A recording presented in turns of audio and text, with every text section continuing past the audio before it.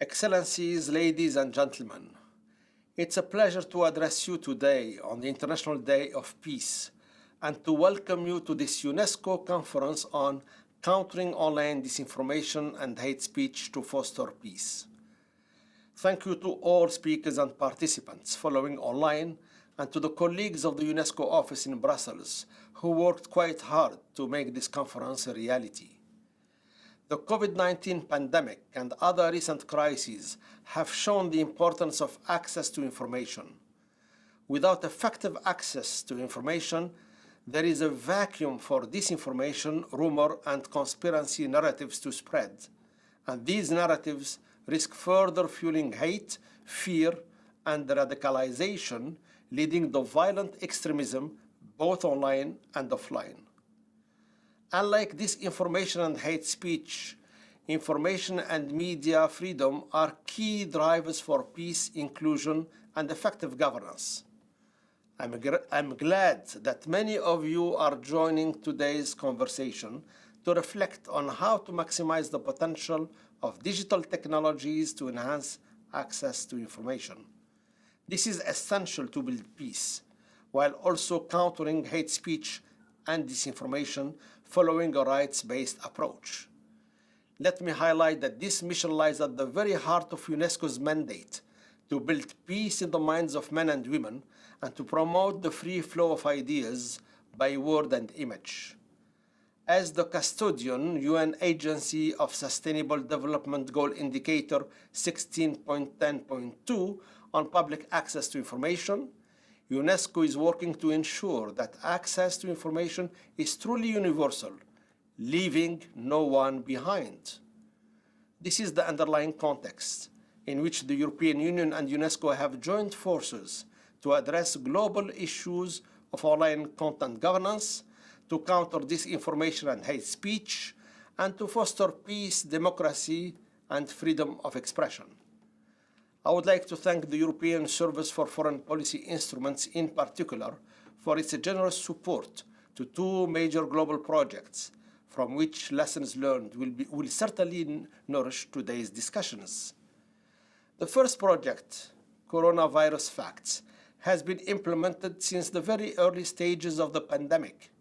It has allowed for engaging with thousands of stakeholders, including from the media, fact-checking, and civil society organizations, across 9 countries and beyond at regional level, to respond to the spread of disinformation in the context of COVID-19 and build more informed and resilient societies in the face of future crises. The second project, Social Media for Peace, aims to foster a peaceful and innovative use of social media in 3 pilot countries through enhanced understanding of the impact of online harmful content and better knowledge of the effectiveness of tools to address it. These 2 projects have already yielded important results across the world, and they also serve as a laboratory for us to identify innovative and effective responses to today's and tomorrow's global challenges. Fundamental topics such as elections, climate change, or migrations are also negatively impacted by disinformation, hate speech, and conspiracy theories, and can thus benefit from the tools developed in a multi-stakeholder manner under the umbrella of these projects. Let me conclude by inviting you to join us next week on September 28th for the International Day for Universal Access to Information. This will be an important occasion to celebrate access to information and its relevance to peace and sustainable development, and as part of the fight against disinformation and hate speech. I thank you for your attention and wish you fruitful discussions.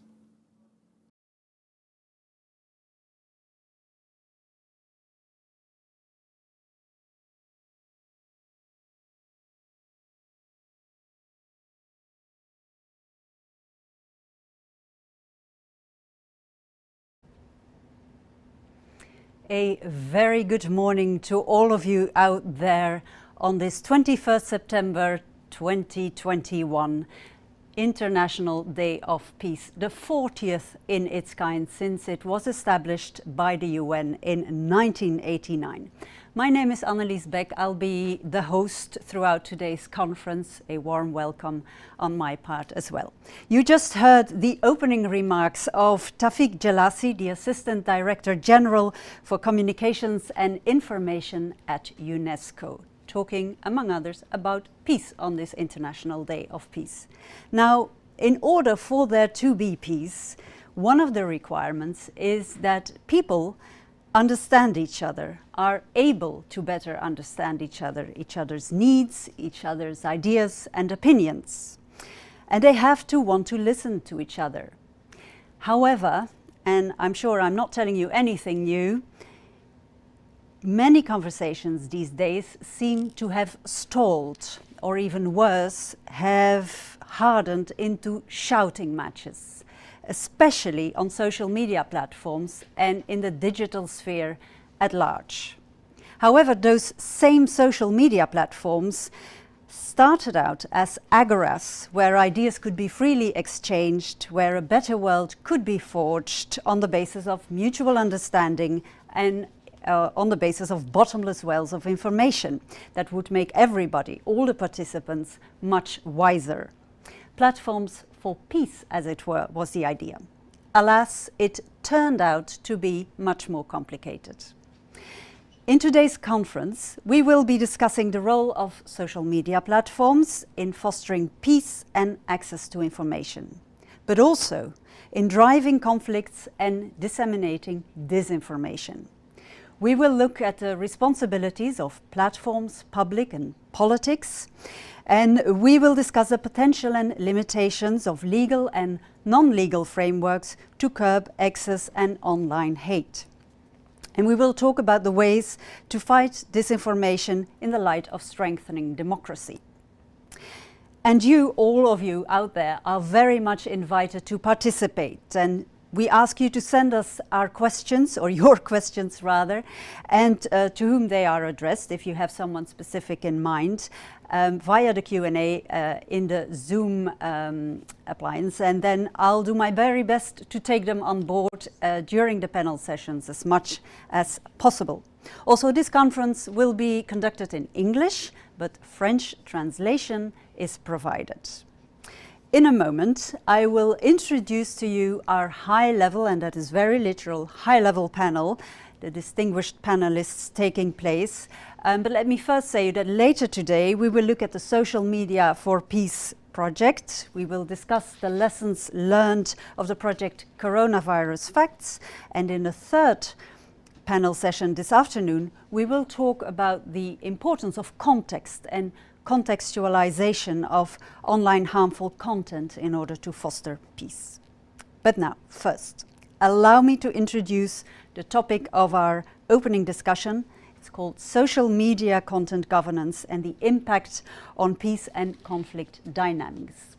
Quite a phrase, there's a lot to unpack there, but we have very distinguished guests to have that discussion with. First and foremost, Vera Jourova, welcome to you, Vice President of the European Commission and responsible for values and transparency.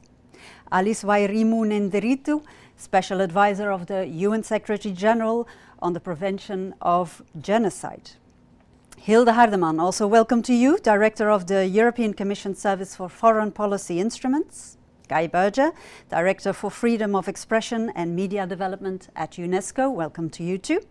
Matt Britton is here too, President of Google Europe, Middle East and Africa. Welcome. And thank you for joining us too, Marcus Reinisch, Vice President of Public Policy at Facebook Europe, Middle East and Africa. We are delighted to have you on board and around the table, so to speak, be it virtually. Ms. Jourova, let me begin by addressing you with a very general, but I think maybe the most important question of what we're discussing here today, and that is social media platforms and the digital sphere in general, speaking at large. Do you consider them a threat, a real threat to peace and democracy in the EU? And if so, how does that work?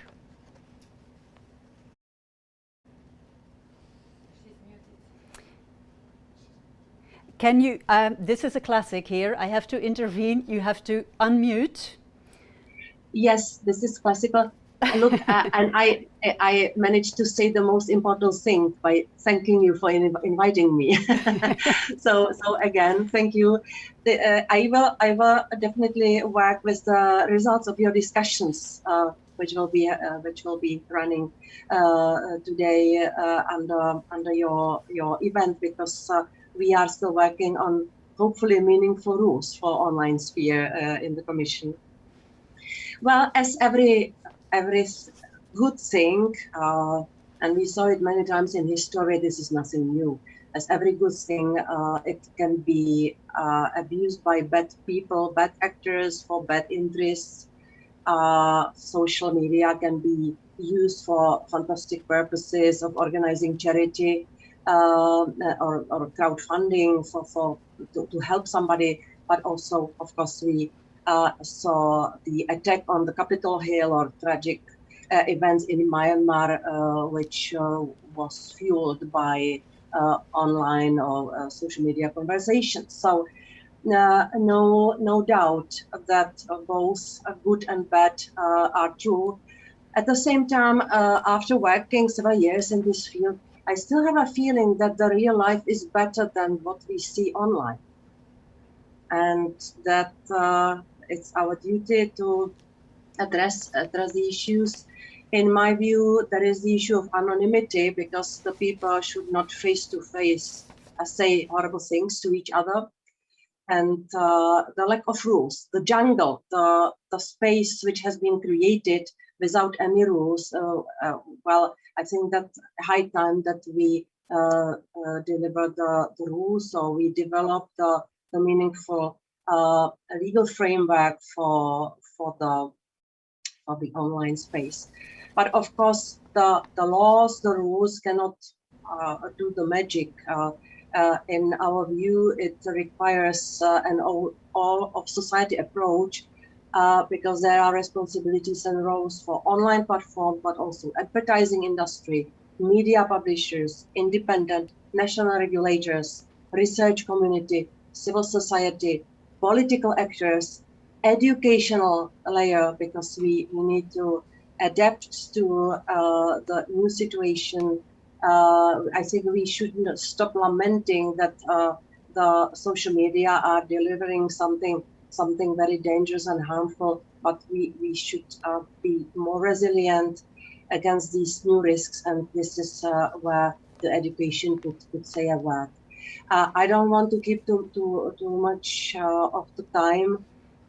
Maybe later, if I am given the opportunity, I will explain what the EU is doing and what we want to do, especially on that side of rules making. Thank you. Thank you very much, and we will definitely get back to you on that, because there's a lot you said, and the legal frameworks and desirability of that or not is something we will get into for sure. But for now, let's stay with this idea of social media platforms and whether it is or not a threat to peace and stability. And I want to bring in Mrs. Nduritu. Thank you for joining us, because you are way ahead of us. It's very late or early, depending on how you see it where you are. How do you look upon the relationship between the online space and real life, offline life, so to say? Is there evidence of a spillover to your knowledge? And also, how much of a priority is the fight against online hate speech in relation to what's going on in real life, in offline life, according to you? Thank you very much for having me today. And I would say, yes, it's very early. It's 4 a.m. in New York. I'm in New York. And I had to get up for this conference because it's extremely important. My office, the Office of the Prevention of Genocide, is the United Nations focal point for hate speech. So any conversation on hate speech is extremely important to us. And to answer your question, I would say that yes, human beings are made for connection. Like there's nothing like the power of human connection. And social media provides that connection in ways that are both negative and positive. And I would like to say that this growing phenomenon that we've seen of hate speech is largely because social media platforms have amplified it, but we know that it was always there. We know, for instance, that every genocide and even the Holocaust was preceded by hate speech, even in the absence of social media. So, but I would say that hate speech is proliferating online right now with devastating impacts. And my office received several complaints. Too many times we have minority groups or those who are perceived to be different being the targets and victims of hate speech. And they are always scapegoated for challenges faced by communities or countries, especially economic challenges. And we've seen the situation further compounded by the ongoing COVID-19 pandemic. And my office has actually issued an advisory on that, on hate speech during the pandemic. And so this then has become this unprecedented crisis from a health and human rights perspective. And we've noted too that crises such as the pandemic, a disease outbreak such as the pandemic creates anxiety and fear, and therefore is the key ingredient for hate to thrive. So then hate speech then, of course, has of course all these very serious short and long-term implications, because those who are targeted by hate speech become more vulnerable to violence. They become more exposed to increased exclusion. They become more isolated. They become more stigmatized. And hate speech actually builds up into a space where members of minorities are inhibited from accessing vital services, including medical care. They are afraid. And it then works against the whole country, including those who are the propagators and those on the receiving end, because it exacerbates all these underlying social and economic inequalities and aggravates drivers of violence and undermines social cohesion. So I'd like to stop there and just say, like, really in its most serious form, hate speech can trigger social unrest and conflict and may actually even be an indicator of the risk of atrocity crimes, as I have said. And when I say atrocity crimes, I mean genocide, war crimes, and crimes against humanity. Thank you. Thank you very much. So that's a very clear point of view. It can have very far-reaching and devastating consequences, hate speech online. But Mrs. Hardeman, I want to come to you. Seeing online platforms as a tool for foreign policy, can it also be flipped? Can it be a tool for good, for peace building? Or is it, in terms of foreign policy, mostly and in essence, a fight against online speech, hate speech? How do you see that? Thank you very much, first of all, for giving me the opportunity to speak on this panel and to meet. Well, I think that Vice President Jourova and USG Varimu have already very well explained how such tools can be used to fuel conflict, to fuel tensions. And as they both have said, this is not something new. It's as old as mankind. It's just that we are getting ever better and faster tools to spread this type of information. And so it becomes more difficult to address it. But as you suggested, and in our daily work, we have some very positive examples as well. Platforms, social media can be used to do a lot of bad things, and we witness that, but they can of course also be used as a tool for positive developments, to help support dialogue, to help support peace building efforts, to help spread good information rather than bad information. There were already examples given, we all know them, of situations where social media platforms have contributed to tension, to conflict, to war, have led to death. But in our actions as the European Commission Service for Foreign Policy Instruments, We can also give you several examples where working with partners across the globe, with UNESCO, with indeed United Nations, with the platforms themselves, where we have contributed to dialogue. And I give you a number of examples. The COVID situation has led to a lot of disinformation. But we have also been able to use platforms and social media to make sure that correct information is brought to as many people as possible, that awareness about facts that are not correct has been raised with people by setting up fact-checking and disinformation debunking networks. We have done so, for instance, together with UNESCO in Latin America, with a lot of positive results in a program called Chequeado. In another context, in Nigeria, we have been using platforms, social media, to help youth actors spread messages for peace, once again with positive results. In Ukraine, another example where there is a lot of disinformation being used to fuel tensions. We have worked with journalists, with schools, with universities to raise awareness, both among the media and among the audience. How do you recognize disinformation? How can you make the difference? So I would say, like most things that we know that can be used both for negative outcomes and for positive outcomes, where there is room for disinformation and narratives of hate, there is also room for information and narratives of coexistence and peace. So there is nothing inherently bad about the new reality. It's all about the way in which we use that reality. And governance is crucial, as the Vice President has said. Awareness raising is crucial. Fact-checking, debunking is essential. And to achieve positive results, we need to work together with a whole range of different actors, but all for the same goal, and that is correct information and peace. Thank you very much. Thank you very much.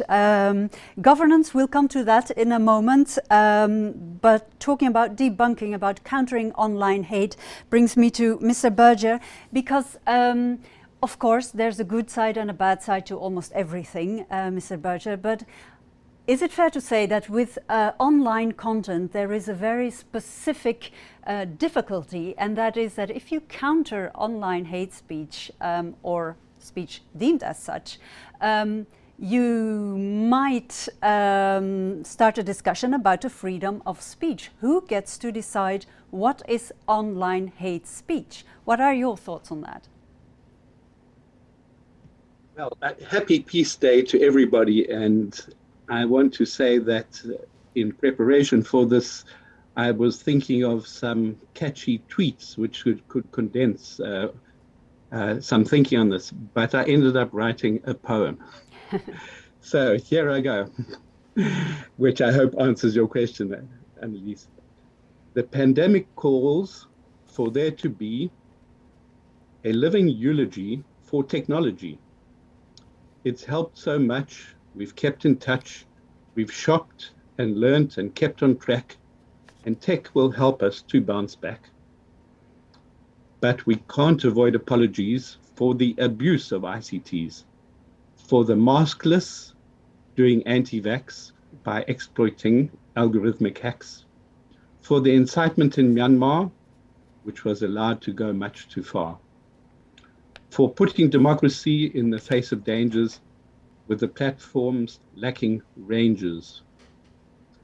Today, we thank the world's free press for reporting on a toxic mess, for flagging disinfo and hate online, showing us that things aren't fine. Media need more resources, they need more courses, and safety to be at their best. Well, they're passing the test, but how about the rest? The platforms are lagging, although they like bragging. From them, we need news, not inflammatory views. We want access to facts, not harmful speech acts. But something's come off at the wheels. we're still far from humanity's ideals. Disinfo depends on fabrication. Hatred works with manipulation. Online, they flourish in parts and they fuse as sweethearts. So that digital lies hurt social ties while hostility hits in our heart. And then things fall apart. It sure isn't fun, it must be undone. So let's work with big tech for a root and branch check. We need to get the net reset. For if we don't, and if we won't, what will we see in 2023? UNESCO states will say, enough of this hate. We can't sit and wait until it's too late. The risk that they'll take is to over-regulate all of the content that goes through the gate. Despots will jump on that bus, claim to be part of us, and press freedom they'll violate. So we need a new frame. Transparency has to be the game. UNESCO is seeking the words to develop accords, to put digital under the light, to give owners and abusers a fright by lifting the cover of night. So let cooperation be crafted and good examples drafted. Let us draw our joint maps that avoid all the traps. For investment in this world's big tent, more money must be spent, even if profits take a dent.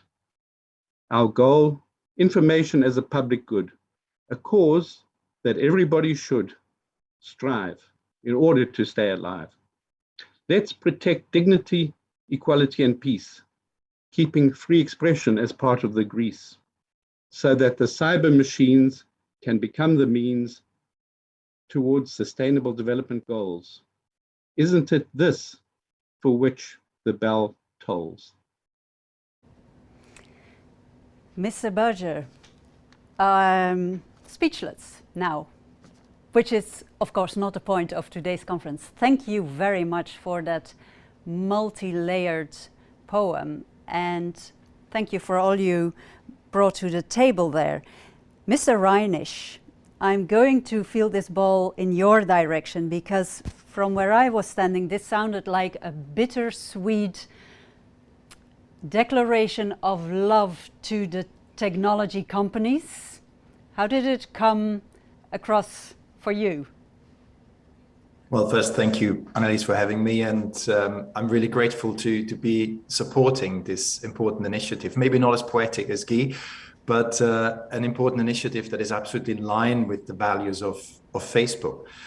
And I really strongly believe that a social media platform, specifically like Facebook, has not just a responsibility, but actually has to make it its commitment to be a force for peace and for human rights. So yes, I think that the ball is with us, and we have responsibilities here. And Annelies, you explained this quite well. This has been a quite bumpy journey for all of us, not just for the platforms. And I think it came out really, really well in Guy's poem as well. And it has a journey with ups and downs. And, you know, we talked about Myanmar. We just think back to 2011, to the Arab Spring, when there was the perception that, you know, our platform is the main conduit to bring human rights, to bring democracy. And then you fast forward to 2017, to Myanmar, to the violence that happened, to the Rohingyas, to the abuse of our platforms, to incite violence, cause deaths of thousands, of, you know, widespread sexual violence. We had the 700,000 Rohingyas having to flee to neighboring Bangladesh. So, you know, this is an up and down, and the journey didn't end. You know, after that, we had to get our act together. We had to really significantly change our processes, our products, our policies. And then as a result, you looked earlier to 2021, when there was the military coup in Myanmar, and then it was much, much easier for us and to be much quicker in taking down the Burmese army off the platform, to deal with inciting hate and speech on the platform much, much quicker. So it's up and down, it's a learning process, it's a joint learning process between private companies, between the regulators, between the civil society. But let's not make a mistake. The challenge is still enormous. You know, we have a scale challenge. You know, just on Facebook, you know, there are 1.7 billion daily users who upload and share billions of items of content on the platform. This is a challenge for not just the human reviewers, it's a challenge for even the automated moderation systems. And then we have a challenge of complexity, because I think Guy and others mentioned this as well. We really actually struggle with the definition. What is actually hate speech? We have a definition, but even the UN admits there isn't a stable definition of hate speech that is not disputed and controversial. So I think we are completely aware as a social media platform that we have a responsibility on the one side to protect freedom of speech, and on the other side to prevent speech that causes offline harm and causes discrimination and other forms of harm. While we're dealing quite often with governments who introduce regulation that are not necessarily based on the principle of human rights. So I think this is a tension that we have to deal with all the time. That's sort of the staples. But the summary of it is we still have our work cut out and a lot to do in this field. Yeah, your work cut out indeed. Just one follow-up question briefly. The idea of critics of social media platforms and giants like Facebook and Google in general is that business interests do not correspond always with these ideals that you put forward and that you say is what your mission really is. So you do confirm that Facebook puts the money where the mouth is? Well, there's an enormous investment that goes into keeping the platform safe and protect integrity of the platform. And we're talking about billions and billions that we spend every year. We're having about 35,000 people who sort of real people who moderate content, who protect the safety. So that's an enormous investment. And just to go into the incentive structure, I mean, it's not a secret. It's the same for Matt and us. We are an advertisement platform to a large extent, and we do not have advertisers that want to have their content next to inciting content. So I don't see where the conflict is from the business angle and from the ambition and from the clear commitment to keep the platform safe from hate speech and from violence and offline violence. Okay, thank you for that. And you mentioned Mr. Britton. Welcome to you too, Mr. Britton.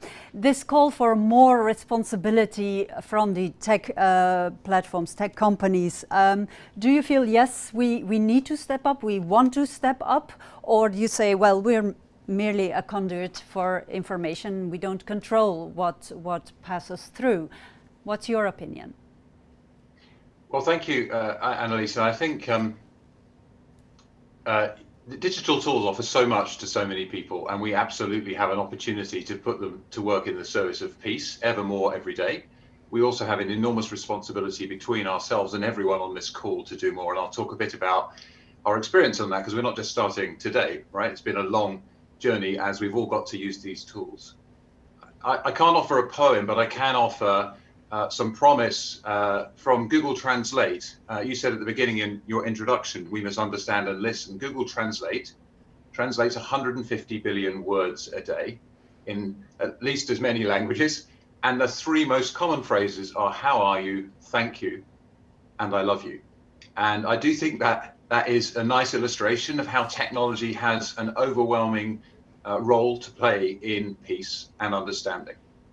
The promise of technology is clear. Half the planet is online and the other half is coming very soon. And at Google, it's all about access to information. We're not principally social media, we're about access to information at the heart of our company. The information you want, the answers you need, but the accuracy that you deserve. And we were one of the signatories to the contract for the web. Tim Berners-Lee, the inventor of the web, put together a contract for the web and encourage countries, companies and communities to come together. And I think that's one of the things I really applaud UNESCO and the EU for doing, bringing us together. The contract for the web encourages us to build technology that brings out the best in humanity and that challenges the worst. And I think that's something that helps me get up out of bed every day, trying to make sure that we do exactly that. And in the context of how we work together as organizations, I really want to commend the Vice President. I sat in a room with her many years ago at the first EU Internet Forum, where we brought together all of the member states of the EU, plus the technology players, to look at how can we fight hate speech, in particular violent extremism, at that first conference, and a combination of the phrase that Guy used so beautifully, lifting the cover of the night, being transparent about the scale of these things. Secondly, you do not want technology companies being the decision maker of what should be allowed. That is the role of governments and communities. So one of the things that has come from that first conference is we work with 150 different NGOs and expert organizations to help define, what is harmful content. The commissioner herself, vice president herself as a commissioner, drafted the code of practice, which we signed up to on misinformation and hate speech. And I think you can see how a combination of new technologies, we share technologies to help identify these kinds of harmful content with other technology platforms, including Facebook, so that if something is violating these policies or laws, it can be identified and not even seen by a single human. So those are some of the ways I think that the governance can work. And I can talk more, if we have time, about the way we think about some of these things at Google vital for these communities to work together. I think the other thing we haven't talked much about, yes, we need to reduce and remove harmful content. In the COVID crisis, we've removed over 1 million videos from YouTube, which we operate, which were misinformation on COVID. But we also need to raise and reward quality content, and that's a vital part of this as well. So Guy and other journalists work incredibly hard to get correct stories out there. We need to make sure those have access, and that's one of the ways which Google Search most plays into this. 24 billion times a month we send somebody who searches for a news item to one of 80,000 publishers who are who they say they are, who employ journalists. We do fact checking through international bodies who are independent. 2.4 billion times last year people saw fact check search results as a result of that. And then we also have to reward that content, right? Follow the money. We need to stop misinformation making any money. We also need to make sure that the quality content, which costs to produce, makes money, and we pay out billions each year to genuine publishers to do that, and are investing more and more in that. So we can go on, but I think we have to make sure that we put technology to work in the service of peace and understanding. It's a huge force for good.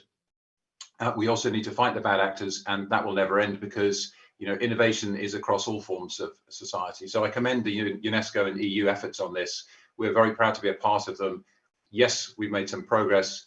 Yes, we always have more to do. Thank you very much for that. And that brings me to this chapter on legislation and rules and who gets to decide them and devise them.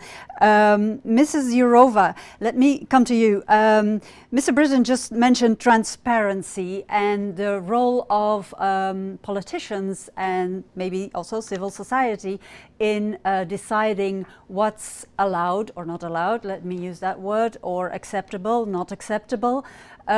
Is it politics' role to decide on that? And also, if I may add a second question, there was this EU code of conduct, but that was sort of allowing companies to self-regulate more or less, and then just taking stock of how well they were doing or not.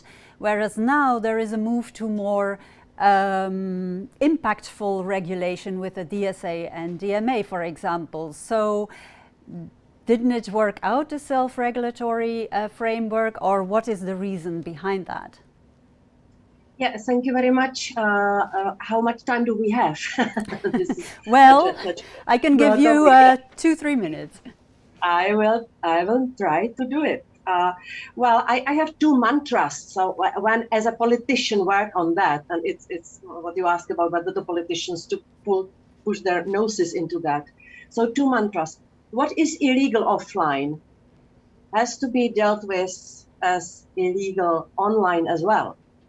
Yeah, this is no parallel world without the rules, and the criminal law is here, and the definition of hate speech, which is a criminal act, is in all the member states. Yeah? So we just want, under the code of conduct against hate speech, which is a gentleman's agreement, we want the platforms to detect this crime and to remove it, work with the law enforcement authorities and so on. The second mantra is there must not be any single authorized arbiter of the truth. It must not be me. It would make me the most influential person in the world. Yeah, and I was grown up in a totalitarian regime.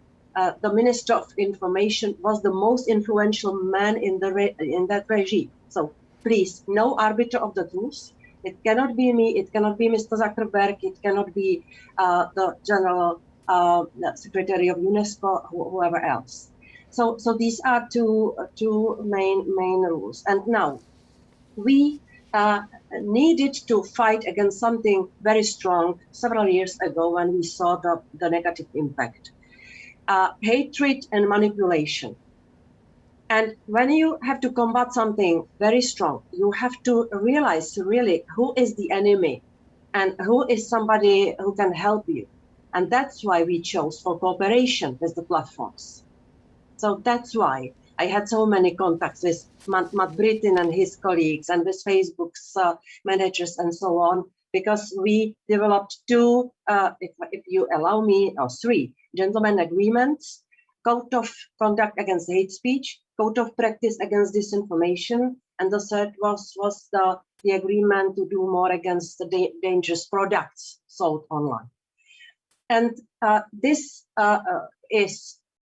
proved to be useful, but not sufficient.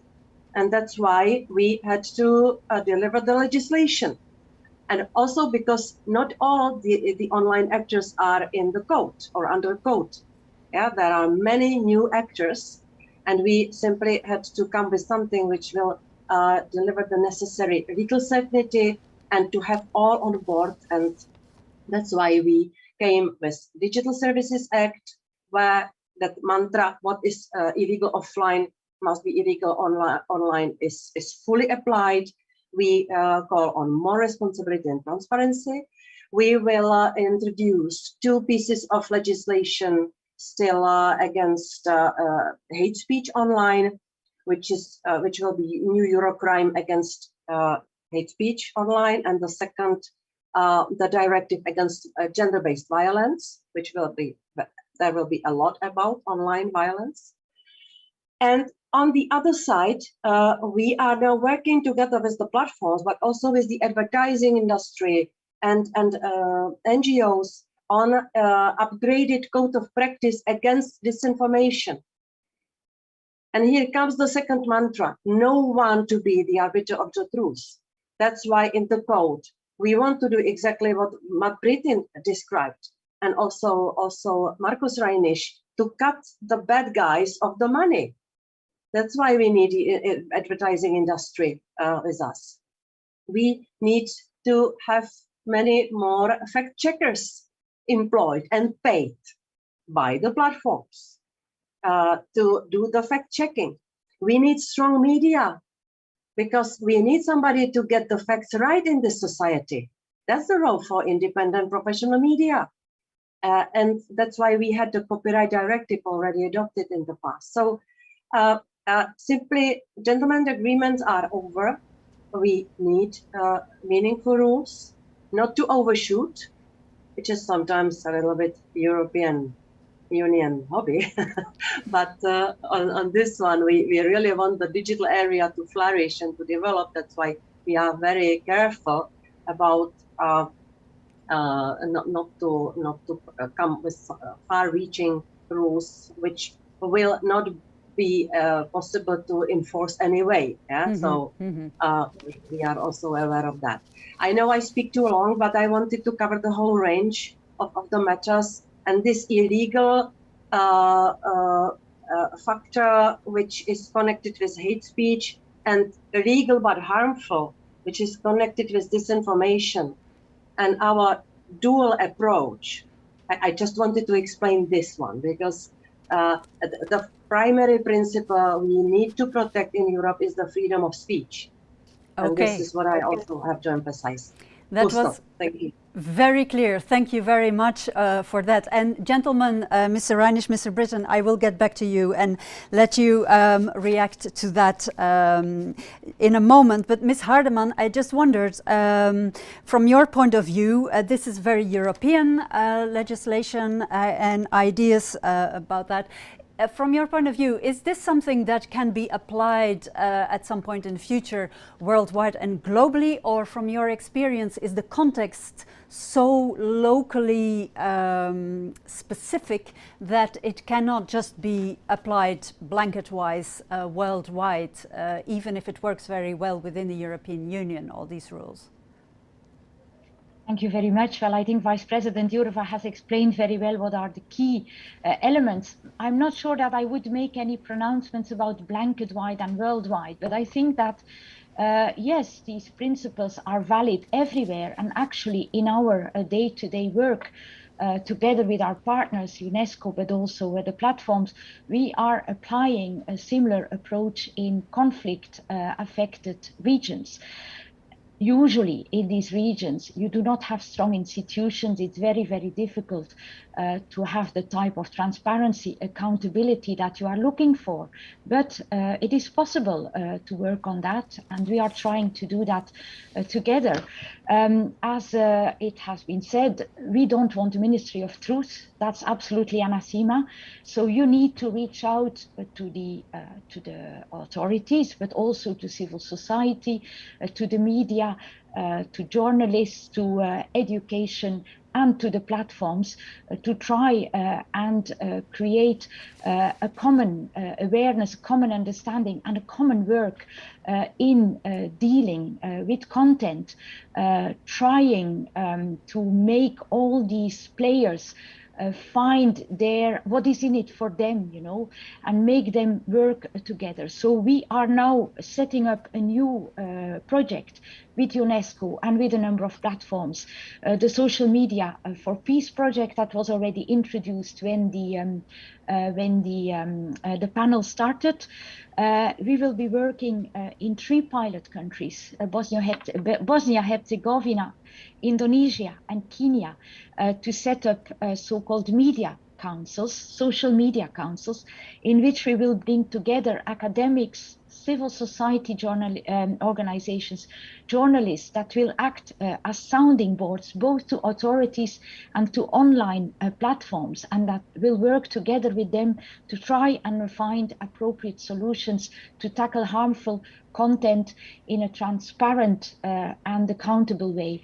And I can say that in the COVID context, we have already worked really successfully in a number of countries doing exactly that. I gave you already the example of Latin America, where we brought together all these players, but also in Iraq, you'll believe it or not, in Iraq we have worked very positively during the COVID crisis on accountability of platforms. So yes, I think it's possible, and yes, we should work together to try and spread this awareness and this approach much wider than only in the European Union. Thank you. Thank you for that. And speaking of social media for peace, there's another panel session later today exactly and specifically on that. So we'll go into the cases, some of them you mentioned already, like Iraq, for example.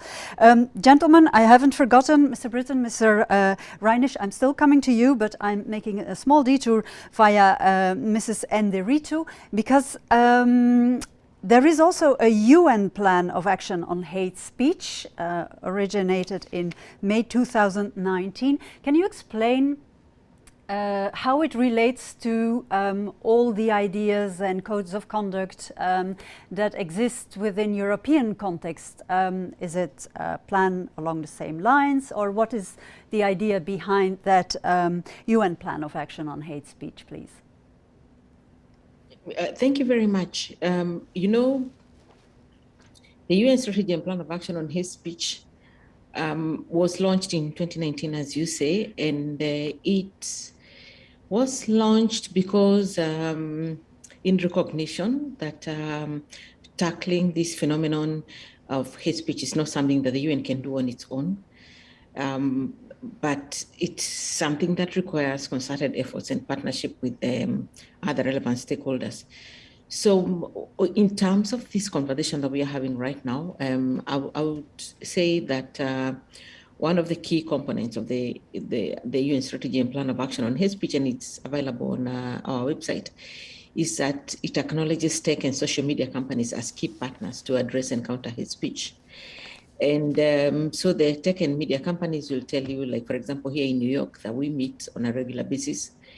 And we talk about some of the issues that have been raised that are relevant, not just within where we are, but all over the world, including in Europe.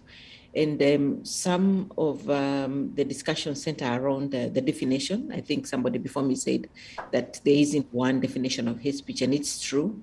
We have a UN definition of hate speech, but hate speech is defined contextually in different ways around the world. And the other thing that we discuss a lot with the tech and social media companies is content moderation. It's one of our biggest challenges, I would say. And social media companies also say that they face a lot of challenges on content moderation and trying to address hate speech on their platforms. And really because there are billions of messages being posted daily in thousands of different languages and dialects, but also because human content moderation is not always possible. And that in those cases, it's always a very complex undertaking, including from a psychological point of view. Because the battery is weak. I think someone else just interfered, but do carry on, please. Okay. So I would say that my office has been addressing issues related to, within the UN Strategy and Plan of Action on Hate Speech, related to content moderation of online hate speech. And we've organized 2 roundtables with tech and social media companies. And the 2 roundtables really are a culmination of many discussions. And finally, we agreed on ways in which we can work together with the tech and social media companies to implement the UN Strategy and Plan of Action on Hate Speech. And so we have a series of recommendations put together by our office and tech and social media companies.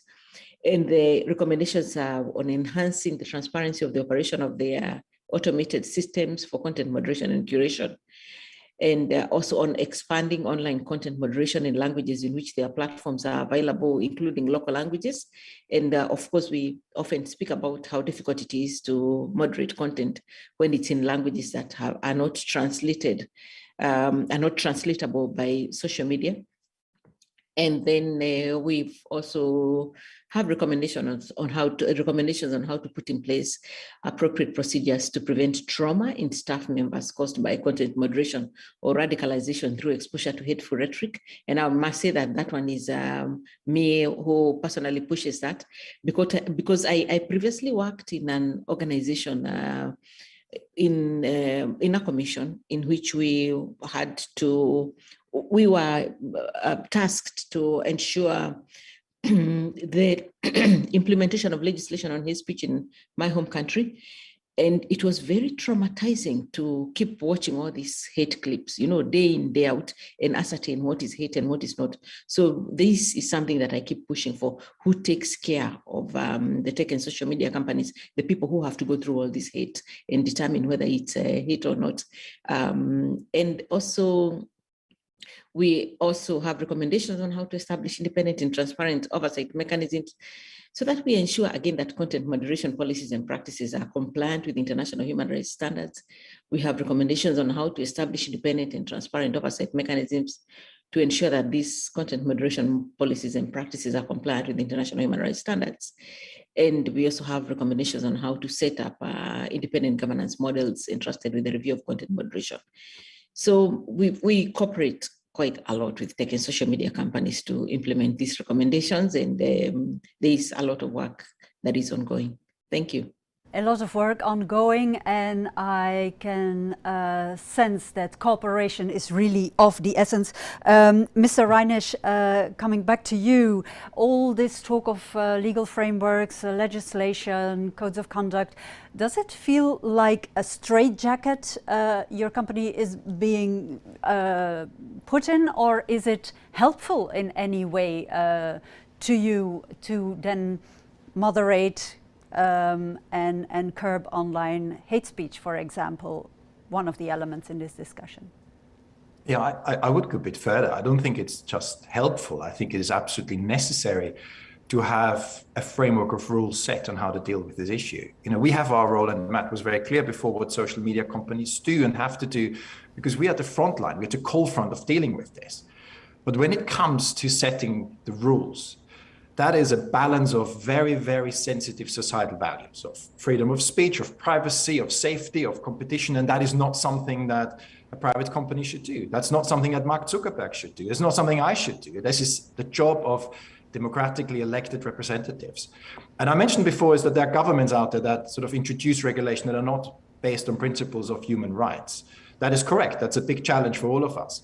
But therefore, it is doubly important that if we have countries, if we have institutions, if we have regions like Europe that are basing their decisions on the right values, on freedom of speech, on privacy, and so on, that we really double down and support that and support the frameworks that come there. And therefore, and Vice President Jourova spoke about this, there are many instruments, some of them, growing from the codes, going to the DSA, to the Digital Service Act, to the EDAP, the European Democracy Action Plan. These are all very commendable and important tools to, on the one side, bring the decision power back to the people, to the institutions that are made for this. And secondly, to actually give clarity to us, to give certainty, because it is very difficult to work in an environment where, suggestions are shouted from the one side and the other, and have a consistent approach to dealing with hate, dealing with misinformation, dealing with misinformation. So this is not just helpful, it's necessary for us and it's necessary for society. Mm-hmm. And what with transparency, it's been mentioned here a couple of times already. With regard to Facebook, there was a series of critical articles in Wall Street Journal saying there's not that much transparency as can be expected or as being alleged by the company itself.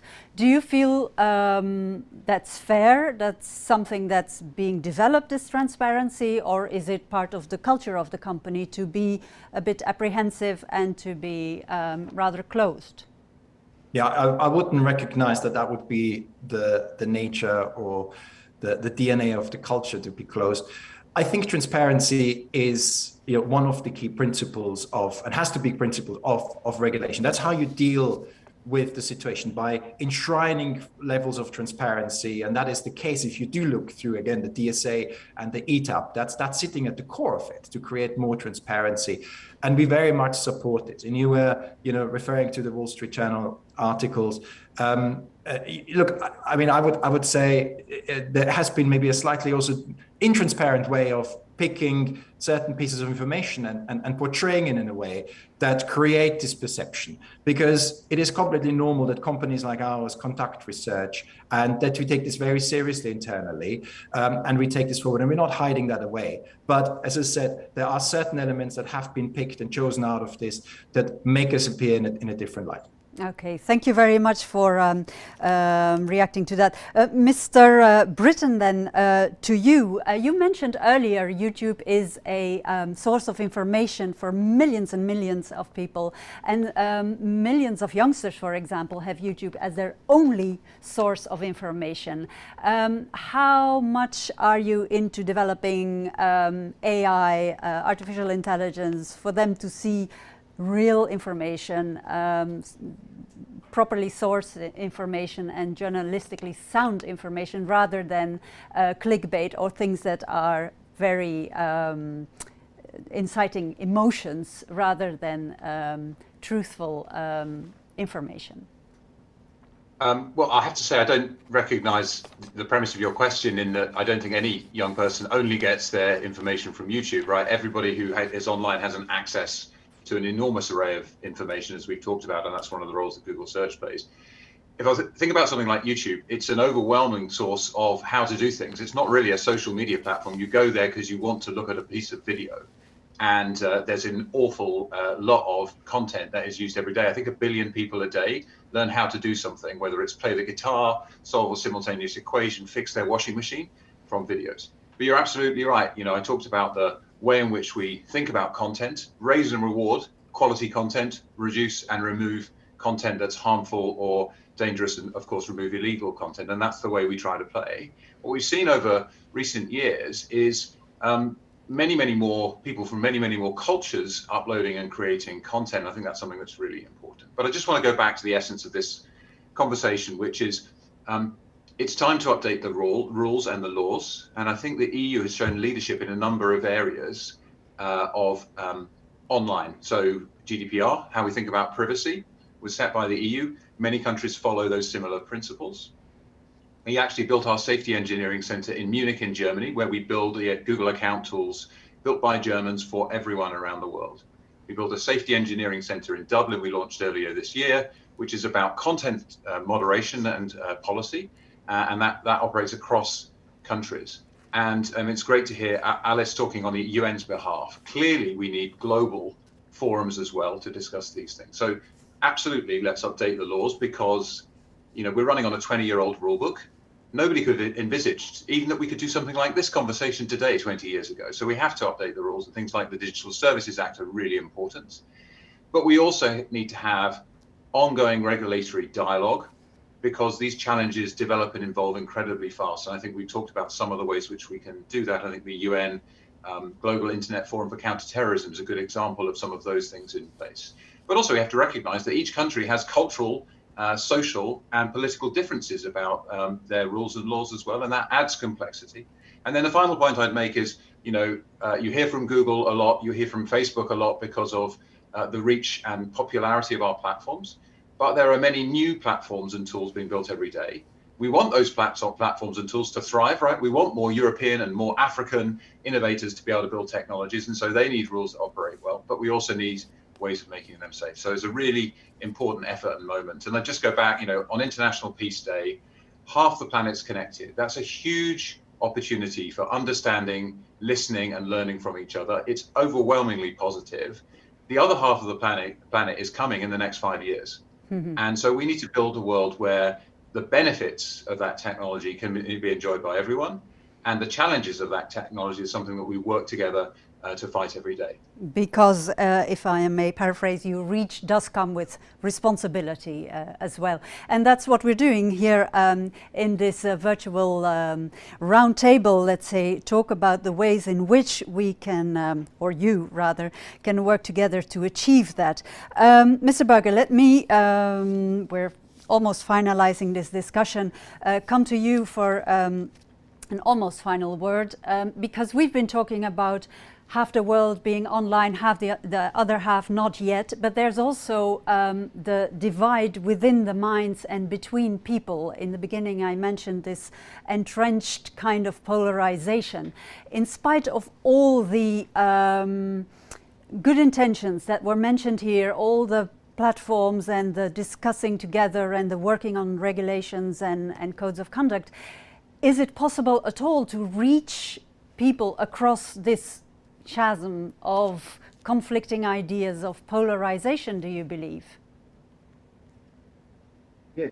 Well, let me respond by saying that these the EU rules that are in the pipeline, they are minimum standards, of course, and that doesn't then mean that the companies only do the minimum. Because the rules will say what content should be taken down, or what should not be allowed, or should be otherwise treated in a downgraded way. But there's a lot of questions still then about what kinds of content gets elevated. And so this is not in the realm of the rules. This is in the realm of decisions by the companies. And these decisions, they're partially moderation decisions, but they're also curation decisions. And indeed, I think it's correct to say that companies don't want to be associated with hatred and disinformation because advertisers don't like it. At the same time, it seems from the outside that the algorithms end up in exactly this situation, so that you have a tension between what the companies would like to do and those incentives, and the way that the attention-seeking model is creating different effects. And for us, as I think society and stakeholders and the companies, to wrestle with these issues of moderation, curation, and how does that feed into polarization or into peace, we really need more transparency. And so, for example, in these UNESCO principles, transparency principle number 6 is that companies should be transparent about processes that they've put in place to identify, remove, or reduce the impact of disinformation and hate speech, including pre- and post-publication measures, and how these processes respect the free exchange of ideas and opinions. So if we can get that transparency, it will really help everybody understand more and be more convinced about what is actually happening to try and reduce the level of polarization and to promote peace, given that the role of the companies does seem to be contradictory at the moment, despite some of the best intentions. Thank you for that. Mrs. Jourova, as a last point, a thought to end on, from what you've heard today, cause for hope or concern? What's your conclusion at this point during the conference?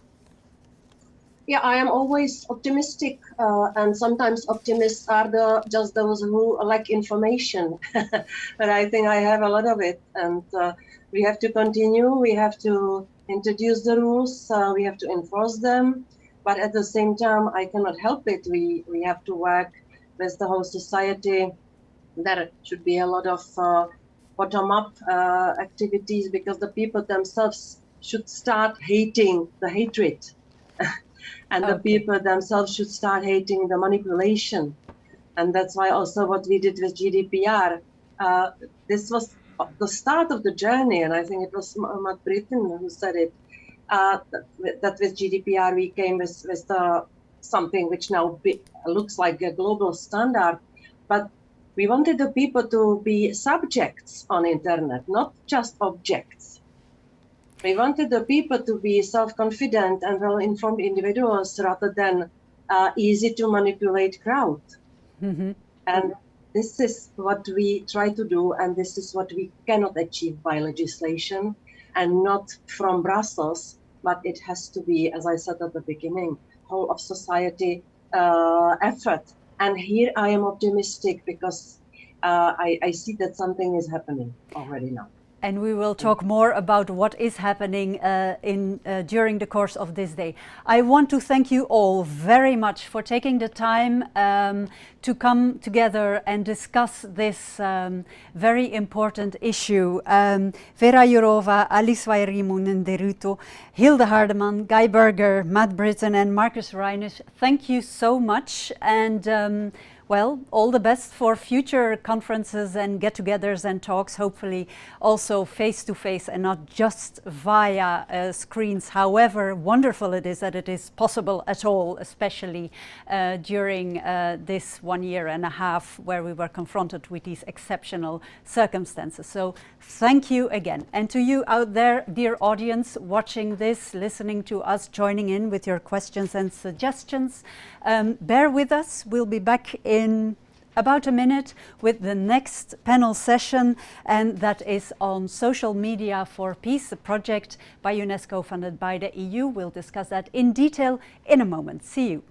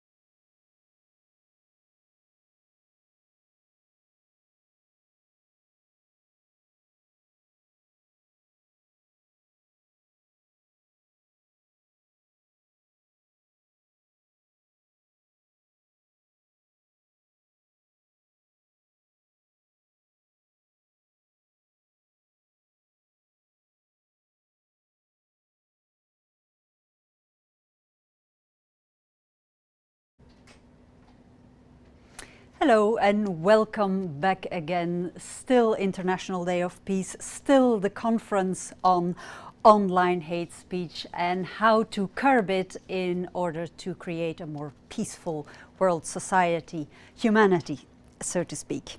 In this session, we will be looking at the UNESCO project Social Media for Peace. It's funded by the EU.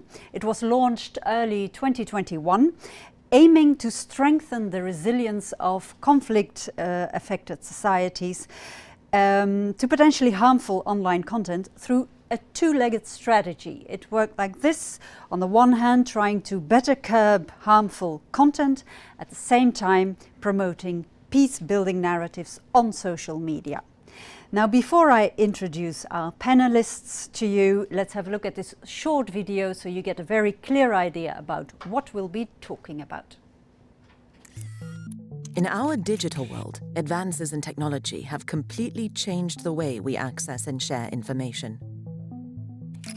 Social media has enabled us to shift from being passive receivers of information to becoming producers and editors of content, giving more people a voice, and taking us closer to achieving more inclusive, just and peaceful societies, which lie at the heart of Sustainable Development Goal 16.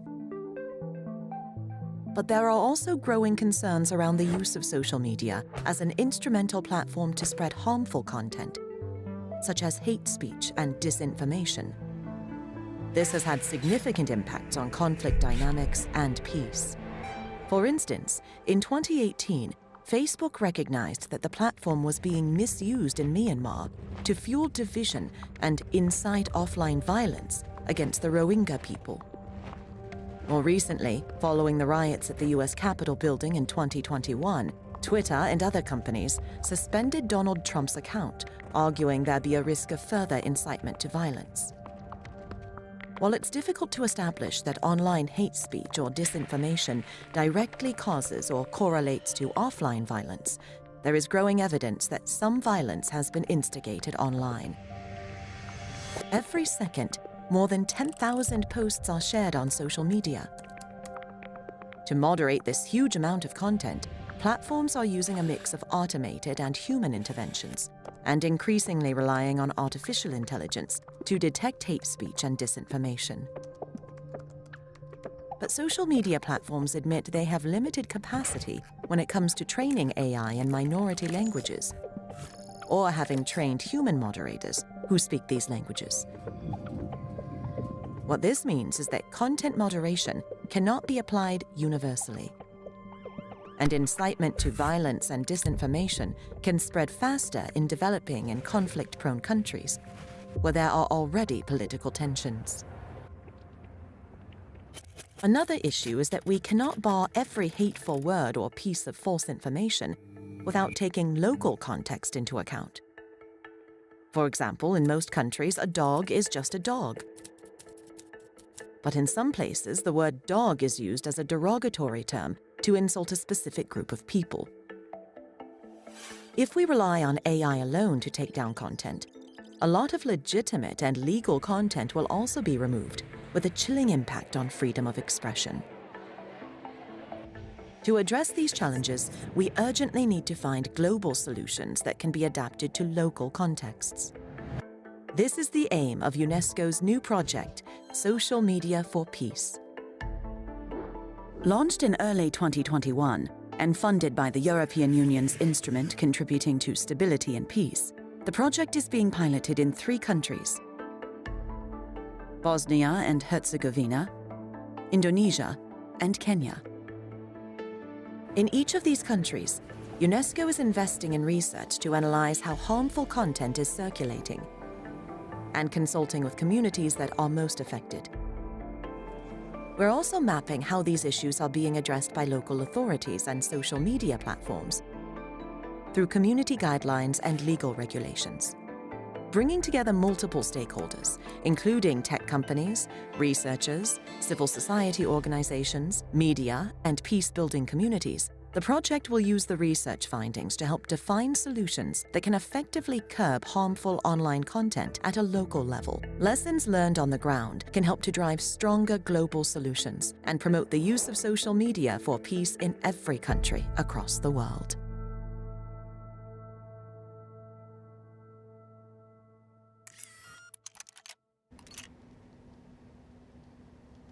So there you are, all up to speed on this Social Media for Peace panel that we will be having right now. And let me introduce the panelists to you. Hubert Gijzen, Director of UNESCO's Regional Office in Nairobi, Kenya, is with us. Simon Boyschen-Muller, Deputy Head of Unit at the Foreign Policy Instrument of the European Commission. Iverna McGowan joins us, Director of the Europe Office of Centre for Democracy and Technology. Gerald Sowa is here, Public Policy Manager of the Content Policy Team of Facebook. Anita Wahid presides over the Indonesian anti-hoax movement Mafindo and joins us. And Maida Bato-Kestendic is project coordinator of the Press Council in Bosnia-Herzegovina and also joins us for this conversation. Excuse me. Welcome to all of you. Mr. Gijzen, let me start by asking you, Social Media for Peace. Why is it of the essence right now in this time, in this world of today, and specifically where you are in Kenya? Please tell us.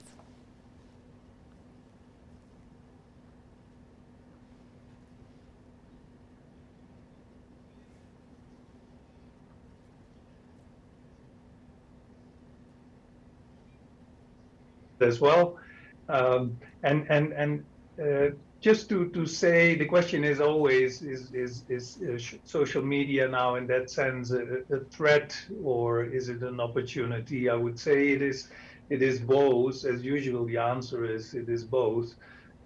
Yes, social media can be a threat, and the video clip just now showed some of these examples, but also an enormous opportunity if it is used wisely and responsibly. Social media really have enhanced significantly the free flow of ideas, expressions of opinions, and the sharing of access to information as well. At the same time, we know that social media can also be misused, and we have seen many examples in the video just now. I would also refer to the COVID pandemic, especially at the onset, when there exists such an immense hunger for information by everyone. And what we then also saw is an explosion of mis and disinformation, which at some stage, I would say, even spread faster than the virus itself. And also in times of elections, we have seen emerging forms of algorithm-driven campaigns, fake news, information distortion, polarization and hate speech, and also other methods that undermine electoral democracy in Africa, but also we have seen examples in other parts of the world. On the other hand, and the previous panel discussed about regulation, some call it also even censorship, to censor social media postings. There are limitations to that, of course. It becomes a bit unclear where censorship stops and dictatorship starts. There's a blurred line between that. In that regard, there is a move in Kenya to criminalize speech that is deemed offensive. That's the wording. And that's under the National Cohesion and Integration Act. It is probably too vague and too broad, and it might be too restrictive for freedom of expression and to allow the free flow of information. I think what is more important is to educate the social media users and information consumers, and as you said also before, the participants. In social media, you become a participant.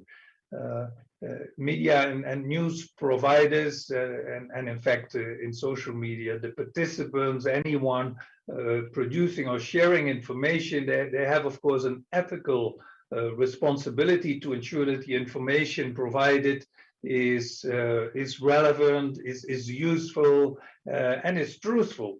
But of course, there is a real world out there, and we see that there is a lot of mis and disinformation. And there is therefore also a responsibility with the consumer of information.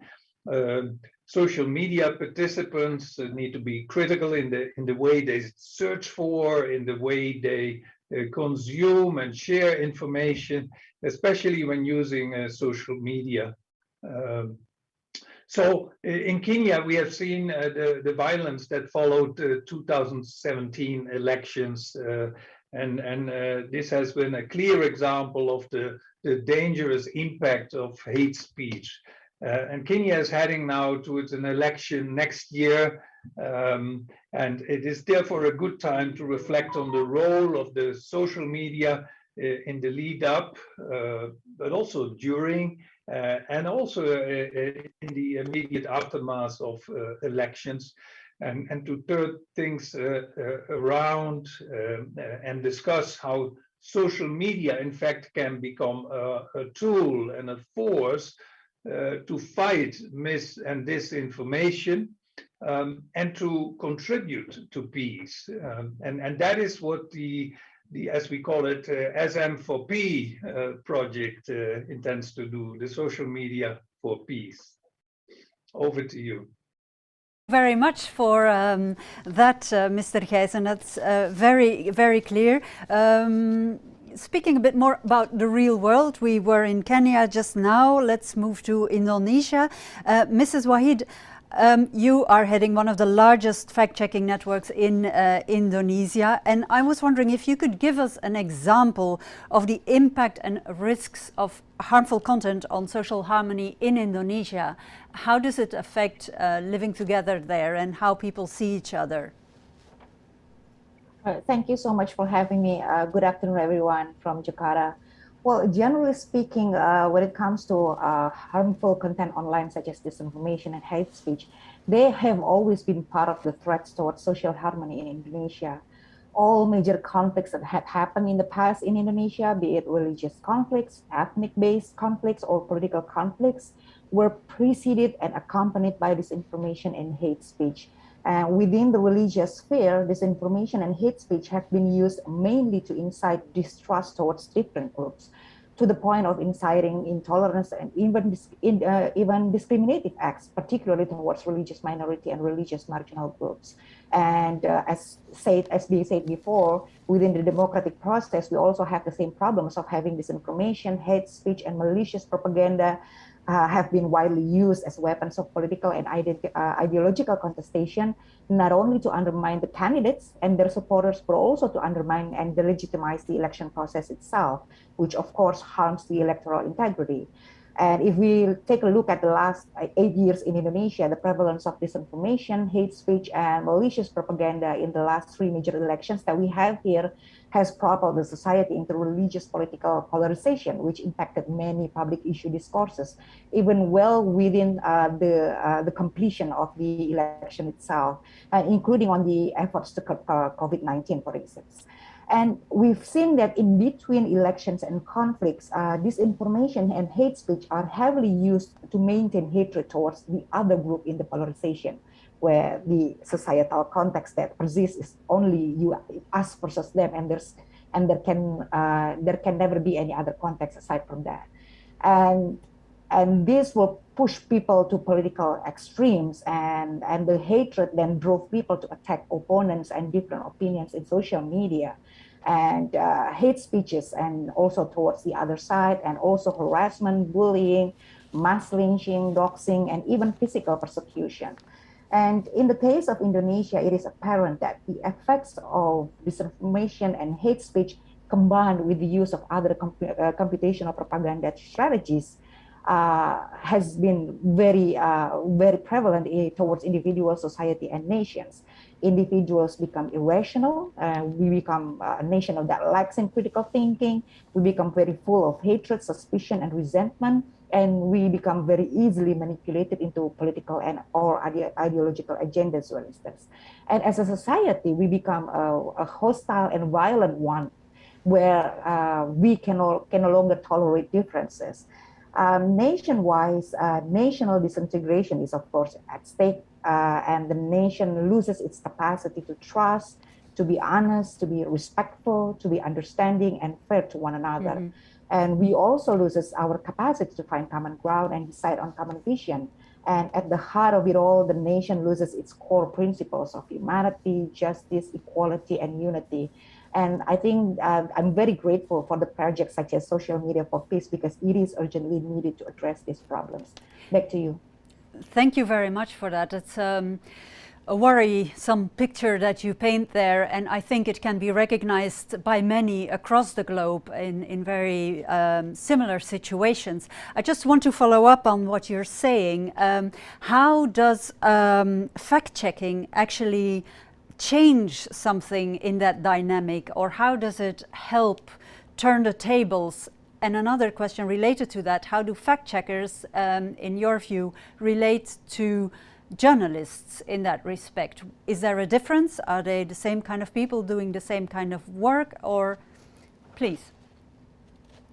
Well, fact-checking is now getting more and more important in the sphere of digital information ecosystem, especially with the increasing number of disinformation and hate speech, in particular in disinformation in this case.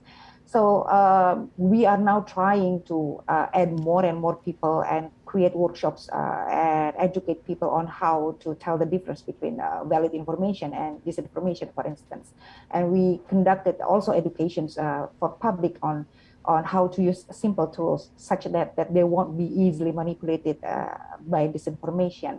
And when it comes to journalists or media, it may seem that we have similar work of fact-checking and also the journalism works, but it's still different in terms of what we do is not to find out or chasing down sources, for instance, but we try to see whether or not what is in the information is valid or not, and from that we decided to on the label of disinformation or valid information.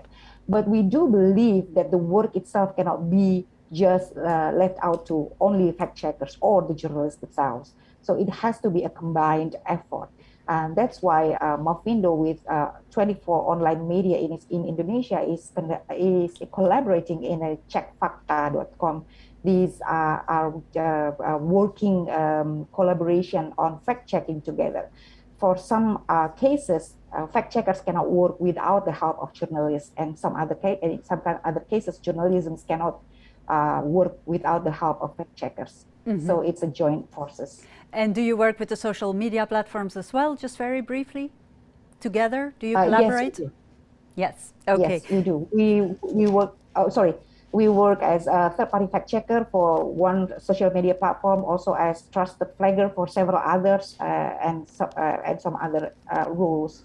Working with the social media platforms. Okay, thank you very much, because that was the bridging link I needed to get to Mr. Soa here on behalf of Facebook, taking part in this discussion.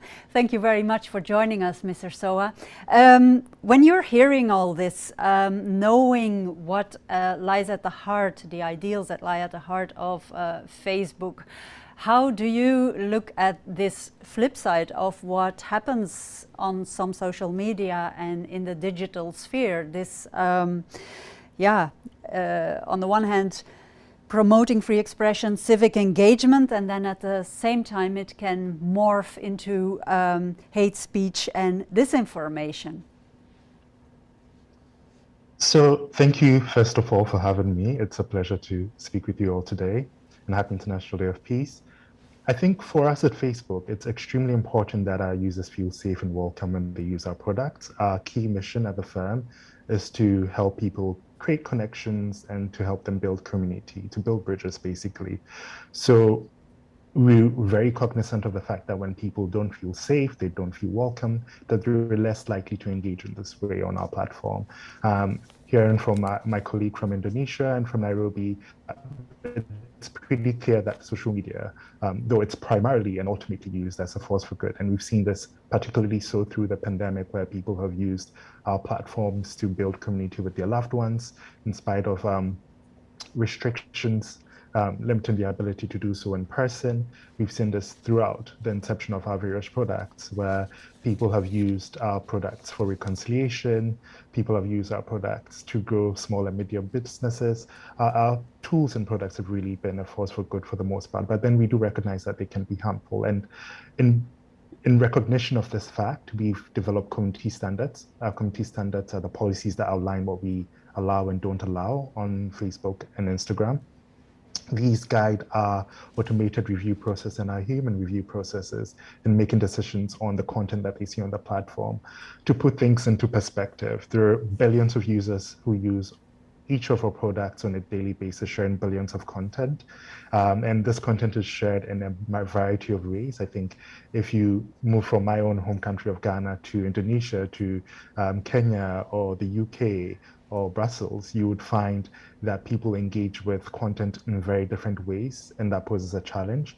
But it's a challenge that we're up to in ensuring that we're continuously investing in human review efforts and in our automation efforts to try and limit some of the risks that my colleagues here have spoken to today.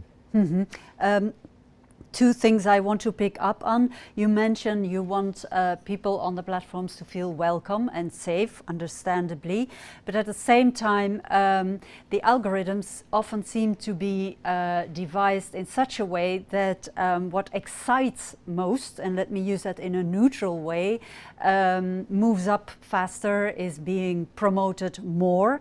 How do you balance those two realities then? Isn't the algorithm, in fact, also sometimes creating a not so safe environment that people then somehow are so excited about that they just go along with it in spite of what it might mean for themselves?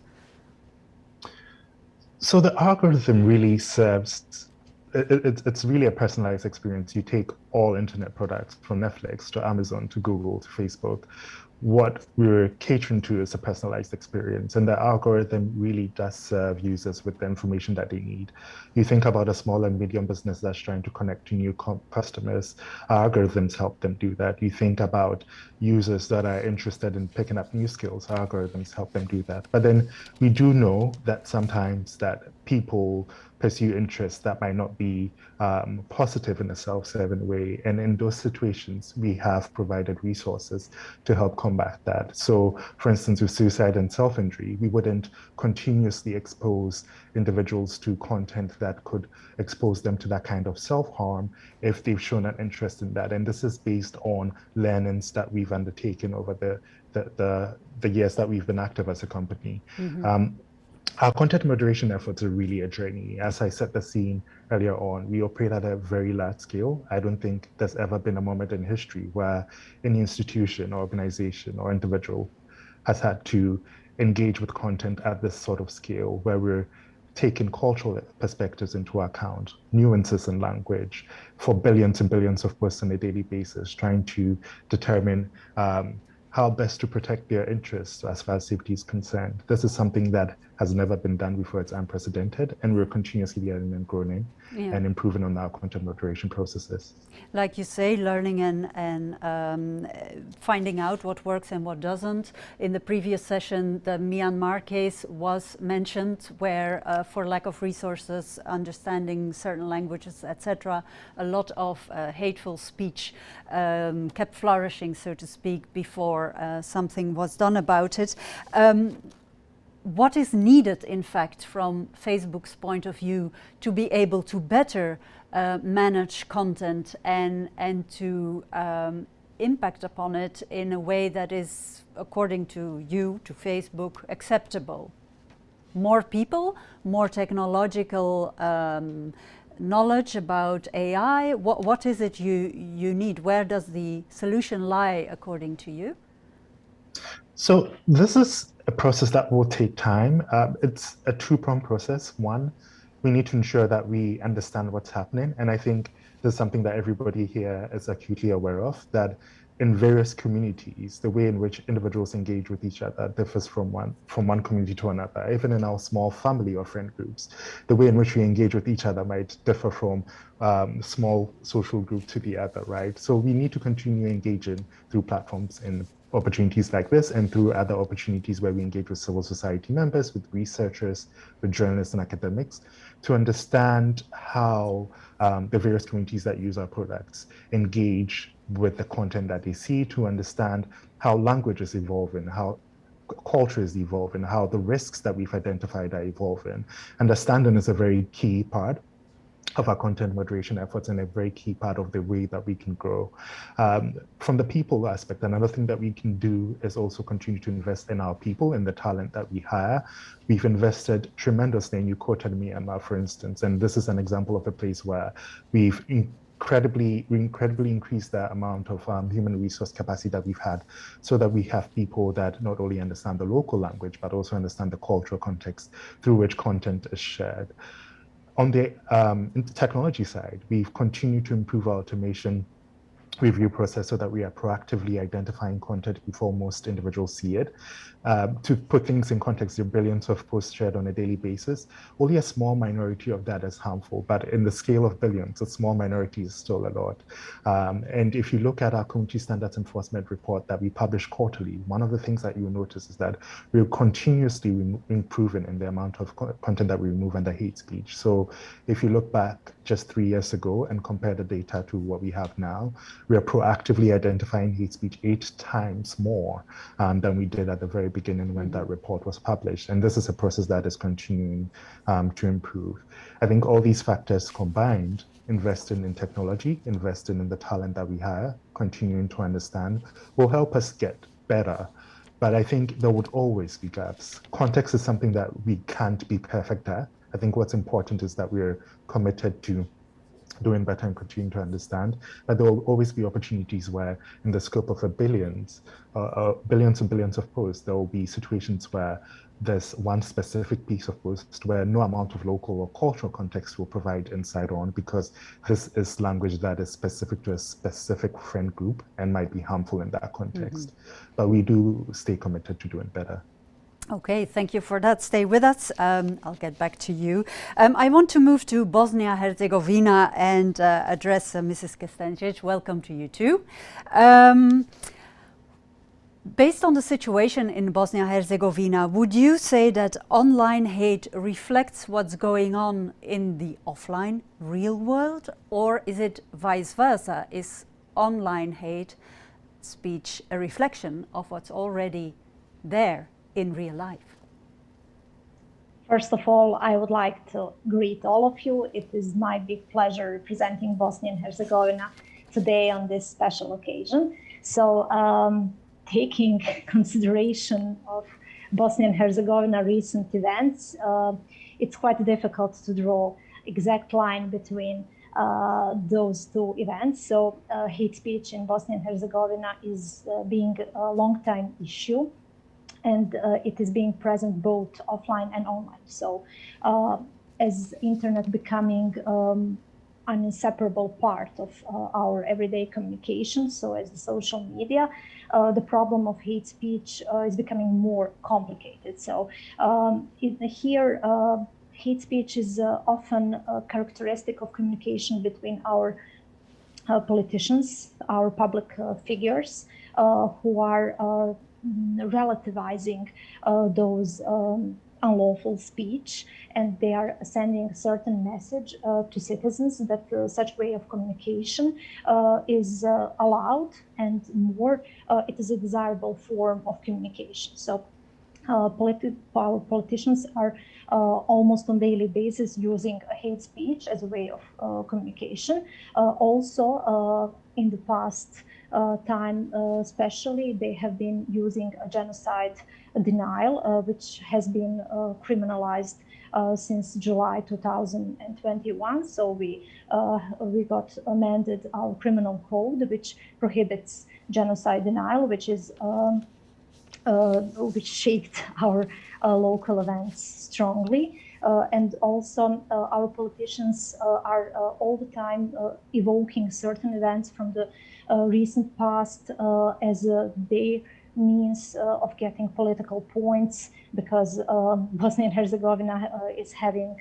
elections every 2 years. So all the time we are in between of elections. So pre-election campaign isn't stopping all the time. So, and one of the interesting things which I have seen working on complaints of citizens and watching content of user-generated contents on internet portals is that here a lot of paroles which have been used by our sports fan groups, which are still reflecting our past, are being transferred to our online sphere. So they have been used also by people who are spreading hate speech in comments. So those are the same paroles which we can see at the football stadiums, also seen in our comments. So it seems that those groups are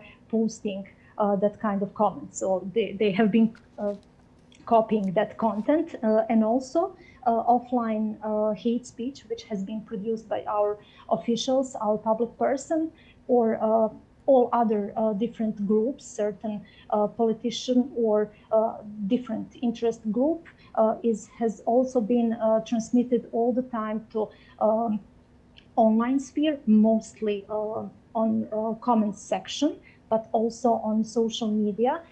And that has been some kind of trigger for communication online. Also, it is very taking into account all local contents, war that had happened in recent past. We need to be aware that there is a thin line between offline and online sphere. And we need to take all measures that we have in our disposal to prevent offline or online violence to spill over in the real-time world, because contents that we have received as a complaint, they are showing that situation is being really dramatic, and it takes a lot of patience, a lot of efforts from all of us. From the Press Council, we are doing a lot of different things to raise awareness on all dangers of hate speech in online sphere, but still we need more support, especially from all the other actors. So it's very important to have in mind that Bosnia and Herzegovina is post-conflict country, and also besides evoking a recent past in negative way, unfortunately those events are also being a part of our regular journalistic media reportings, which are in line with our press code and all journalistic standards. So, but unfortunately we have received inquiries from media, from editors-in-chief, that that kind of content has been flagged as a content which is not in line with social media platforms' terms of use. But that is our reality, and media should report about those events because they are still strongly reflecting our everyday situation. Yeah. So that would be in short. Yes, it's situation in online and offline in Bosnia. It's a very clear answer, and it describes a potentially very inflammatory situation. I think everybody gets that. Just before we talk about what the social media for Peace project might change in that regard, might help to overcome the difficulties of this situation, one more question for you, Ms. Kostenic, and that is, answering to what Mr. Soa said on behalf of Facebook, do you feel social media platforms, and for example Facebook, do enough to temper this online hate speech or take it down, in your opinion? Can they? Can they do enough? Yeah, in Bosnia there is a lot of work to do. We need to more things to be done, but all the time local context has to be at the first place. So we Why received, is that? as I mentioned, yeah, as I mentioned, we received a lot of different kind of complaints from media. Also, we are receiving complaints from citizens on hate speech online, but about algorithms and filters used on social media platforms are not adjusted to our local circumstances.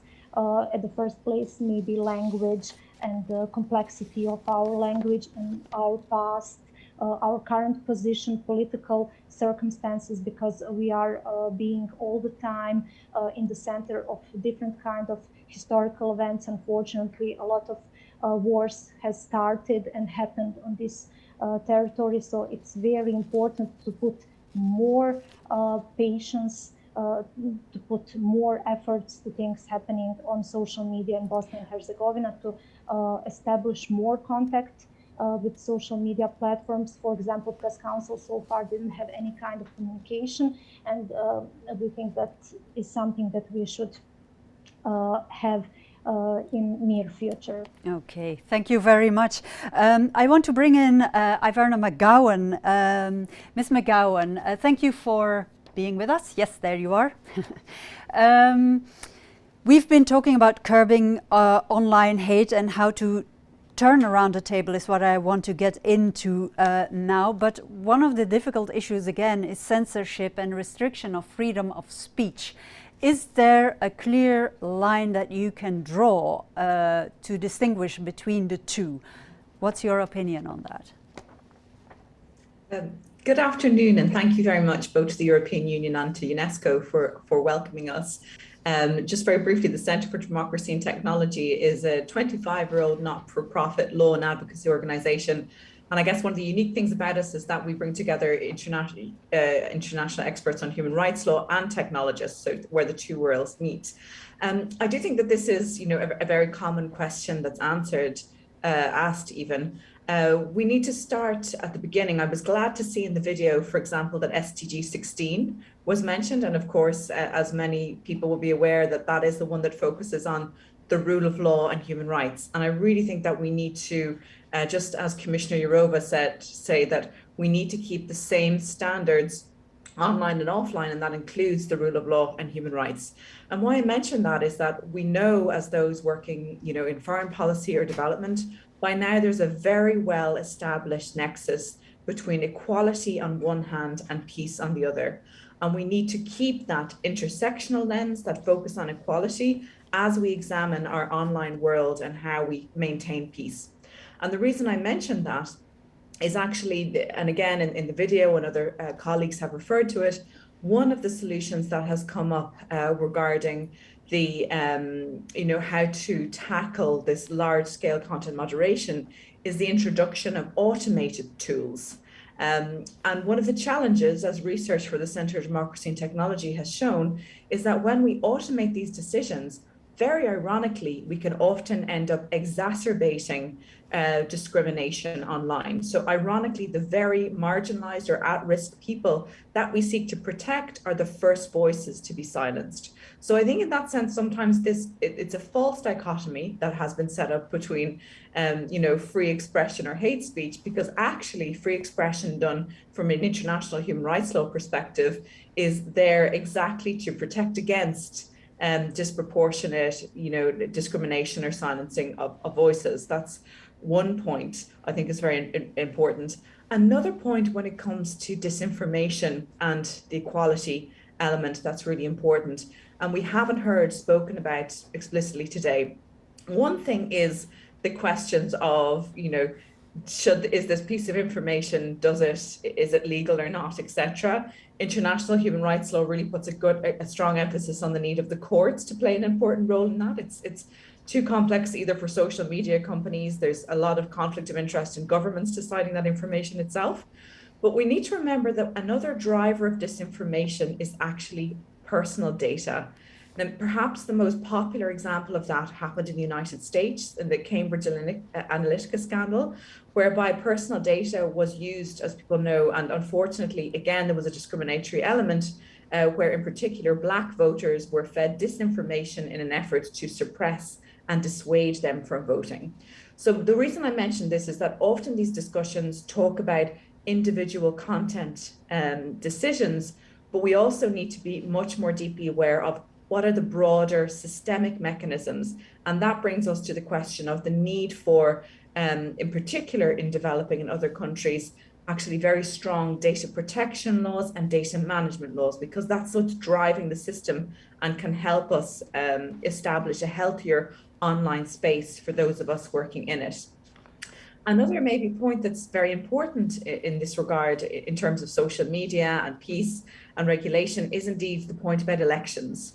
Again, the Centre for Democracy and Technology, we work both on the cybersecurity side of elections, so ensuring that voting machines, when working, preventing against DDoS attacks, training even government officials and others in the context of election. We know when we study peace issues, it's been mentioned again before, that there can be an increase in violence or hate in the run-up to an election.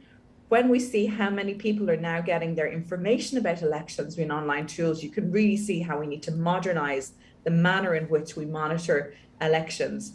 And one of the most steadfast and reliable ways of countering disinformation is actually to ensure a steady, credible flow of good information. And ironically, one of the things that we have discovered through our research in certain jurisdictions is that sometimes disinformation is flourishing because maybe it's the Electoral Commission or the local government authorities have not digitalized, do not have a social media platform, do not have a very proactive communication campaign. So we also need to remember the role that public authorities and others have in really getting that correct information out there. So that again, it's about the entire ecosystem of information, if you like, rather than these individual decisions on content, which are also very important. A very final point, again, to do with equality and peace. We know that civil society, human rights defenders, investigative journalists, they all play a key role, again, under that SDG 16 for defending democracies and peace. At the same time, unfortunately, and again, there's a lot of research to back this up, they are often the first victims of government-driven disinformation or suppression of speech. So we need to be extremely careful, especially in the European Union or other regions, as we're devising ways to regulate that online, that we do not inadvertently add to the arsenal of governments that want to suppress the speech of those very people who we'll be relying on to fact check and to bring quality information into our information systems. I think there's an entire discussion there as well about how we protect our online civic space at the same time as preventing against hate online. Absolutely. There's a lot that deserves its own conference day in what you're saying. Thank you so much for what you shared with us. I want to get back to Mr. Soa for a reaction to what Ms. McGowan mentioned about equality and the deeper underlying systemic drivers towards disinformation or online hate speech, rather than focusing on these particular individual messages that need to be taken down or not. What is your response to what she said about that? First of all, I just want to echo some of the points that she raised around context being very hard and how sometimes automated enforcement can miss context and enforcement and end up unintentionally silencing voices. You take a context where an individual is shedding attention to some sort of discrimination or hate speech they've experienced in their daily life that is accidentally taken down by automation because they repeated the hate speech they experienced, or a situation where a user condemns an act of hate speech or violence and incitement that's taking place elsewhere. Automated processes are very good at proactively identifying harmful content, but there will always be situations where we need to account for that context in which it's shared, right? And this is where our human review capacity comes in and complements our automated efforts. There's also the context through cultural and linguistic lenses that I spoke to earlier, where we really need to continue working with experts on the ground and experts in-house who have that culture and local context to share when we're developing policies or developing tools for automation or setting up our human review processes. Now, when it comes to the limitations that we have in terms of things that we just can't prevent. I think on our end, when it comes to elections, for instance, we are very proactive in bringing people access to the right information, ensuring that we have tools or information treatments that direct people to relevant information that concern elections. We did this in Nigeria, we've done this in South Africa, in the US, and in elections around the world, where we prompt them to election resources. But a point was raised fairly that sometimes that information is not accessible and we are not able to direct individuals or users to the information that they need to empower them to participate in an election in a meaningful way and exercise that civic right. So there are limitations sometimes in national frameworks where that information is not accessible, but then we have seen that there's citizen journalism that takes place in many communities, even in Indonesia, in Ghana, where users come on platform and empower others with right, accurate information that they need to understand what's going on in elections, what's going on in their communities, and how they can engage with these issues. It's also empowered candidates who are participating in elections with a platform to directly access the electorate and engage with them on the policies that are important to them and might be of importance to the electorate as well. And also even the playing field for political parties or candidates in elections who might be smaller than the larger ones, so that they can also get their information out there. So in a sense, social media platforms like ours do provide opportunities that states often don't in giving them the information that they need. But then it's also like a tricky situation or a slim line between that reputable information and the disinformation that can also disempower them. And in those situations, we have election policies that remove content that misrepresents details of the election or the voting process that might then unintentionally disenfranchise voters. Okay, thank you for that. I want to bring in Mr. Boysen-Muller. I haven't forgotten you. You're still there. Yes, I see you. Broad smile, thank you. We've been talking about social media for peace as a way of dealing with negative aspects of social media. But talk about the for peace element in this project. How can it be implemented? Should it be implemented as a policy tool, really? Is that desirable, or should it just be left to the civic community? Well, thank you very much, and thank you for having me today on the World Peace Day. It's a pleasure to be here. I think that even the panel here and the discussions that were also in the previous panel show that the approach behind this project together with UNESCO is very a broad one. It's not an approach of pointing fingers at anybody to saying you're to blame for this behavior. It's a realization that this is a reality of everyday life. Everybody is now dealing with a social media reality in every aspect of our lives. And in order to deal with the challenges that come with this new reality, it's of course important to find ways of countering what is bad, but it's equally important to nourish the things that can work in a positive direction in terms of peace. I think that if I take a example from how my children were introduced to social media and being on the internet, I think there are sometimes good lessons in the most basic elements, but they were taught that when you are in a cyberspace, you are basically in a space. So imagine yourself being in a public square. How would you behave there?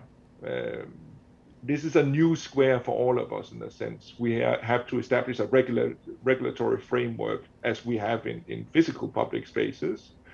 And we need to have responsible actors, both in terms of media actors and in terms of media users.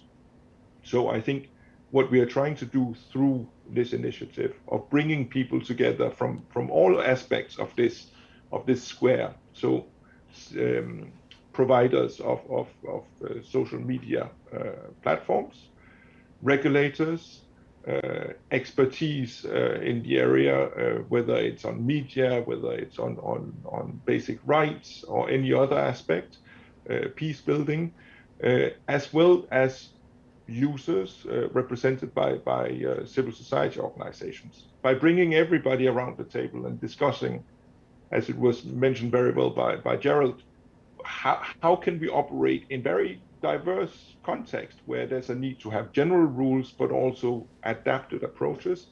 I think what we are doing through this project is something going in the right direction. The possibility of having 3 countries where you can test an approach, where you can prove that an active engagement with the national authorities is actually something that's possible. In most cases, it's something that there's also a desire to have from national authorities who often do not necessarily have the tools to deal with this. It's an example also, it can be used as an example of the need to have local approaches to a global challenge.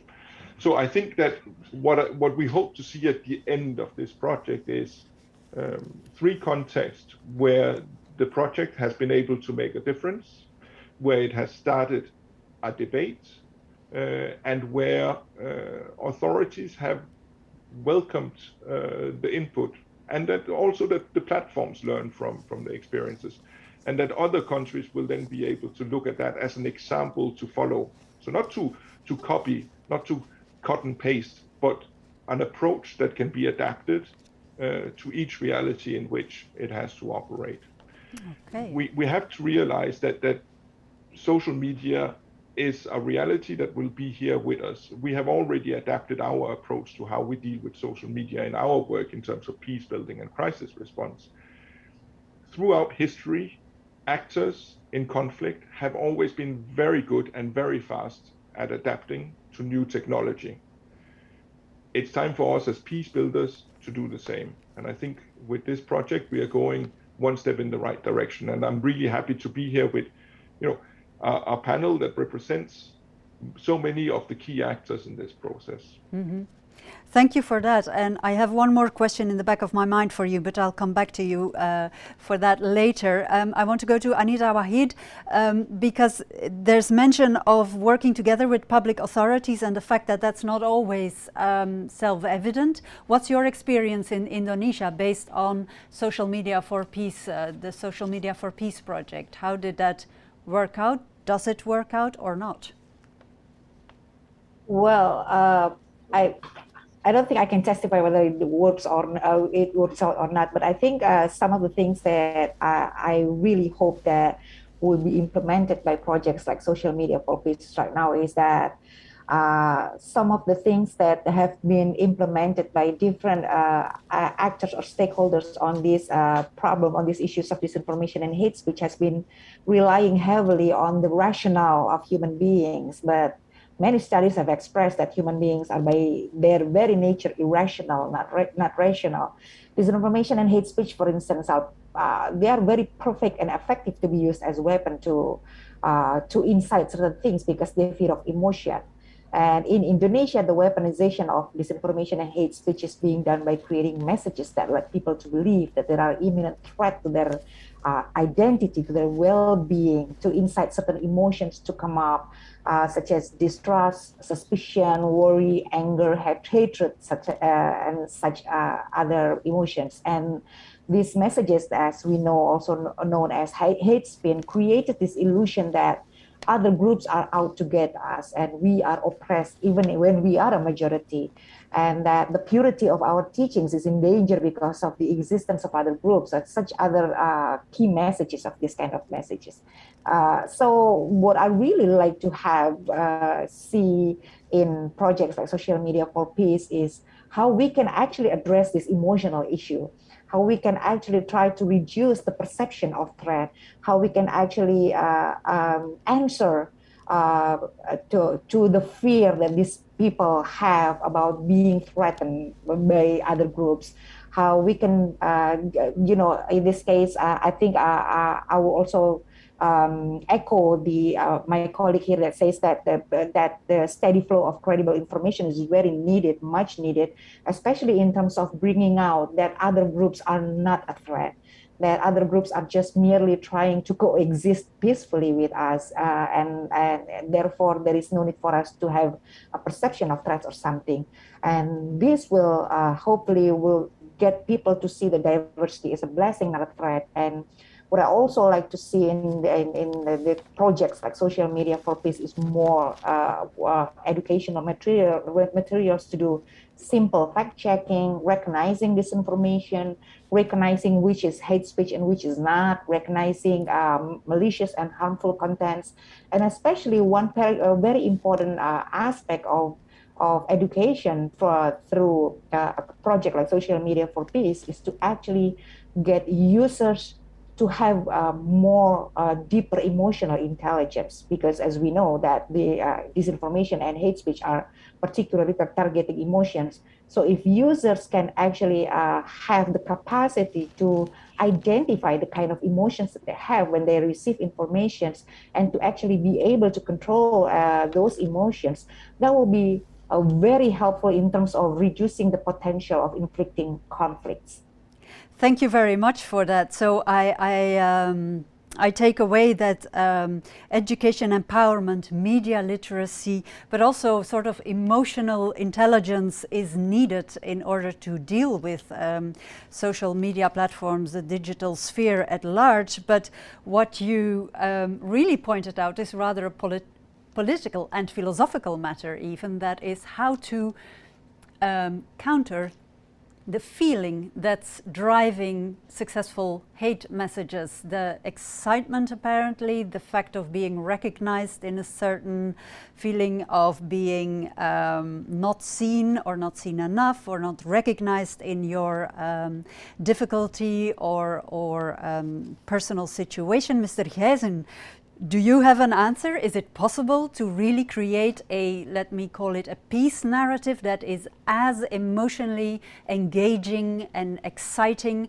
as a lot of the online hate speech? Because that is at the heart, I think, of what Ms. White just said.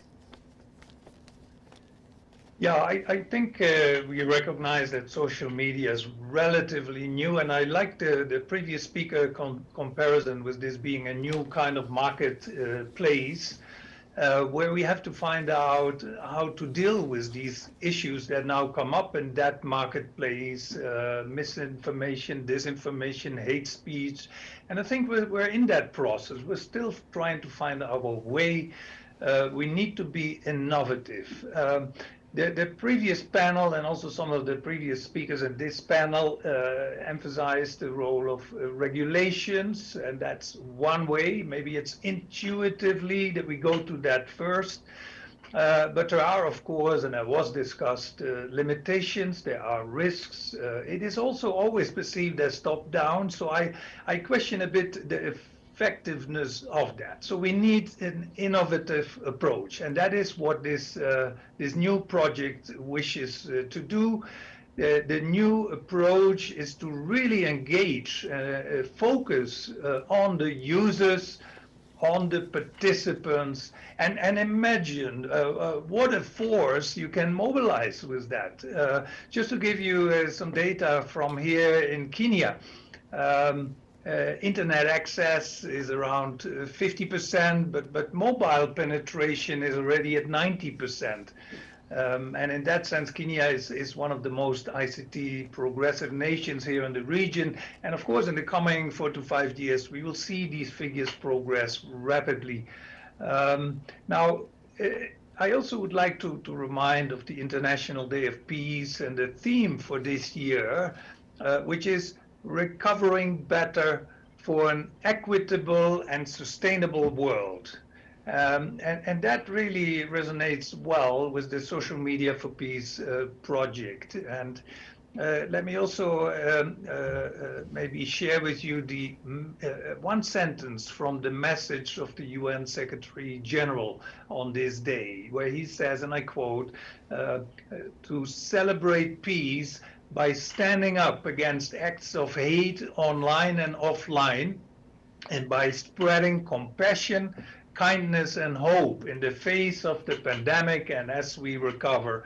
And I think this says it all. It is putting the focus on what I would call not just the user, but the participant in social media. So the innovation comes really in two ways. First, by emphasizing that there is a key role for the consumer and the social media participant, empower participants in social media. So awareness, capacity building, skills development. I like this this point on emotional empathy as well. So self-reflection. So be critical in the way they search for, the way they consume information and share information. Check the credibility of sources, check supporting sources, check for evidence-based information. And that all translates into an attitude, an awareness, and a capacity and skills. So the second one is really by turning the game around. If social media is used so efficiently as a way to ventilate hate speech, mis and disinformation, then it can be equally well and maybe even better used to do the opposite. So let's also look at it as a force, not only for fact-checking and discarding mis and disinformation, but also as a source for positive messaging, positive imaging towards peaceful societies. Let me stop here and over to you. Thank you very much. Ms. McGowan, in all the research you at your institute do, you and your colleagues, is there not a silver bullet, that's too negative an image, but is there a holy grail of the peace or democracy narrative somewhere hidden? Thank you. I mean, I think one of the things that all of us working in content moderation know that it's a very complex area, as we've seen even from the two panels today. But I do agree that we need to look at a broad toolbox. And I do think an element necessarily will need to be regulation, because there's just parts of it, as I mentioned, in particular, data protection and the driving systems. You know, transparency about how algorithms are working. There's an element of that. But we also know, I mean, there's a lot of neuroscience actually to pick up on this point about people are motivated by that deep level thinking in their brain. On one hand, it goes to the very negative, but on the positive side, you know, we've seen that even in the science of election campaigns and others, that it is in our nature to respond to positive messaging as well. So I do think, again, going to a previous point, that we make sure that the positive narratives, the correct information is there in abundance and done in a very thoughtful way is really important. And maybe one other point, I think that too often in these debates, we fall into black and white solutions. For example, that content has to be taken down or content is left up. There's a range of different varieties that we can do, whether it's, you know, limiting the amplification of certain content, whether it's labeling information, whether it's promoting other sources of information. And you know, so we also need, our world is nuanced and complex, and our response to the online world needs that nuance and complexity as well. And I got, obviously at the Centre for Democracy and Technology, we do constantly advocate to, let's not create a different set of norms for our online world. The International Human Rights Law framework is really useful and can be applied. Sometimes we need to think a little bit more through about how exactly it applies in different contexts, but let's not throw the baby out with the bathwater either, and remember that indeed we have these frameworks that can be really usefully applied to keep vibrant civic space, democracy and discourse alive and well in our online spaces. Thank you very much. I'm slowly rounding off this discussion, but Ms. Kastendic, I want to come to you because Mr. Gijzen and others have mentioned the need for engagement, civic engagement, and the responsibility of users of these platforms as well in this whole discussion, actually. You feel that there's a role for local social media councils, so to speak, to give feedback to Facebook. Could you just briefly explain how you would see that work and what its role would be? Yeah, but before explaining that connection between social media councils and press councils and all other stakeholders, local stakeholders, I just wanted to say that in Bosnia and Herzegovina, with support of UNESCO and EU in last year, precisely because of the need of putting more light on that special relation between journalists and social media, we have conducted a big survey among 60 media, editors-in-chief, journalists and bloggers on how do they feel using social media, do they have any kind of problems, do they receive threats, did they express or had been victims of the hate speech, so what are their experiences. So results were really interesting and quite eye-opening for us, and that's why this kind of connection with social media councils is really necessary, because for example, when it comes to hate speech, almost all people who were included in our survey, they had received threats, they had received hate speech. Some of them reported hate speech to the platform, but nothing happened, unfortunately. And because of that experience, a lot of them, they were discouraged to report more. And also when it comes to content, many of them complained that their content had been deranked, so they didn't get enough reach because not understanding real content of that journalistic article led to that article being moved further, and they complained that there were no communication between platform and journalists. So that was one of the really interesting things from our survey. Also, when it comes to Bosnian and Herzegovina experience, journalist experience, latest example that we have known is when it comes to journalistic reports on past events. For example, on our people who were sentenced by International Criminal Tribunal for war crimes.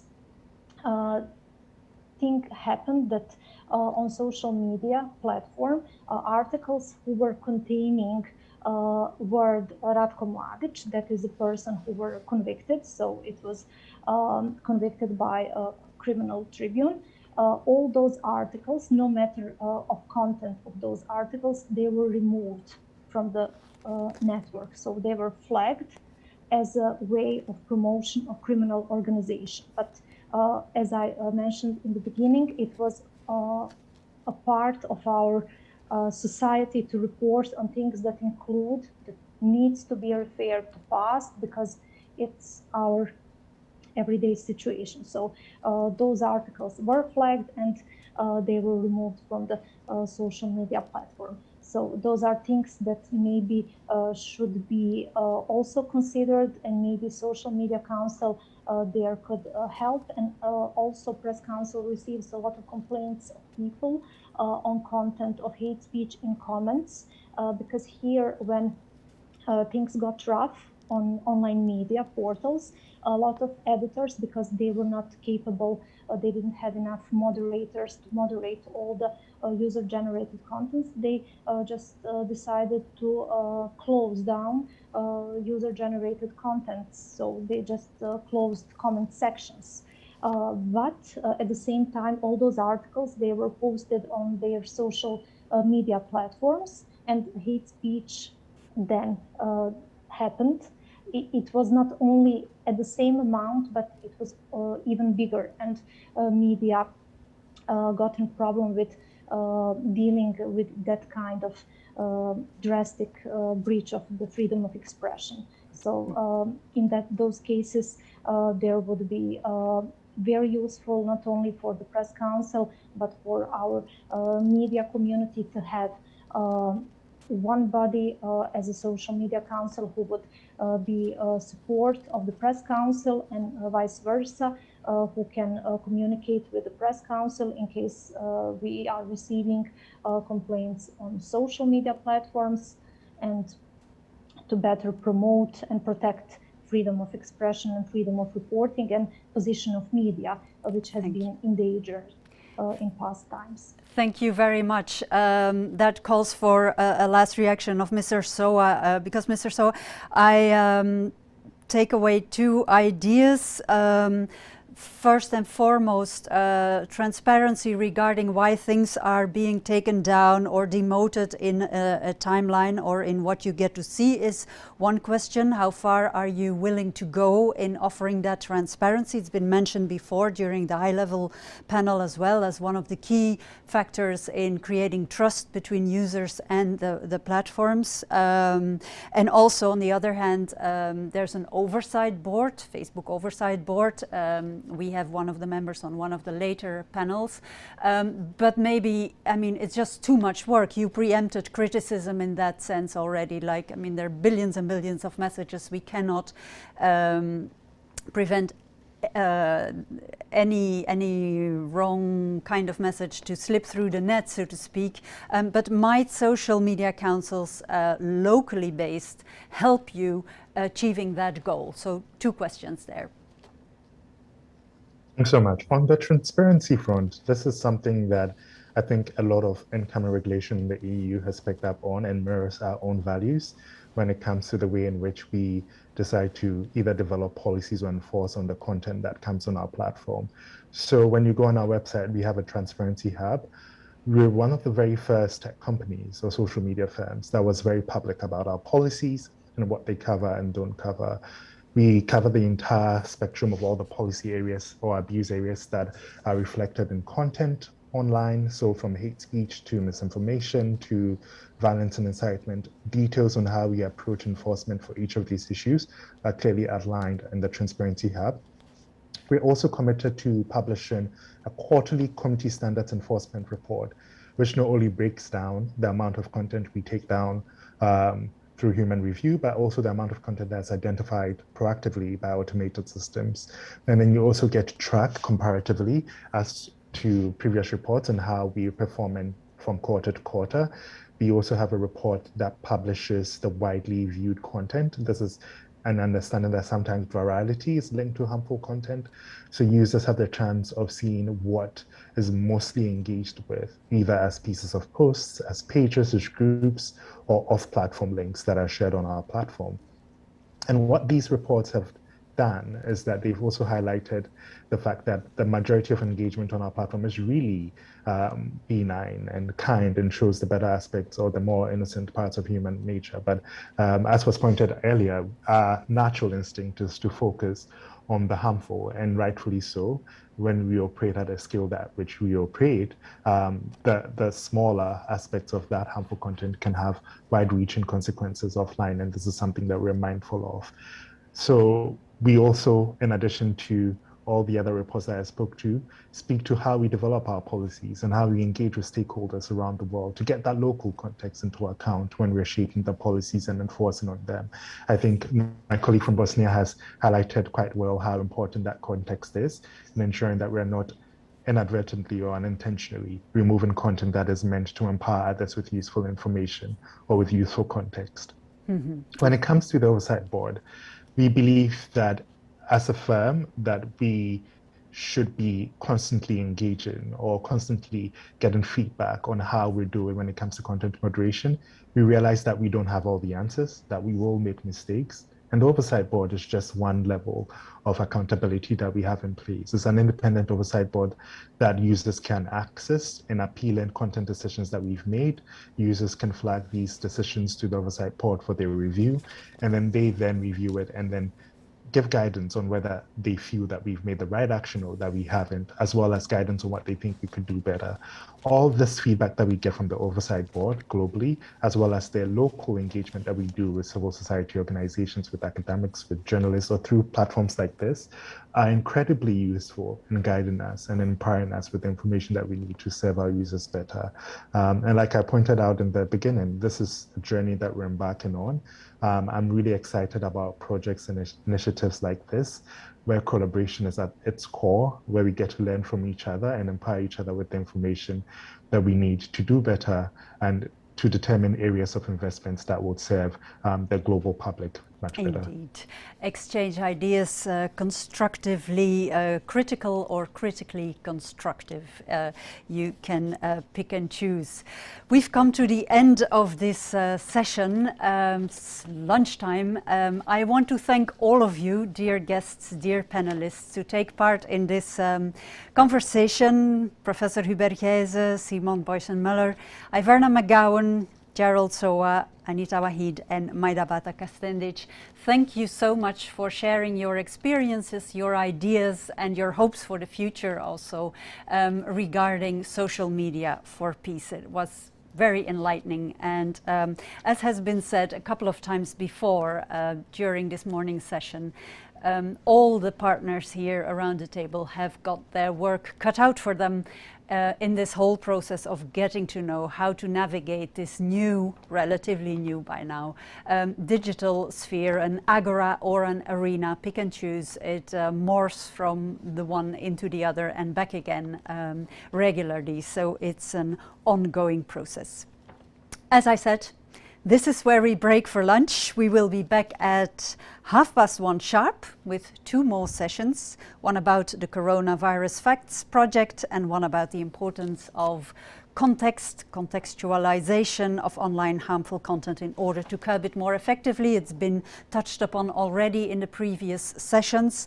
I hope the sessions so far have provided food for thought, and I wish you a nice lunch now, short walk maybe, shake those legs, free the mind, and hope to see you again in a little under an hour or exactly in an hour. See you then. Bye-bye.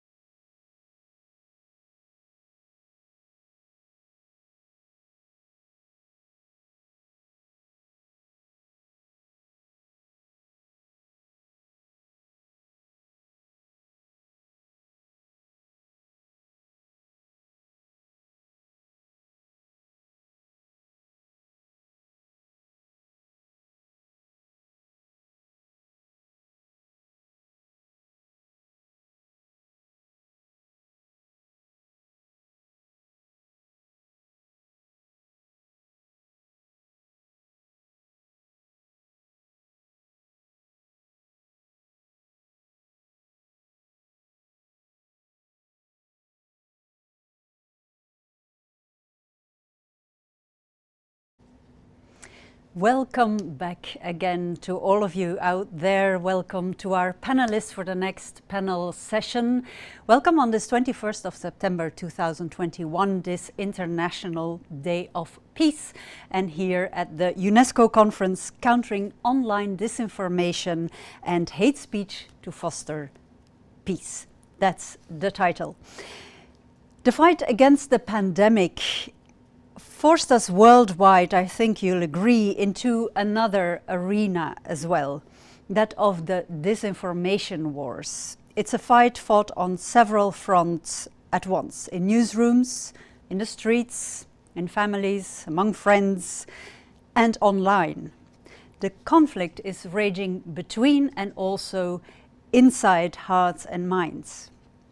We will be discussing here and now very concrete examples of the impact of disinformation on the fight against the virus, coronavirus, but also of its impact on democracy, stability, and peace dynamics.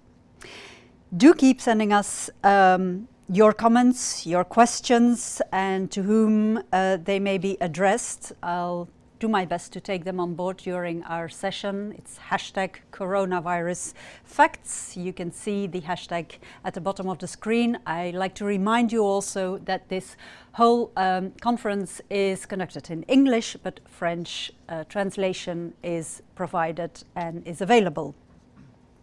So before we start with the next panel on coronavirus facts, the project, let us take a look at some facts and figures about this UNESCO project funded by the EU, the project that is addressing this so-called disinfodemic. Here we go.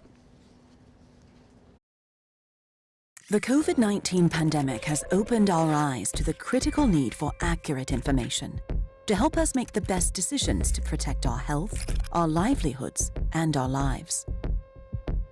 But parallel to positive efforts, rapid spread of viral disinformation and hateful narratives, playing on our fears in the absence of reliable information, has created new risks, threatening peace and stability, especially in conflict-prone communities. Thanks to the European Union and its instrument contributing to stability and peace, UNESCO in April 2020 launched a global project called Coronavirus Facts, addressing the disinfodemic on COVID-19 in conflict-prone environments.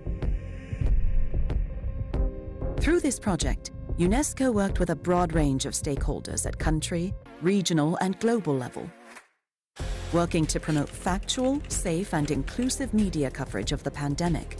The project has enabled online courses and localized training, reaching over 27,000 media professionals, fact-checkers, and communicators in 157 countries. Through the project, journalists have formed lasting professional exchange networks.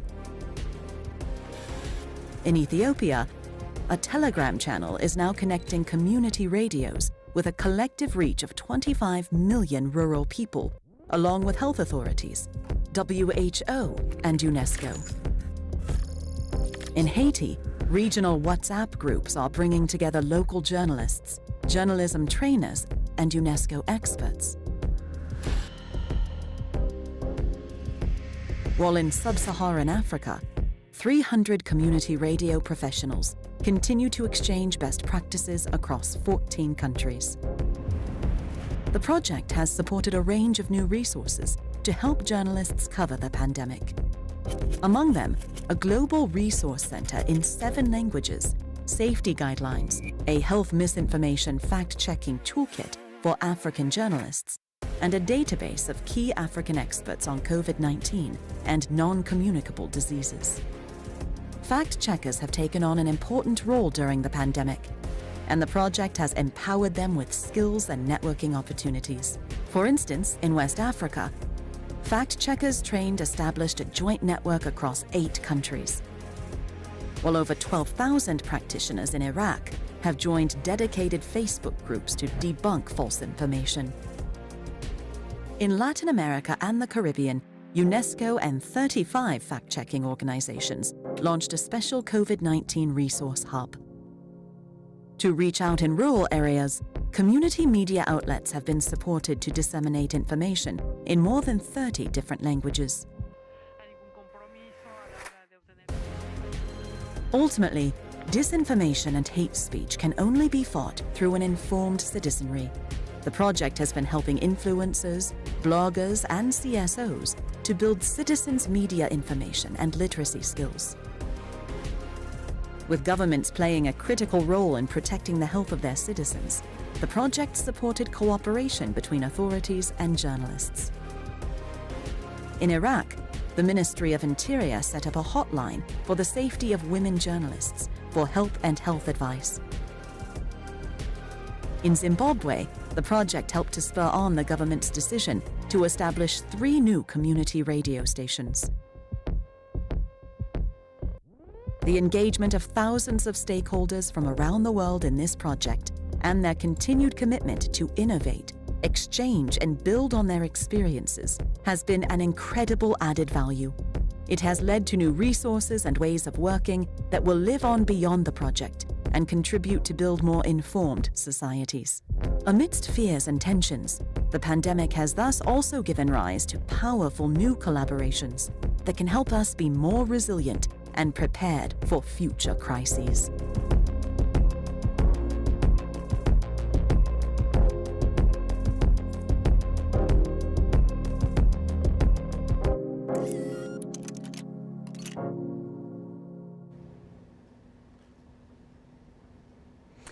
And to go a bit more into depth with regard to coronavirus facts, we have a panel full of people from north to south, east to west, and vice versa. Let me introduce them to you.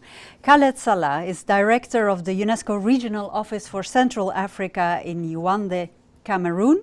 Jurgis Vilčinskas, welcome to you too, is Deputy Head of Division Strategic Communication and Information Analysis at the European External Action Service.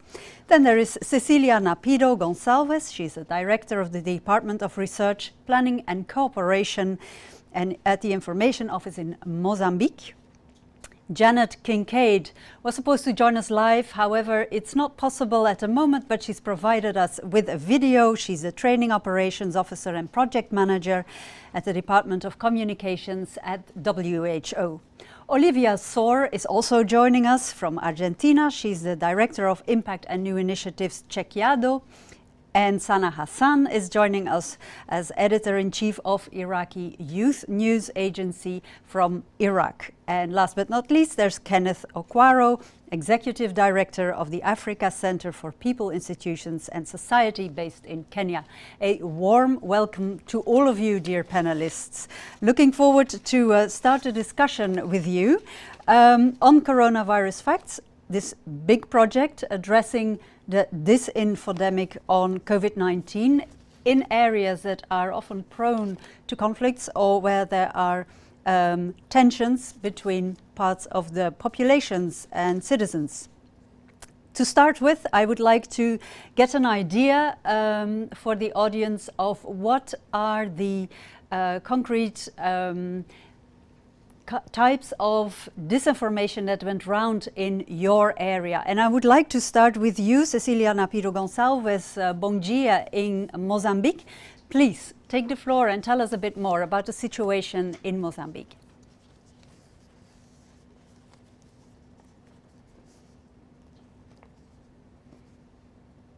Do you hear us, Ms. Gonçalves? Yes. And we hear you. That's great. So the floor is yours. So I can read it? Yes. Or no? Yes, you can. Please do. I can. Okay. So I have here the official information. I will read this all the information. Yes, please do. You can read the information. Okay, thank you. Ladies and gentlemen, at the outset, allow me to express our gratitude to the organizer of this event. This event is a timeless science. It is taking place in a moment that the world in general and Mozambique in particular are facing the COVID-19 pandemic challenge. Since the outbreak of this pandemic, various segments of the society have used social media on the one hand to sensitize the population to take appropriate measures for the mitigation of COVID-19, and the other, it has been a means of spreading false information. Therefore, this conference represents an opportunity to exchange information and experience on the challenge that the spread of false information has brought in the context of the pandemic. Mozambique has a legal framework that favor in the exercise of press and expression freedoms.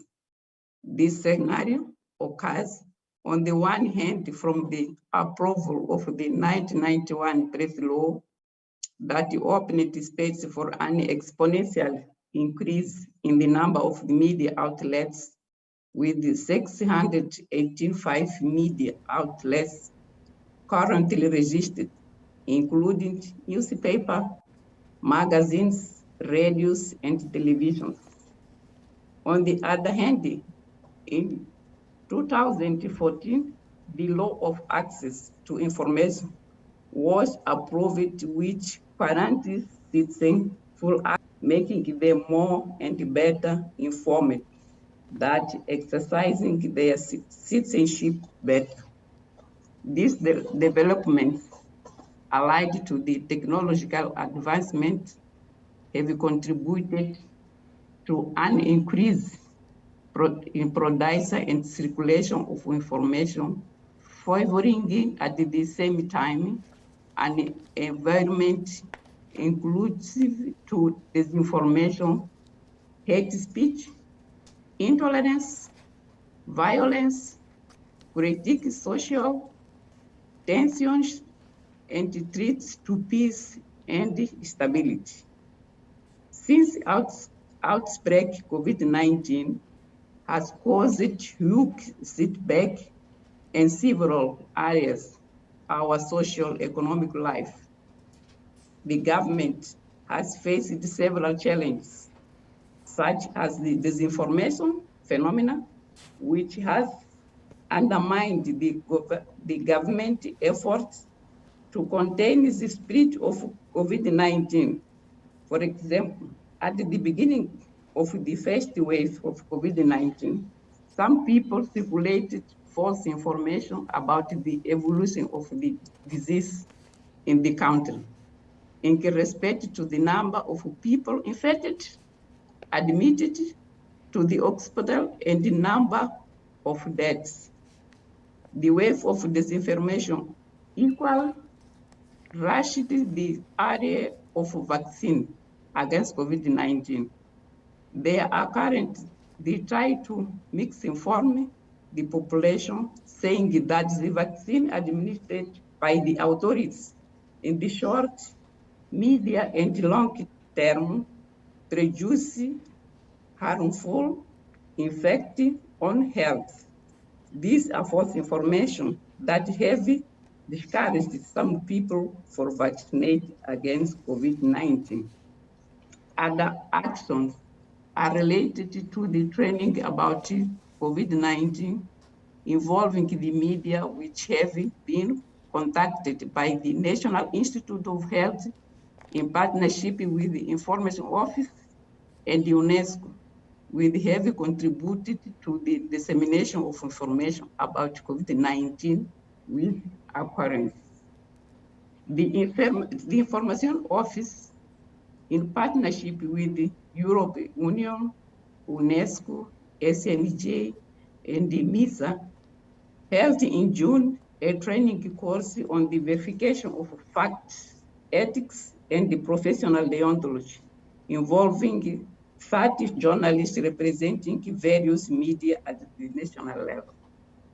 This event, part of the project called Coronavirus Fact, dealing with this infodemic during COVID-19 in conflict-prone environments aimed at providing media professionals with the tools and can improve the process of collecting and processing information in order to combat misinformation, intolerance, and to contribute to stability, peace, and the development of trainings were important for verification of the information broadcasted on electronic platforms with higher credibility, warning them about the situation of output of the fake news.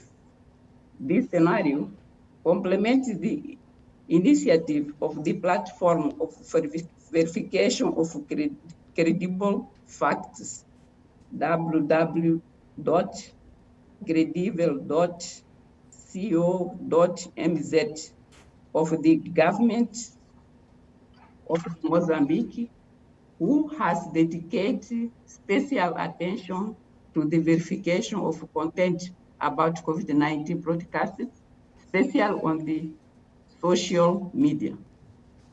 To conclude, we would like to say that the ways of dissemination, hate speech, and intolerance on the social network is a fact.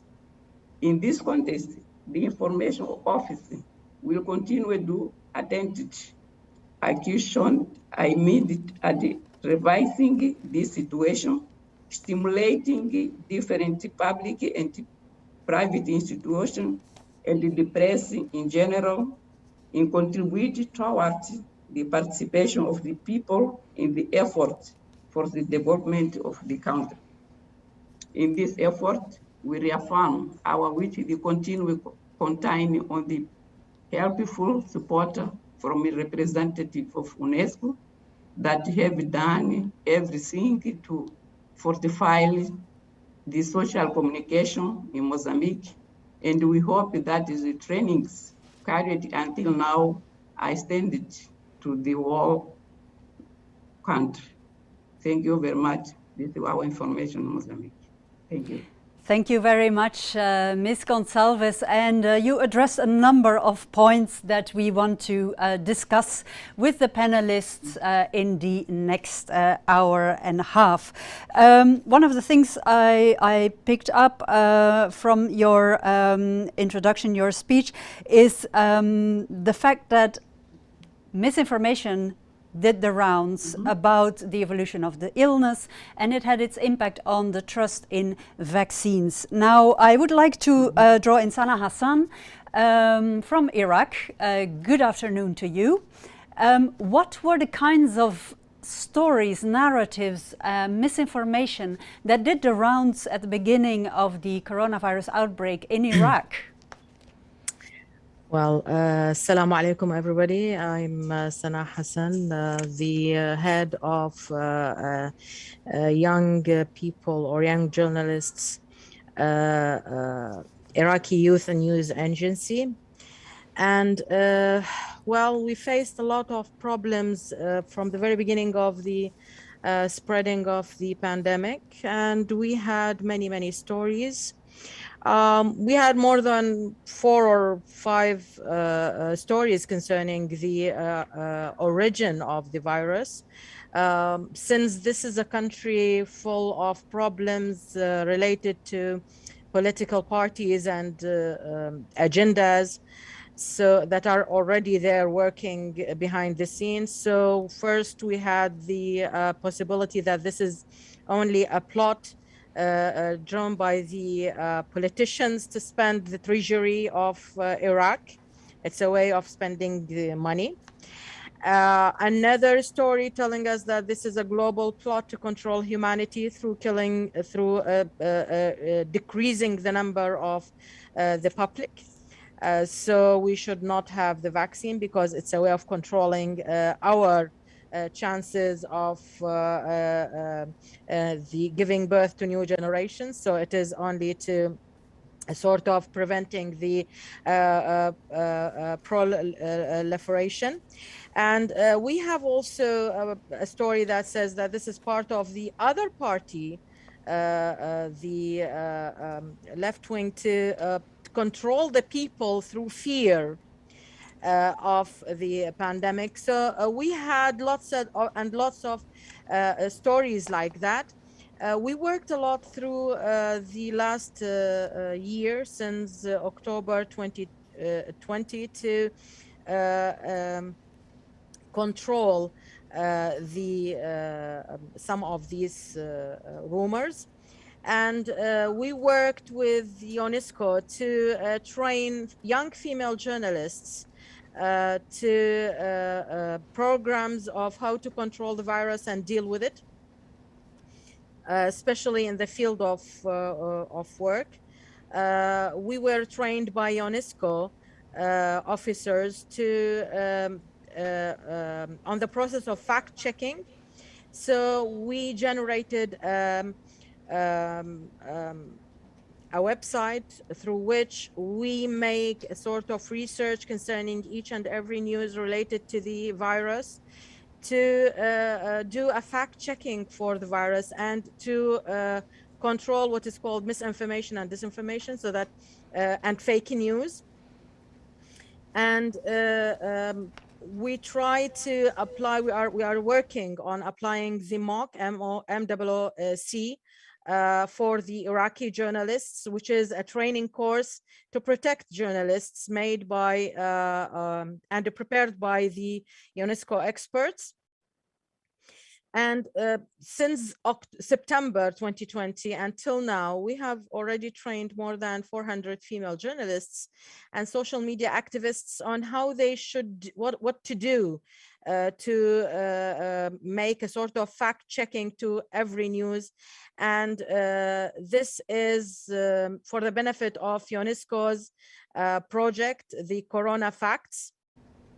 Okay, well, if I may just intervene here, I think we will expand on how it works in practice a little more later on in the discussion. I first want to get an overview of what the impact of disinformation is in the various areas around the world that you represent here. So, but hold that thought, Sana Hassan, we're coming back to that. Olivia Soar in Argentina. Do you recognize the kind of stories that went around in Iraq, or are other stories going around? Did they go around in Latin America? Please do enlighten us. Yes, thank you very much. I think a lot of what we saw in different countries was quite global, in the sense that it was the same disinformation and misinformation circulating around. If you think back to what was kind of January, February last year, it seems like a past life now. But if you remember the amount of misinformation and disinformation that was circulating, it was just on so many subjects, from kind of the origin of the virus, how it spread, what the symptoms were, what measures different authorities were taking, because we were looking at what was happening in China, then what was happening in Italy, what was happening in Spain, kind of all kinds of disinformation about what the situation were in each country. And what we progressively saw is that from that moment where it was very chaotic and a lot of information mixed with disinformation, we started seeing kind of emerging narratives that became more sophisticated. So pseudo documentaries showing a story that was completely based on no evidence, and more sophisticated storytelling of disinformation. And we saw that kind of build during 2020 until the arrival of vaccines, when we started seeing a lot of disinformation and misinformation circulating about the vaccines. And that's what we've been seeing a lot of since the end of 2020 and most of this year too, mixed of course with still a lot of disinformation on the actual virus that is still circulating. And so a lot of the work that we've been doing is trying to trace this disinformations and this misinformations and join efforts among different actors so that we can debunk them as quickly as we can to get and reach people with good information. Okay, that's very clear, and I want to know more later on in the discussion about how you then reach the people you want to get the correct information to. But first, Mr. Salah in Cameroon. We've been talking about misinformation, disinformation narratives that go around that tie into, like Ms. Hassan said, into a political context as well. If I'm well informed, that's the case in Cameroon as well. Can you expand on that a little, please? Absolutely. Thank you so much, Annelise. And allow me to greet my co-panelists here. And thank you very much. It's an honor to be part of this panel. I would like to start with the project overall that UNESCO is implementing thanks to the collaboration and contribution of the European Union. This project is being implemented in Cameroon, Senegal, Zimbabwe, Kenya, Ethiopia, Mozambique, Haiti, Iraq, and Afghanistan. And as we have heard already from my co-panelists here, the context is almost very similar in all of the countries where the program is being implemented, outside those countries as well. If we go back to the Cameroon context in particular, it was already, by the beginning of the pandemic, it was already a very fragile and vibrant context of misinformation and disinformation and mistrust by the population, especially on social media. We had several crises here in Cameroon, starting with the post-presidential election crisis, which generated a lot of misinformation and hate speech and fake news about the results of the presidential election and the controversial aspects of having this post by the other opponents in the elections. So that was already a challenging environment. And then we have the Anglophone crisis that started in the northwest and southwest regions of Cameroon since 2016, which is very vibrant as well, with a lot of fake news and hate speech that resonates almost every day on social media and other platforms.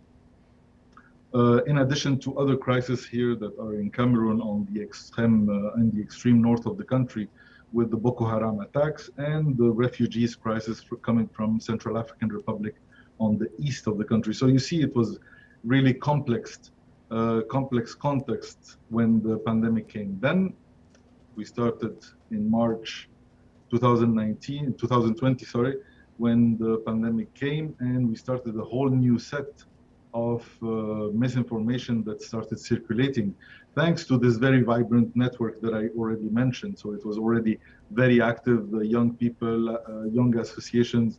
So everybody was already very active. And this contributed to a lot of, again, fake news that were built on the overall mistrust in any information coming from the government. For the population in general, it has become like lack of credibility in general on anything and everything coming from the side of the government or any news agency. And so this flow of misinformation, infodemics, it contributed to the opposition to any measures done by the government to reduce the infections by the COVID-19, and later on even for the vaccinations. And this overall environment of skepticism was really exacerbating the resistance of the population to many of those measures that the government was really trying to do. The project here used the COVID, unfortunately, as an unfortunate event, as an opportunity to change many things, and especially to tackle, so part of the misinformation that was circulating was the Africans are not hit and are naturally immune to this white people disease. So that was one of the major rumors circulating, and everybody believed it, that everyone is against the traditional medicine of Africans. The low numbers of infection are a proof, and the rumors started circulating about the conspiracy theories overall against Africa. And then it was exacerbated even more with the crisis created, I don't know if you followed this closely or not, with the AstraZeneca vaccine that was implemented in Africa, that was then refused by some other countries on the global level. And that increased the skepticism of the people, and that was fueled again more and more on the social media and the misinformation. So, and then the 5G, of course, the big 5G rumor that everybody will be manipulated through the 5G network once everybody is vaccinated. Indeed. So these are some of the aspects of the overall context when we started this project.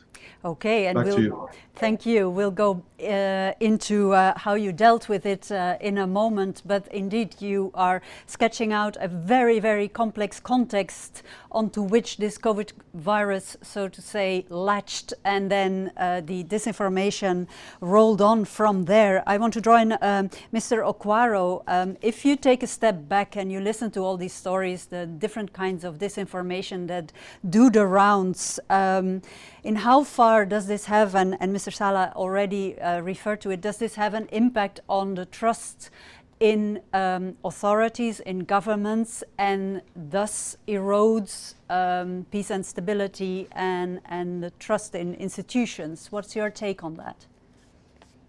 Well, thank you very much, Annalise, for inviting us to participate in this conference. I work for the Africa Center for People, Institutions and Society. This is an Afrocentric think tank run largely by young people who are interested in pushing out their credible information to inform policy, public dialogue, and for sustainable development. So the COVID-19 pandemic came. We work in East Africa largely, and we are based in Nairobi. It came largely on the background of the populations of the countries around East Africa are largely young. Here in Kenya, about 70% of the population is 35 years and below. And it's a country where you find that mobile penetration is nearly 90%, with 50% access to internet. What this means is that the people that are online are largely young people who are very fidgety, who are out there and active and want to do things. And therefore, they were going out there to seek information about the virus, its origins, how is it spread, issues about vaccines and testing, and what's happening in other regions. For our country, this came at a time when we are just about, I think, a few months into the elections in 2022. Well, even around the region, there are already elections that have already happened during the pandemic, like in Tanzania, in Burundi. And so it found populations at a point where there is already political tensions, ethnic tensions, and a lot of mistrust amongst people. Back to your question about how it impacted, the relations with citizens and government. People who are relying on government for information, credible information, for example, about how many people have contracted the virus, what are the numbers. And then there's this funny thing that came along, I think last year around July, also when people begin to say that they can see a trend. For example, here the government in Kenya, they would say that when the government is foreseeing or is prospecting a loan or a grant somewhere, you will hear that the number of people who have been infected will rise up. And then when government has received money and people feel like it's implementing, the number would come down. So this brought issues about people trusting the information government is providing, and also government, restrictions and what government was doing. There's a very unfortunate incident that happened this year where government restrictions preventing people from going, curfews, actually led to the passing on of two gentlemen who are doing business but who are getting back home after around the curfew time, and policemen who are brutal and led to their deaths, and also led to the death of their grandmother. And there was public uproar, and people wanted answers why government is claiming to be, dealing with the coronavirus, but in essence, government restrictions are making people to die. So there has always been tensions between citizens and government, especially regarding how government is accountable, for example, in the health sector. So this brought to bear, for example, how prepared our health systems were and how much government has been spending on the health sector. And so it found when already there are tensions between citizens, especially young citizens around in our country and around the region, it just, made those tensions get stronger. And this also was amplified by the issues with political sectarianism and political rhetoric that was going on in the region. So I could say those are some of the unique things I could see in the region, apart from what we have heard from the other panelists that are actually just similar. Those issues about, using 5G as for surveillance, and the virus being used to sterilize Africans, and a lot of things that there has not been evidence to support. Thank you. Okay, thank you very much. That was a clear analysis, a new front line opening actually by the COVID virus, so to speak, and the disinformation about that, as it were. Before we go into how the Coronavirus Facts project functioned in your region and how you worked with it, I want to introduce Janet Kincaid. I already mentioned her, Training Operations Officer and Project Manager of the Department of Communications at WHO.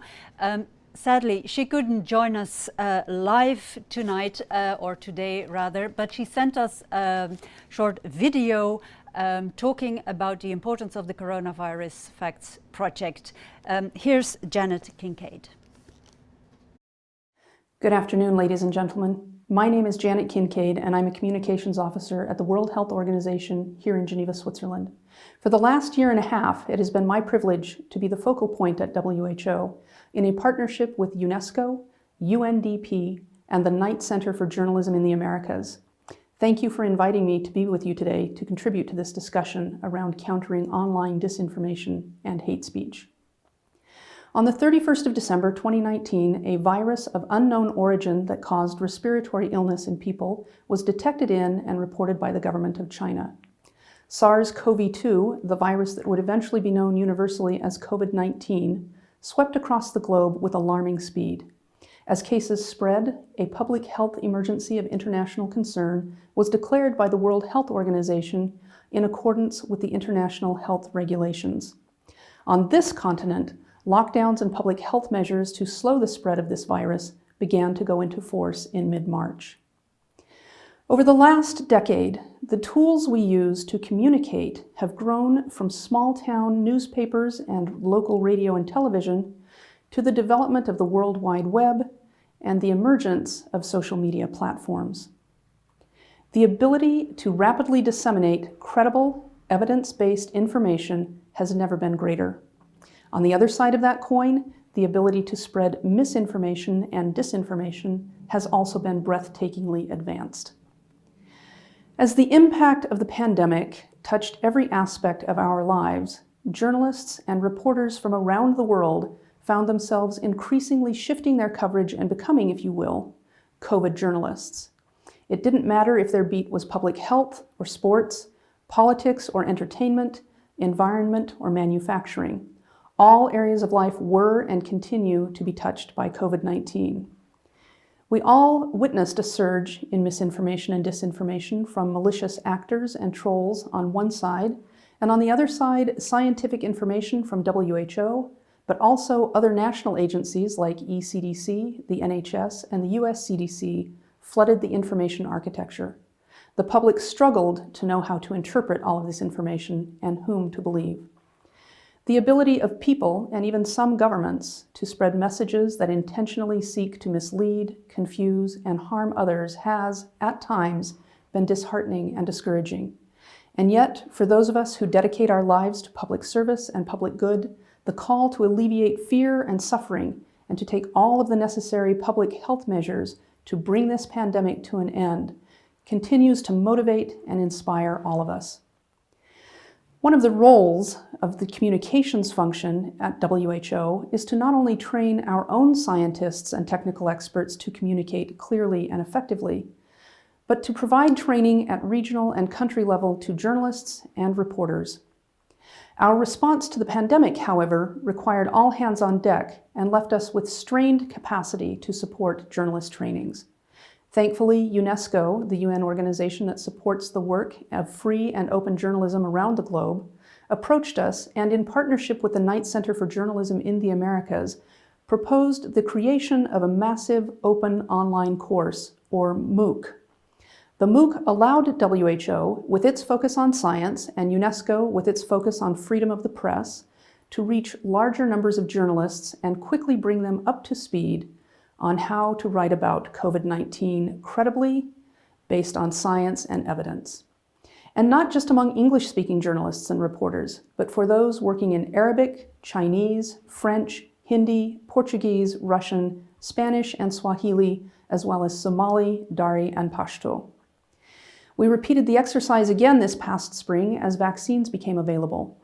To ensure vaccine uptake, we needed the help of journalists to assure the public that vaccines were correctly developed following rigorous scientific protocols and had been proven safe and effective. Over the course of these 2 MOOCs and a special webinar, thousands of journalists in more than 150 countries have been guided in how to cover COVID-19 and vaccines. We are grateful for the work of these dedicated journalists and reporters who continue to be a vital instrument in our ongoing work. The majority of these professionals have produced coverage that is ethical and science-based, and their work strengthens and supports our work. We remain challenged, however, by some who choose to spread misinformation and intentionally mislead.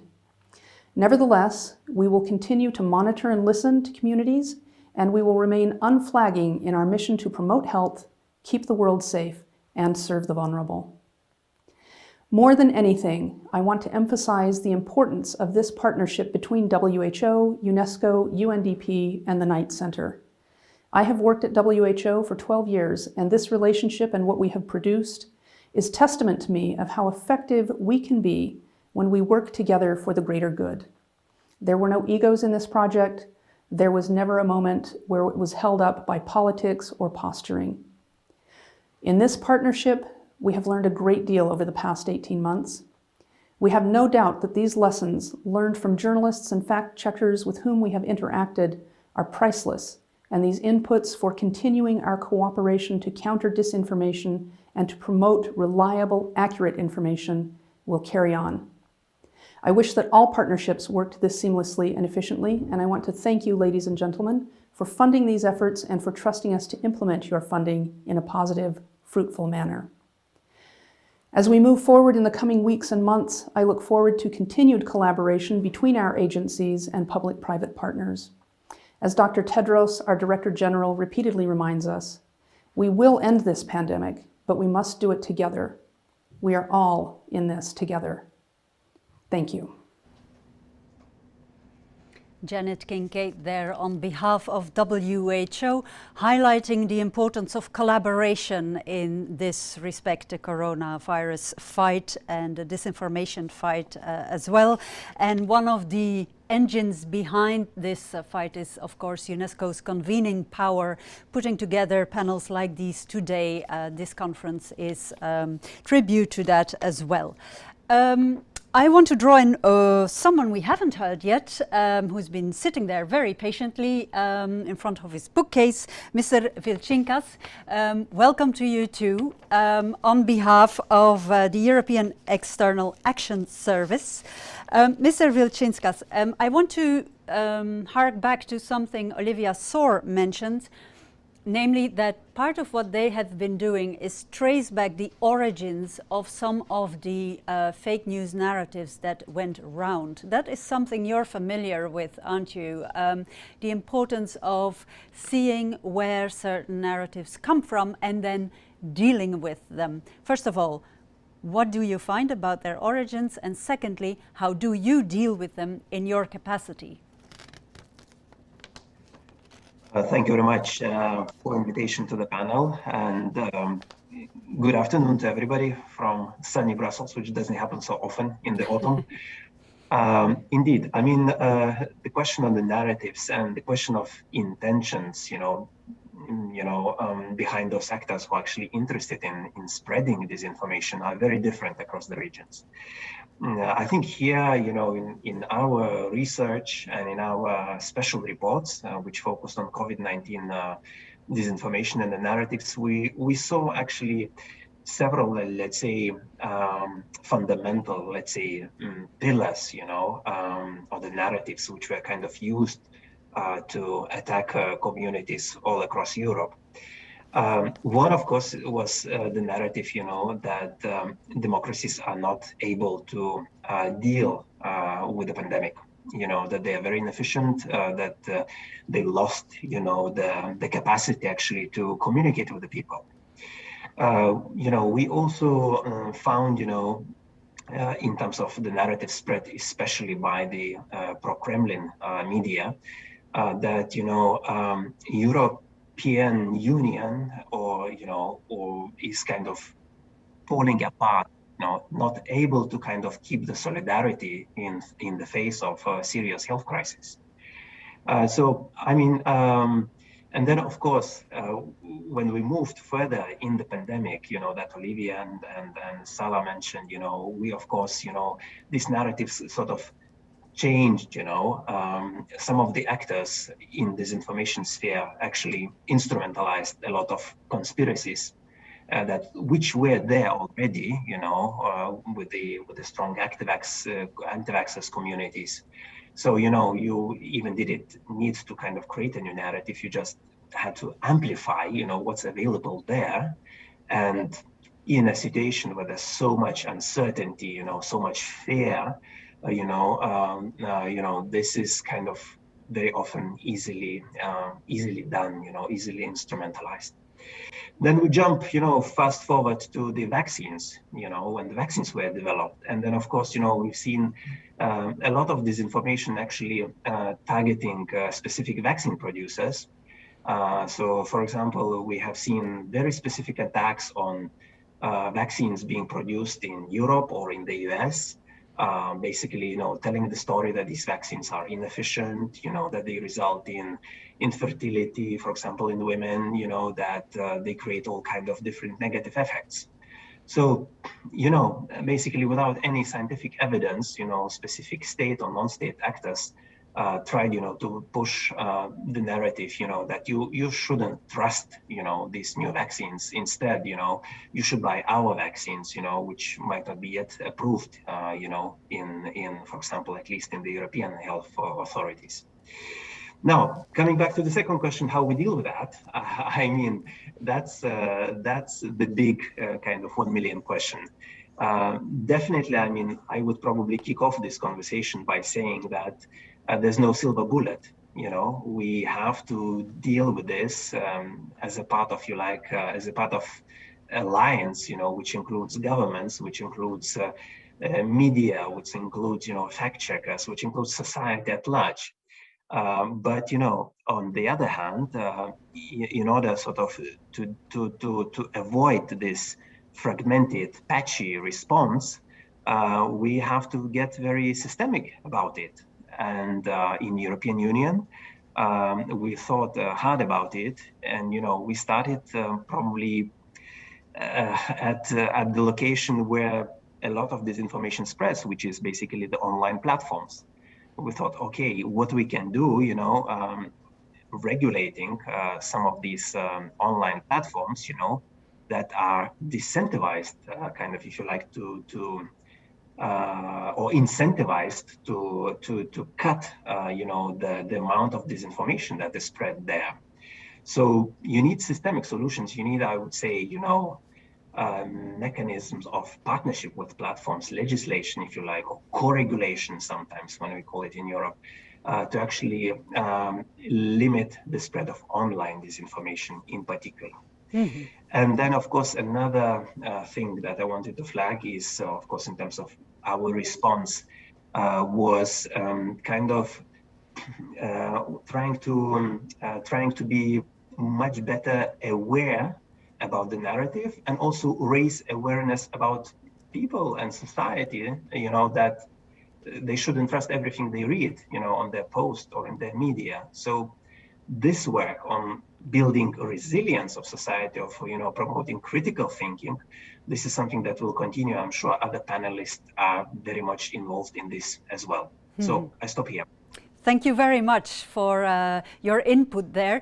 Olivia Soor, I'm coming to you, but Sana Hassan, get ready, because after that I have some questions for you. Olivia Soor, you mentioned that with Chequeado you debunk disinformation, you network to get people together to share information and so on.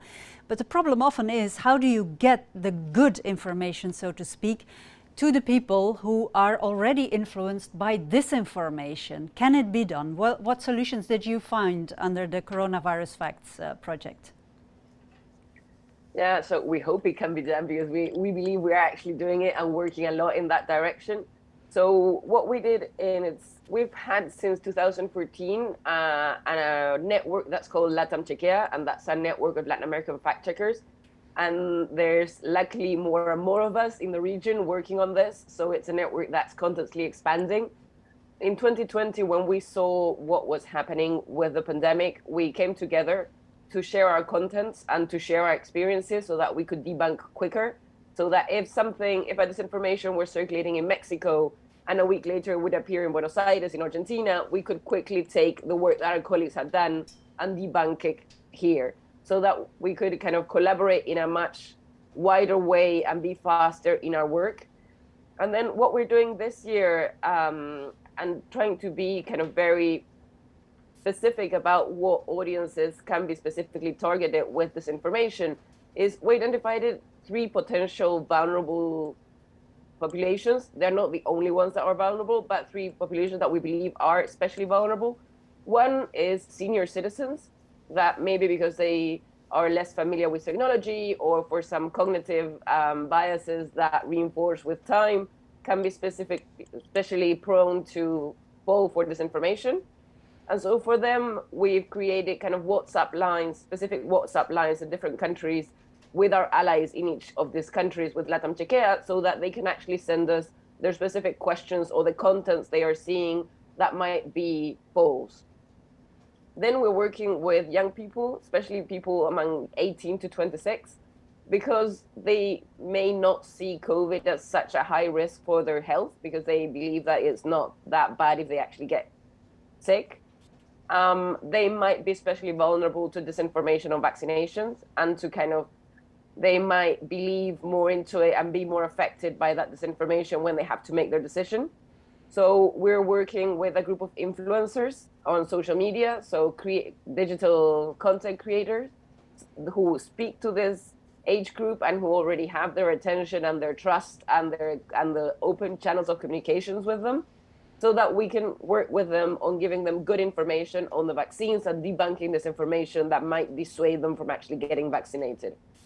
And the third we're working with is with indigenous populations who often do not have access to good information in their own language. So what we're doing is we're working with a group of organizations led by Convoca in Peru, who are producing audios and then partnering with local radios so that those audios are spread in those communities and they can reach them with good information. And all this, of course, is reflected in Portal Check, which is the work we're doing with UNESCO, and where we're showing and where we created this hub where there's different resources for different publics, so that anyone can kind of join in countering this information from whatever role there is. So on Portal Check, you can find information for teachers who want to treat the subject in their classrooms. There's information for journalists so that they can have some tips on debunking and what things to be careful about. There's also information for influencers and for the general public, so that there's a lot of information there for anyone who needs good information and needs resources in that direction that can be found there. And that's also part of kind of building this network that is trying to counter disinformation from different aspects and specifically for different audiences that can be especially vulnerable to it. Yeah, the UNESCO umbrella is a very big one, of course, and maybe this is a bit of a sharp question, but do you feel that what you are doing is systemic, or is it just in the margins, so to speak, because there is no big governmental plan behind it, for example? It's hard to answer, but I think a lot of what we're doing is systemic in the sense that we're preparing people to be better prepared in front of disinformation. And I think that's our main goal. I think besides each specific disinformation that we can debunk, which is very important to do, and we'll continue to do that, we think that the most important part is that people can actually identify themselves when something sounds suspicious or looks suspicious, and not trust it and check it by themselves or go somewhere else to look for good information on that.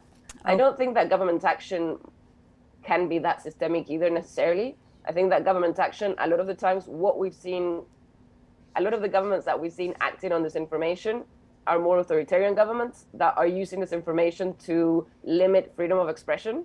So I don't think necessarily government action is the best in that sense. Governments can do a lot in preparing people, in getting education systems better at having more critical thinking and media literacy. There's a lot of action to be done by governments, but I do believe that the most systemic responses will come from a more prepared community than from a single action or a single actor taking actions. Thank you very much. That's very clear. Then over to you, Sana Hassan. I promised you you'd be next. Do you relate to what Olivia Soar is saying? I know from when we prepared this panel session that you've also invested a lot in media literacy, even among journalists themselves, right? Yes, we did that.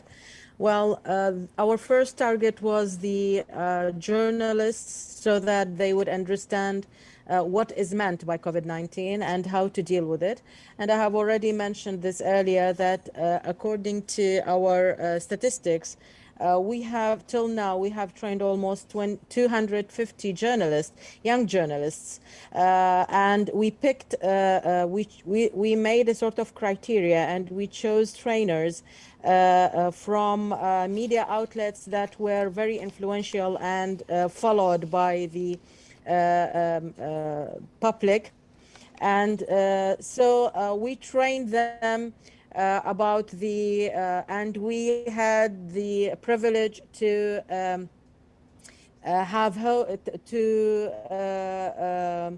have certain doctors and specialists to talk to them and enlighten them concerning the virus itself. And as trainers, we also, can you hear me? Yes, we can, sorry. Yes. Go on. Yes, we also train them on doing a sort of fact-checking for the news and the techniques to analyze the news that were published on media and posted, so that they would understand, they would clarify to the public what is misinformation and how to check those news and discover the misinformation and the fake news. Especially that people faced a sort of what we call hate speech, because it was a stigma for those who were infected by the virus.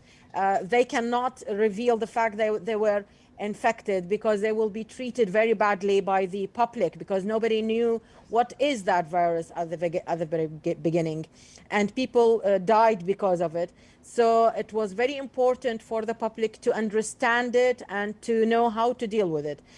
So now we have almost 20 young journalists working with my team on a certain platform, and they work on fact-checking, especially that today, we are celebrating today that the UNESCO Iraq office launched the www.ifact.iq, a platform of the fact-checking.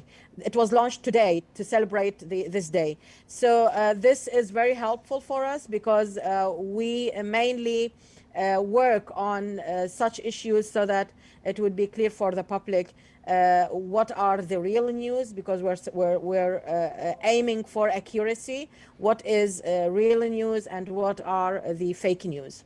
How would you describe the difference between what journalists do and what fact-checkers do, Sana Hassan? Well, we tried our best that the journalist would also train for fact-checking techniques, because a journalist had a third eye. He would understand immediately what is the impact on the public. It's not like the technician. The technician would discover the fake news from the real one and would give you the amount of accuracy of that. But we are, as journalists, we are understanding the impact of such a fake news on the public, and how it is increasing hate speech, and how it is influencing the political scene in Iraq, especially that the coronavirus and the pandemic is used in Iraq to influence the political opinion. And this is very important because many decisions were taken according to the impact of COVID-19 of higher education, on the level of the Ministry of Interior Affairs, on the level of the Ministry of Defense. So many problems were created because of the fake news released concerning the coronavirus. Okay, thank you very much. So we understand that the line isn't always very stable, but your message came across loud and clear. So thank you for that. Bear with us. I want to go to Mr. Salah in Cameroon. In how far this UNESCO, WHO, EU umbrella that created this coronavirus facts project is applicable in the whole world in the same way? In other words, how great is the need for local specific ways of dealing with these disinformation stories, etc.? Or have you found after 1.5 years that in essence it's all about the same kind of techniques and the same ways of dealing with these problems? Yes, thank you so much. Can you hear me? Yes, we can. Yes, great. So yes, actually, the project has shown that we need standard. We are meeting standard objectives and one vision, which is to sensitize the media professionals, be it professional journalists, be it the bloggers, social media activists and influencers, sensitize them about the need to inform their respective publics that there are fake news, that there is misinformation. Sensitize them about where to go fact-checking and debunk many of the rumors and fake news that are on the different media platforms. So that was a main objective, be it on the international level, on the regional level, on the local level, at the villages level, very grassroots level as well. So that was a main objective, and how to work with any influencer or any professional to really reach this goal. Mm-hmm. Working with those media professionals here, we tried, for example, I'll give the example of Cameroon. It was very important for us to capitalize on what existed, what I described earlier as a very vibrant media scene on the regarding fake news, etc. But working with those same networks to try to capitalize on that and tell them, well, we have this problem with COVID, we have this problem with other political conflicts, security crisis, etc. Let's work together. And it was an opportunity for us. We really succeeded in this in Cameroon when we worked with the Anglophone journalists and the Francophone journalists, which were already separated by this Anglophone separatism crisis in Cameroon. And that was one of the major achievements, how to bring them together to have one unified message, to sensitize the public, as I mentioned, to build some kind of confidence in the little efforts, no matter how little the efforts are by the government side, to provide facts, to provide information about the number of infections, the number of people vaccinated, the number of people saved by the vaccine, etc. So that was a major achievement and a major tool, not only in Cameroon, but in all the others. And I can give examples from Zimbabwe, from West Africa, Senegal, from Haiti, and the colleagues have provided, the co-panelists here have provided many examples of what is being done in their respective countries. But one of the main things that we have managed to really achieve here is to work with the community radios. It's a series, it's a network of community radios that are here. And we translated the same messages in 100 local languages. Out of the 250 local languages that exist in Cameroon, for example, we managed to have the messages translated and broadcasted on the several platforms in 100 local languages. And I think this made a difference to reach really the grassroots levels and the really vulnerable villages in the most remote areas of the country. So it's really a matter of not working only top down, but bottom up as well to make this project a success. Mr. Okwaro, I'm coming back to you because what hasn't been mentioned really so far is the role of the social media platforms, the technology firms themselves. Where do you see them in this context of fighting the disinfodemic? Do they have a role to play at all? Well, thank you very much. We engage a lot of young people in surveys, trying to get their understanding of how best to deal with disinformation online. And one of the questions we are asking, which one is the easier way to deal with it? Is it preventing information that's false from getting out there, or trying to do fact-checking and verification after information has gone out there? And we learned that a lot can be done preventing falsehoods, lies, or incorrect accounts of things before getting out there. And so our big lesson here was that there's a big role that there's platforms and social media applications that young people utilize and everyone else utilize to help prevent this. And one of the biggest things we saw is working with these companies to increase friction when people are, sharing or when people are consuming information. Because as it is right now, platforms utilize artificial intelligence, and which technically wants to increase virality. And virality for me is where the problem begins. So if these platforms can work with people like organizations that work with fact checkers and others, and also work on both their back end and front end for consumers, one, to give people a pause, especially the young people we're talking about. They complain to us that I'm finding a meme on my phone. How much time or how do I get to go and verify this, what the meme is about before I share it? It's almost unrealistic. But these platforms can do more, for example, in making sure that people are given a pause.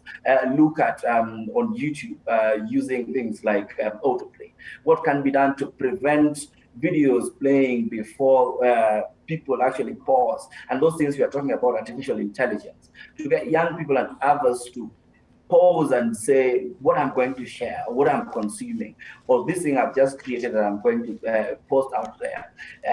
Is it correct? Is it in the right context? What harm or damage can it cause? Or is it good information that we can check out there?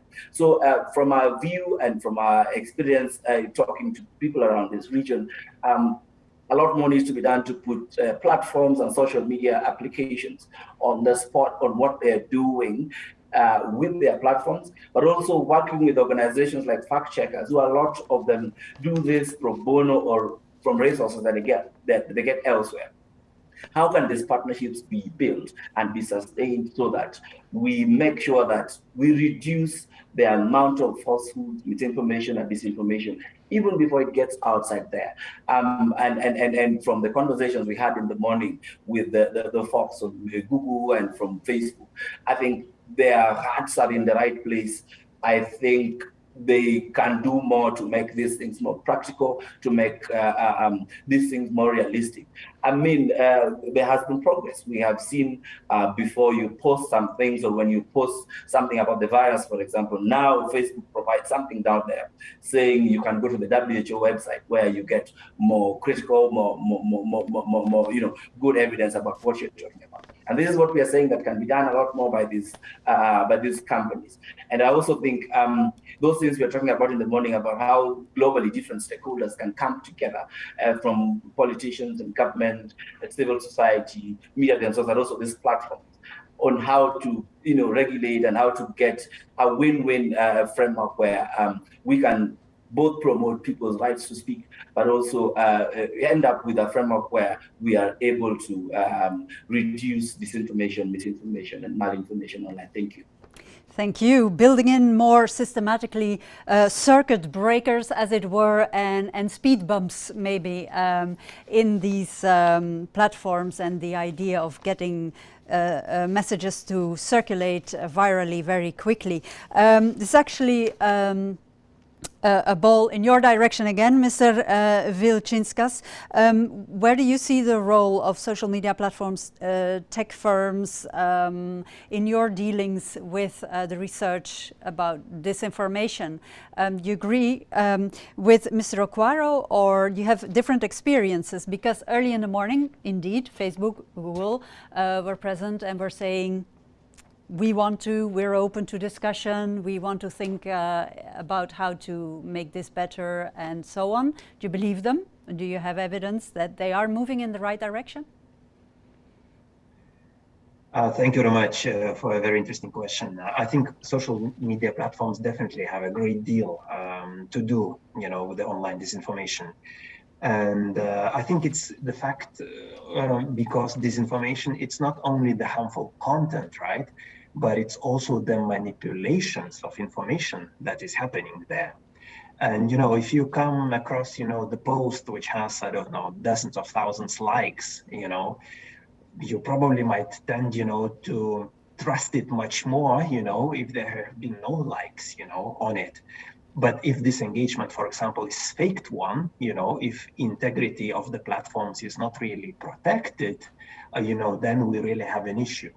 So I think, if we look at systemic solutions vis-a-vis the social media platforms, definitely we demand much more transparency from their side. We need to understand, what happens on their platforms, how they manage the risk of disinformation campaigns being waged on their platforms. Can they show us the evidence? Are they successful, with dealing with such threats? And then, of course, the other definitely very important thing to consider is that platforms actually are the ones who can empower the users really to tackle disinformation on an individual level. So if they give each of us, the right, to flag the harmful information, or to label, specific sources that are engaged in such campaigns, then of course, it would make our life and the life of other people, who get stumbled, on the conspiracies or disinformation much, much more easily. So the last sort of thing that I would flag on the social media platform side is, of course, the other phenomena, which is linked to monetization of disinformation. So there are definitely, people who have political interest to spread specific disinformation narratives, but there are people who want to gain economically from that, and this is super important, because they use advertising, to spread some of this disinformation on the platforms, that basically, to get richer, by doing harm in most of the occasions. So this also has to be really addressed, the transparency of issue-based advertising, political advertising. This is another thing, that we should look into when we talk or when we regulate the social media platforms. It's a whole ecosystem that has to be looked at from a number of angles, indeed. I want to go around the table again with a sort of, not last question, but last idea. With all the experiences that you've had with the coronavirus fact project, what is it that you think needs to be done in the near future? What is the next big hurdle? And do you feel confident that with the coronavirus fact project as it is on the rails right now, we might actually have learned enough to be future-proof, so to speak, to be ready to take on a next pandemic or a next disinfodemic, I should say? Olivia Soor, let me start with you. Sure. So I think one of the things that we saw very clearly during the pandemic, it's not that it's new, but I think it was clearer than ever how disinformation is global and how much disinformation travels from one country to the other. And the fact that we all had the same agenda at the same time kind of allowed us to see those trends in a much more clear way of how it went from one country, how something became viral here, and then it moved here, and then it changed a bit and moved here. But I think that what we saw during the pandemic with health disinformation, we actually do see with other disinformation, and that this knowledge will allow us to apply it for other cases. So for example, when we look at electoral disinformation, what we're seeing, at least in the region in Latin America, is that a lot of the time, specific disinformations will be local and will, of course, depend on the context in each country. But the kinds of disinformation are quite similar among countries. So taking small irregularities that happen in every election and saying that this is proof of a fraud is something that we're seeing in different countries in different ways with different elements, depending on the voting system, on their context, on their political situation, and all the rest. But I think we are now much better prepared to identify trends. And if we're able to identify trends and identify kind of more general narratives, we are also more able to prepare beforehand to better identify information voids that are out there. So subjects on which there's not enough good information, so that people might fall into disinformation just because there is no good information available. And we can be better prepared so that when those narratives appear, we can debunk them quickly and explain to people why this is false. So I think that a lot of the work that we've done during the pandemic will allow us to better identify trends and how disinformation works in different countries and be better prepared. And the other thing that I think is crucial is cooperation. And I know it sounds kind of very cliche, but we do really see that when we come together with other actors, there's a lot more that we can do. And if kind of fact checkers work on their side and other media organizations work on their side and electoral organizations work on their side and health organizations work on there's very little room for us to actually come together with it. And bad actors are incredibly quick and there's a lot of them. So I think we need to get as many of us on board on the other side to think about helpful collaboration, to find ways in which we can all kind of, with the tools that each kind of organization has and the expertise that each of one of us has, be able to collaborate in a much more effective and efficient way, sharing information and building common strategies. That sounds very clear to me. The groundwork is there to build a framework that then brings together lots of partners and stakeholders in this around an issue, and that can then exchange information and best practices and just move forward and deal with the problem at hand. Thank you very much, Olivia Soar. Sana Hassan, what do you identify as the next hurdle, or where does your ambition lie? What would be the next step if you could dream up what you want to do to tackle this disinfodemic and building on what you've already built up so far? Well, seeking accuracy is a very hard path to walk on. So it is, we hope that with the coming year, we are able to train as much as possible for journalists to do fact checking and to give truth, because democracy cannot be built without truth, and peace rely on the fact that you are telling the real story. You're not decorating anything, you are not adding, you are not depending on rumors, you are depending on reality. So, and you are building your information according to accurate and real and very solid ground. So as a country that is suffering a lot and a lot of problems, among which is that you cannot find one real story. You cannot find the truth because it is hidden among all these piles and piles of political lies. And even, believe it or not, even simple people would tell a lie made up to serve their own aims and goals, to sell certain medical herbs as being a cure for the for COVID-19. So we are suffering from this and many more. So I hope that by the coming year or next year, at least 2 years from now, we are going to be able as much as possible to give real stories, to reach accuracy in giving news, because believe it or not, fake news destroyed our country.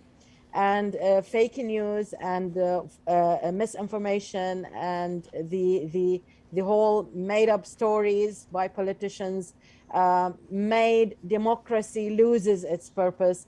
And we all now, if you are asking us, are you going to go to the elections, which is next month, I'm going to tell you no, because I don't know who are those people, because they are telling me a bunch of lies that I cannot rely on if I choose them. So the fact that we need such platforms, we need to check every single news that is posted on media, because we need to build our hopes on the fact that truth is going to rule, so that we will reach democracy and peace.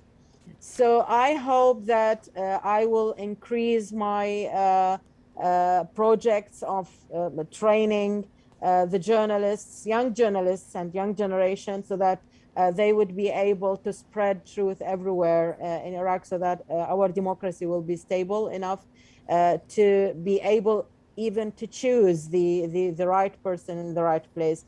And this is also depending on the word accuracy and accurate information. So I don't know if I'm going to reach that or not, but I hope through this work and hard work we are doing, we are finally going to reach at least a common solid ground. Yes. Thank you very, very much. I'm hearing someone who has got an open mic, who's getting ready for the next session. I don't know if you can hear the shouting in the background, but never mind, ignore it. Thank you very much, Sana Hassan. Now I have to make sure I find you again. Yes, there you are. Mr. Okwaro, Sana Hassan was speaking about the need for truth. I saw that on your website, your institution has a beautiful short line about the importance of truth. And basically, I would say what Sana Hassan is saying, we have to reconquer the power of truth, right? But everybody across the world, it seems to be divided in different echo chambers, locked into their own truth. So is it possible at all, do you believe, to break through those walls and dig people out of their trenches? Yeah, thank you. I think what we have learned over the past almost 2 years now is that it's possible. It's possible to build capacities of people to be more discerning consumers, creators, and conveyors of information. And the lessons we have picked up is we can train more people, especially to build their skills in media and information literacy. And this can help them navigate the very often murky, field of online communication. But also in building partnerships. I think most of us in this panel and also in the morning have been talking about the need for different players to learn to speak to each other and to contribute to one another. For us, we benefited a lot from instruments that have already been developed by UNESCO in terms of training materials and information, and that we used then for conducting the many trainings we have done across Eastern Africa. We have been able to link up with the media organizations and associations of journalists, editors, guilds, and for partnerships with organizations like UNESCO and the EU. So I agree with most of the people who have spoken already, that if we are going to deal with the disinformation that is going on, whether it is related to the pandemic, but also political disinformation that is, to me, a bigger problem, then those connections are important.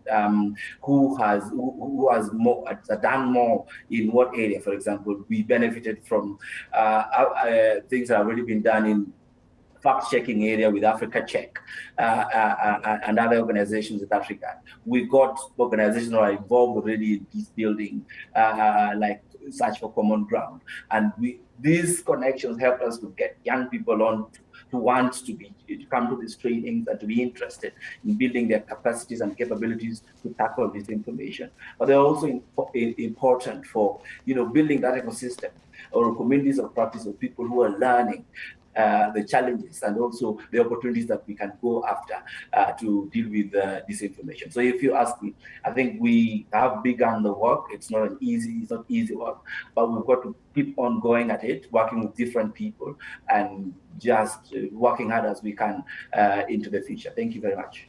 Thank you. Very briefly, Mr. Vilchinkas, have you learned anything today during the panel that you think like, I hadn't thought about it like that, or that's something I'm going to delve into?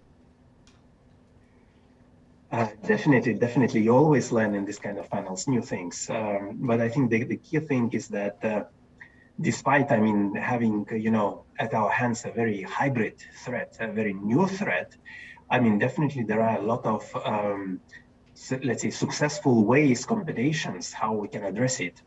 And the fact, that we have super active, dynamic media community, fact checkers, that also gives, us a lot of, let's say, positive thinking that actually, we can be stronger, in tackling disinformation. But one thing I would really sort of put maybe in this discussion is that, we can only be successful, in tackling disinformation attacks if we manage to raise the cost for those who actually are trying to attack us, because they are as strong as we are. So, if we are more resilient, if we are more smart, if we work together with the platforms to make them more transparent, less virulent for disinformation, this would bring us benefits. And everything that was mentioned, by Sana, Kenneth, Olivia, Salah, in terms of that we need to build networks, that we need to build alliances, that we need to inoculate people, to be prepared to see this disinformation. All of this, I think, really works and has great potential for the future as well. Mm-hmm. And make it systemic is what I remember you saying. Last but not least, final word for you, Khaled Salah. Yeah, everybody here is saying basically we've made a difference so far, small though it may be, maybe, but there's a lot of work ahead of us. We're ambitious, we want to go there, we want to fight the fight. Agree? Is that your conclusion as well? Absolutely, yes, and thank you for that. And I really would like to congratulate my co-panelists for concluding with very important keywords like collaboration, partnership, inoculation or immunizing the youth and the population against fake news, and making the price very costly on those who promote the fake news, etc. I'm fully in agreement with those statements. I think we have a golden opportunity here to capitalize on what has been achieved so far, to really create a more sustainable and durable ecosystem to fight the fake news. And I think we have realized a lot. Now the issue is how to make it sustainable, how to make it durable, how to really capitalize on this to develop even further. All the partnerships that we have done with the bloggers, with the journalists, with all the activists, the community radios, etc. So I think we need to promote all of this even further. The MOOCs that have been created, the work that we have done with the CSOs, the work that we have done with promoting all those messages and sensitization in traditional languages, in local traditional languages. I think this has to continue, no matter how limited the funding is. But I'm sure that partnering together and working together, we can find a solution. One important key aspect of all of this is working with the governments, to also for them to make sure that the governments and the local authorities, they are producing reliable, fact-checked data that people can have really confidence in accessing them. We have worked here with the government, with the Ministry of Health, to promote the Minister of Health himself tweets every day on the numbers, on the facts, etc. And this has made a difference. And I think we can continue on this same strategy. We are working here in Cameroon on promoting a national policy and national strategy on media and information literacy and sensitization about hate speech. And I think this also can also develop maybe further into a law against all those who produce fake news on the social media and the media platforms in general. We have a golden opportunity, as I mentioned, and it's an opportunity to go further together and make a difference. Indeed, and all of those elements require further discussion, of course, because they come each with their complications and difficult questions, but interesting questions and necessary questions. Dear panelists, thank you very much for your contributions. Kale Sala, Jurgis Vilčinskas, Cecilia Napido-Gonçalves, Janet Kincaid, in video, Olivia Soar, Sana Hassan, and Kenneth Okwaro. It was a pleasure having you on the panel. Thank you very much. And you, dear, thank you. And you, dear public, dear audience out there, maybe you feel like having a coffee or a lemonade, or I don't know what you like, a tea perhaps, or just walk around the table and stretch your legs. Well, here's your chance. We're taking a break, 15 minutes more or less. We'll be back at 3:15 for our final session. Don't miss it. Be back. See you soon. 3:15. Bye.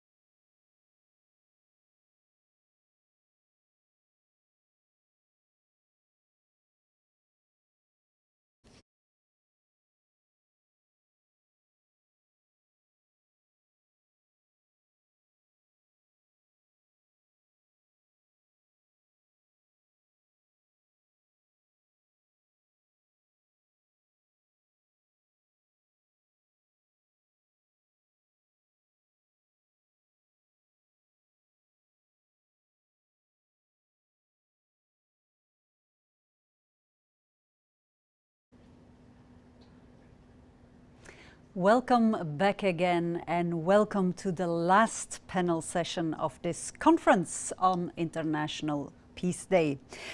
To conclude today's conference, we will be looking at an issue that has been touched upon in all of the previous sessions, really. It is about the fact that curbing online hate speech and harmful content in the digital sphere isn't really a black and white science. It's not clear-cut. It is often a very thin line, you will agree, between contradictory principles. On the one hand, freedom of speech versus inciting hate and violence. On the one hand, the spread of information, but polluted by waves of disinformation. So it might seem easy enough to try and rein in abuses on the basis of human rights principles, for example, but reality checks, and we've discussed some in the previous sessions, and putting that into practice shows that a universal one-size-fits-all approach globally doesn't work so very well, or not always. It's quite clear that social, cultural, and linguistic nuances need to be taken into account when moderating and curating online content. Now, the question is, how?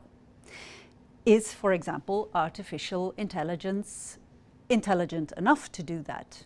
Are we, humans? And are companies and policymakers prepared to invest what it takes to achieve that? And in doing so, does it help promoting peace? Lots of questions, and we have a fantastic panel to put their ideas about all these questions to you, for you.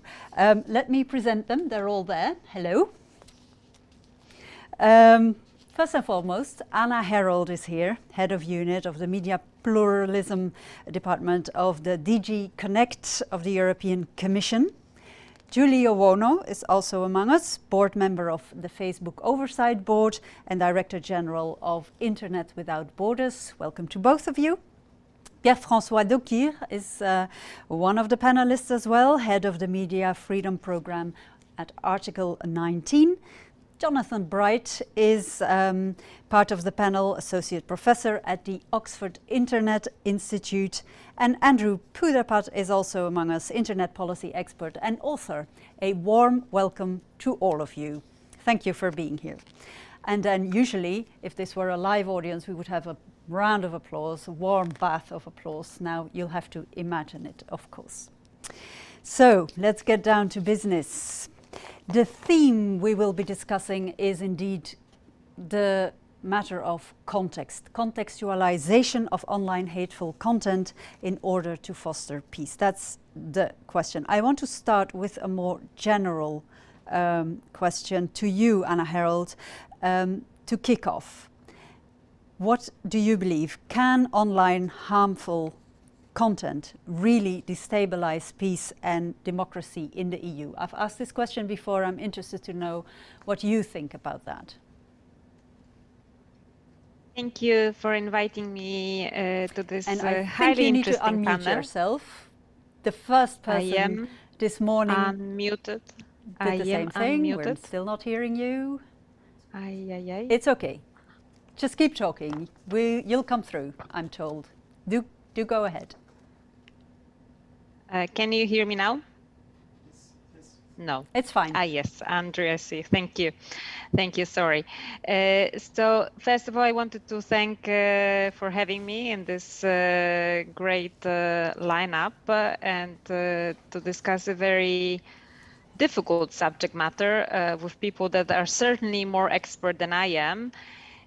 What I can bring is, of course, a regulatory perspective, because this is what we do at the European Commission. We look at all these issues from a regulatory perspective. And what I can certainly say is that whenever we start discussing issues around content online and how it may affect democracy and peace, I think we should be very clear about the notions and distinguish between the different notions. So I think we should certainly, our moderator has said it all, but we should be reminded how important it is to be clear that one thing is illegal content, and here we are talking about incitement to hatred, incitement to violence, potentially glorification of terrorism, provocation to commit terrorist offenses, or child pornography. So that's, of course, a very different category. Then we, of course, can speak about harmful content, and especially in EU legislation, we use that term a lot when speaking about content that from a regulatory perspective might be considered as something to restrict access to for special vulnerable groups of society, such as children. And then, of course, there is the whole debate that I understand was very topical in today's conference, disinformation, which is yet a very different animal. So I think that this clarity in terms of the different categories of content we are talking about is very important. And then to answer your question, I think it is very clear that many categories, or most categories of illegal content that I mentioned, terrorist content, incitement to violence, incitement to hatred, obviously have a direct impact on how our democracies work. And we have now the new systematic disinformation phenomenon that, of course, is much more difficult to regulate. Nevertheless, of course, especially when it is purported by state or political forces, can have a devastating impact on democracies. And we have seen that also here on the European soil in the context of several elections that we have had. And the pandemic that we have been living through has also shown that it might not only be directly, impacting the political processes, but might also have a very big impact on several policies that might be extremely important, such as health policies that of course were deeply impacted by this phenomenon. So for a short answer, yes. But we should be sometimes, a little careful not to throw the free speech baby with the disinformation bathwater when we are talking about how all these different types of content can impact democracies. Thank you very much for that. That was very clear. I want to pick up on the point of what you said, where you said online hate does have a direct impact, and you illustrated it. Professor Bright, I want to come to you. What does exist in academia? What kind of academic evidence is there of a direct link between online violent content and what happens in the offline world? Where does it start? In the offline world and then is reflected in the online world, or vice versa? Thanks a lot. Thanks for the invitation to be here. This is a great question. It's a critically important one. It is really hard to answer. Establishing causality for violence is notoriously complex. People who go out and commit violence, especially random acts of violence or politically motivated violence against people they don't know, are pretty rare. And studying things that are pretty rare is always complicated. We do have some evidence, laboratory evidence, showing exposure to different types of hateful messages, increasing people's threat perceptions or activating things that might be associated with legitimizing violence. There have also been one or two studies from Warwick Business School, perhaps most notably, associating increasing social media use in a given area with increasing patterns of immigrant-related violence in that area, violence against immigrants, I should say. So there is some evidence. There's also, and I think this should be said, an enormous amount of evidence which, while circumstantial, is nevertheless building up to be pretty important. It's difficult to think of a lone actor terrorist attack in recent years that didn't have some kind of online component, that this person wasn't active online in some way.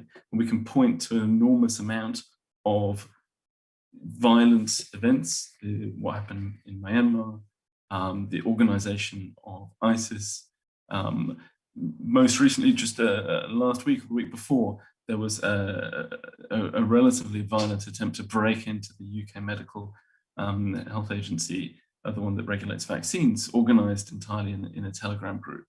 So we can see all of these things happening online and having strong online connections. Now, of course, are people radical and then they seek out content online which confirms these beliefs? Or are they somewhat radical and then they find content online and this pushes them even further? It's very hard to say that precisely. And if we're really honest, probably both of these types of people exist. But I think that the evidence that we should do something about online violent content, or that the balance of evidence that we should do something about online violent content, for me is overwhelming. And indeed, we have been discussing what can be done, and one of the instruments that we've been discussing is legislation, legal framework, but also non-legal frameworks and rules. Ms. Harold, I come back to you in that regard. We've been discussing earlier in the day the EU Code of Conduct and Code of Practices on discrimination, for example. Is it fair to say that there's a shift from self-regulatory approach to more strict regulation with DSA and DSM in the making, without going very much into the detail of what that will end up as? DSA, DSM, it's still in the making, as I said. But is the general feeling that there needs to be more control, legislative control, and put forward by whom, and how far does that go, or can that potentially go? Well, I can certainly say that there is a perceived need, especially from the European regulatory perspective, that the self-regulatory tools that we have developed are extremely useful, and they should continue to be developed and reinforced, and also enlarged in terms of possible signatories. For example, now we are trying to enlarge the circle of signatories of the Code of Conduct on disinformation, and the same happened for the hate speech Code of Conduct, where over the years we have seen a broad participation from different actors in it. But that these initiatives are considered to be, in a way, a preparation for a more stable core regulatory framework that, again, might not necessarily capture all the players on the market, but might be, like, for example, under the proposed DSA, concern certain players that have a particular impact on the market and on dissemination of illegal and harmful content. So yes, there is a shift from self-regulation to core regulation, and this is something that we have actively promoted, also including via our audiovisual media framework, that, as you know, has also evolved from a framework that concerned television in the 80s to a framework that involved then the video on-demand players that were also new at the time, and also we were talking a lot about self-regulation in the video on-demand sector, for example, as regards advertising. And now also video sharing platforms that are also, we should not forget it, now regulated under EU law as regards, the basic standards, regulatory standards for online content. So the short answer again here, yes, there is an evolution, and I think that we should all look at this evolution very positively, because it shows that it's an evolution that is in a way a very natural one, and I think also welcome by the regulatees, because it also shifts a bit the burden from private enforcement to public enforcement, which is very much something that I think we cherish here in Europe, and also something where the freedom of speech finds it plays, because this is at the core of the European approach of regulating content. Mm-hmm. And indeed, Ms. Harold, that is what I think it was the representative of Facebook has said, that indeed they welcomed to shift the burden on deciding what's acceptable and what not, or share that burden at least with public authorities, is welcome indeed. But you mentioned freedom of speech, and you said earlier, let's not throw away the baby freedom of speech away with the bathwater or the bathtub when we criticize online hate speech. That's really up Mr. Dokir's lane, because you are very, very keen on guarding this the line where legislation curbs freedom of speech, isn't it? So wherein lies the rub, to cite Shakespeare? What is the difficulty with safeguarding freedom of speech when curbing online hate speech? Thank you for the question, and first of all, thank you to the organizers for the invitation. It's a pleasure to be here on this panel. I think one way to look at the question is to acknowledge the framework for the regulation of online content, and especially on social media, is changing, and there are changes, among other things, in the legislation, with an intention to have stricter and more effective rules than the pre-existing state of self-regulation in the sense of the industry regulating itself. It would be a very complex and technical discussion to engage into, for instance, looking at the DSA, and it's not even finished. So it's a really complicated discussion, but maybe I can offer a few general observations on the evolution of legislation. There are a few things that in laws can undermine freedom of expression, and first of all is the use of concepts that are too vague or which lend themselves to too broad an interpretation. And in that sense, there's a worrying trend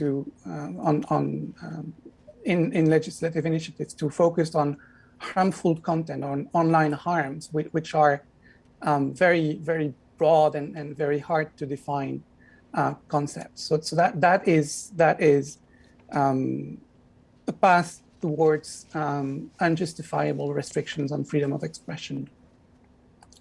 Another problem, for instance, is situations in which the legislators impose very short deadlines to social media platforms for the removal of unlawful or otherwise problematic content. That is also a very clear incitement to removal of content that should not be removed, that should not be censored. And generally, there's also a problem that any flaw in a legislation that could still work in a democratic country, because there are safeguards, there are tribunals, etc. But an imperfect legislative model will, and there's been studies that have shown that an imperfect legislative model will be replicated and serve as a source of inspiration for very restrictive laws in less democratic or authoritarian regimes, and that's bound to be a disaster for freedom of expression and other fundamental rights. And maybe a final observation on the new legislations that are emerging is I think it may make sense to have new legal obligations, for instance, on transparency, or the fact that platforms would have to adopt appropriate measures to deal with categories, neatly defined categories of content. But there's a sort of a missing piece, or at least there's space for an independent multi-stakeholder forum that could sort of help bringing society back into the debate, and that's the sense of the proposal of Article 19 to develop what we've called a social media council, which essentially would be a multi-stakeholder organism that would operate on the basis of international standards on freedom of expression and other fundamental rights. And that could, I think, play a key role in the implementation of the new rules and the new legislations that are emerging, in the sense of bringing stakeholders together in what could become a co-learning space for the discussion of the implementation of the new laws, as well as generally for the application of international standards to content moderation cases. And I think there's what's at stake there is really bringing the diversity of voices in society into the conversation on content moderation. And I think that's that's probably very close to the topic of this panel, but that's also, I think, maybe a missing piece in the emerging framework that we can see at the moment. And I'll stop here for now. Thank you. Okay, thank you very much. One more follow-up question, just to clarify. The Social Media Council you're talking about, is this one big organization, or do you see this locally embedded, and would this be a network of social media councils? Just very briefly to be sure. So it's a model that we think should be implemented at the national level.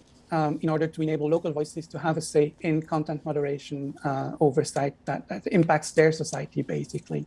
Of course, there are countries where there may be safety concerns. So of course, that is not possible to create a social media council in such context. And of course, there's also the issue of possible capture of such mechanism by private or public forces. So the idea of the project of creating that sort of multi-stakeholder institution must be approached with caution and with a clear understanding of the local context, of course. But the idea is that we think it can serve at the local level, at the national level, as an instrument to enable local voices to take part in the conversation about content moderation of content that impacts their society. Thank you very much for that clarification. I want to go to Ms. Owono. Welcome to you too. You're a member of the Facebook Oversight Board. Before we go into that, what do you think of this suggestion of Mr. Dokir for social media councils? Are you open to it? Do you think it might be useful? No, I think it's absolutely, I agree with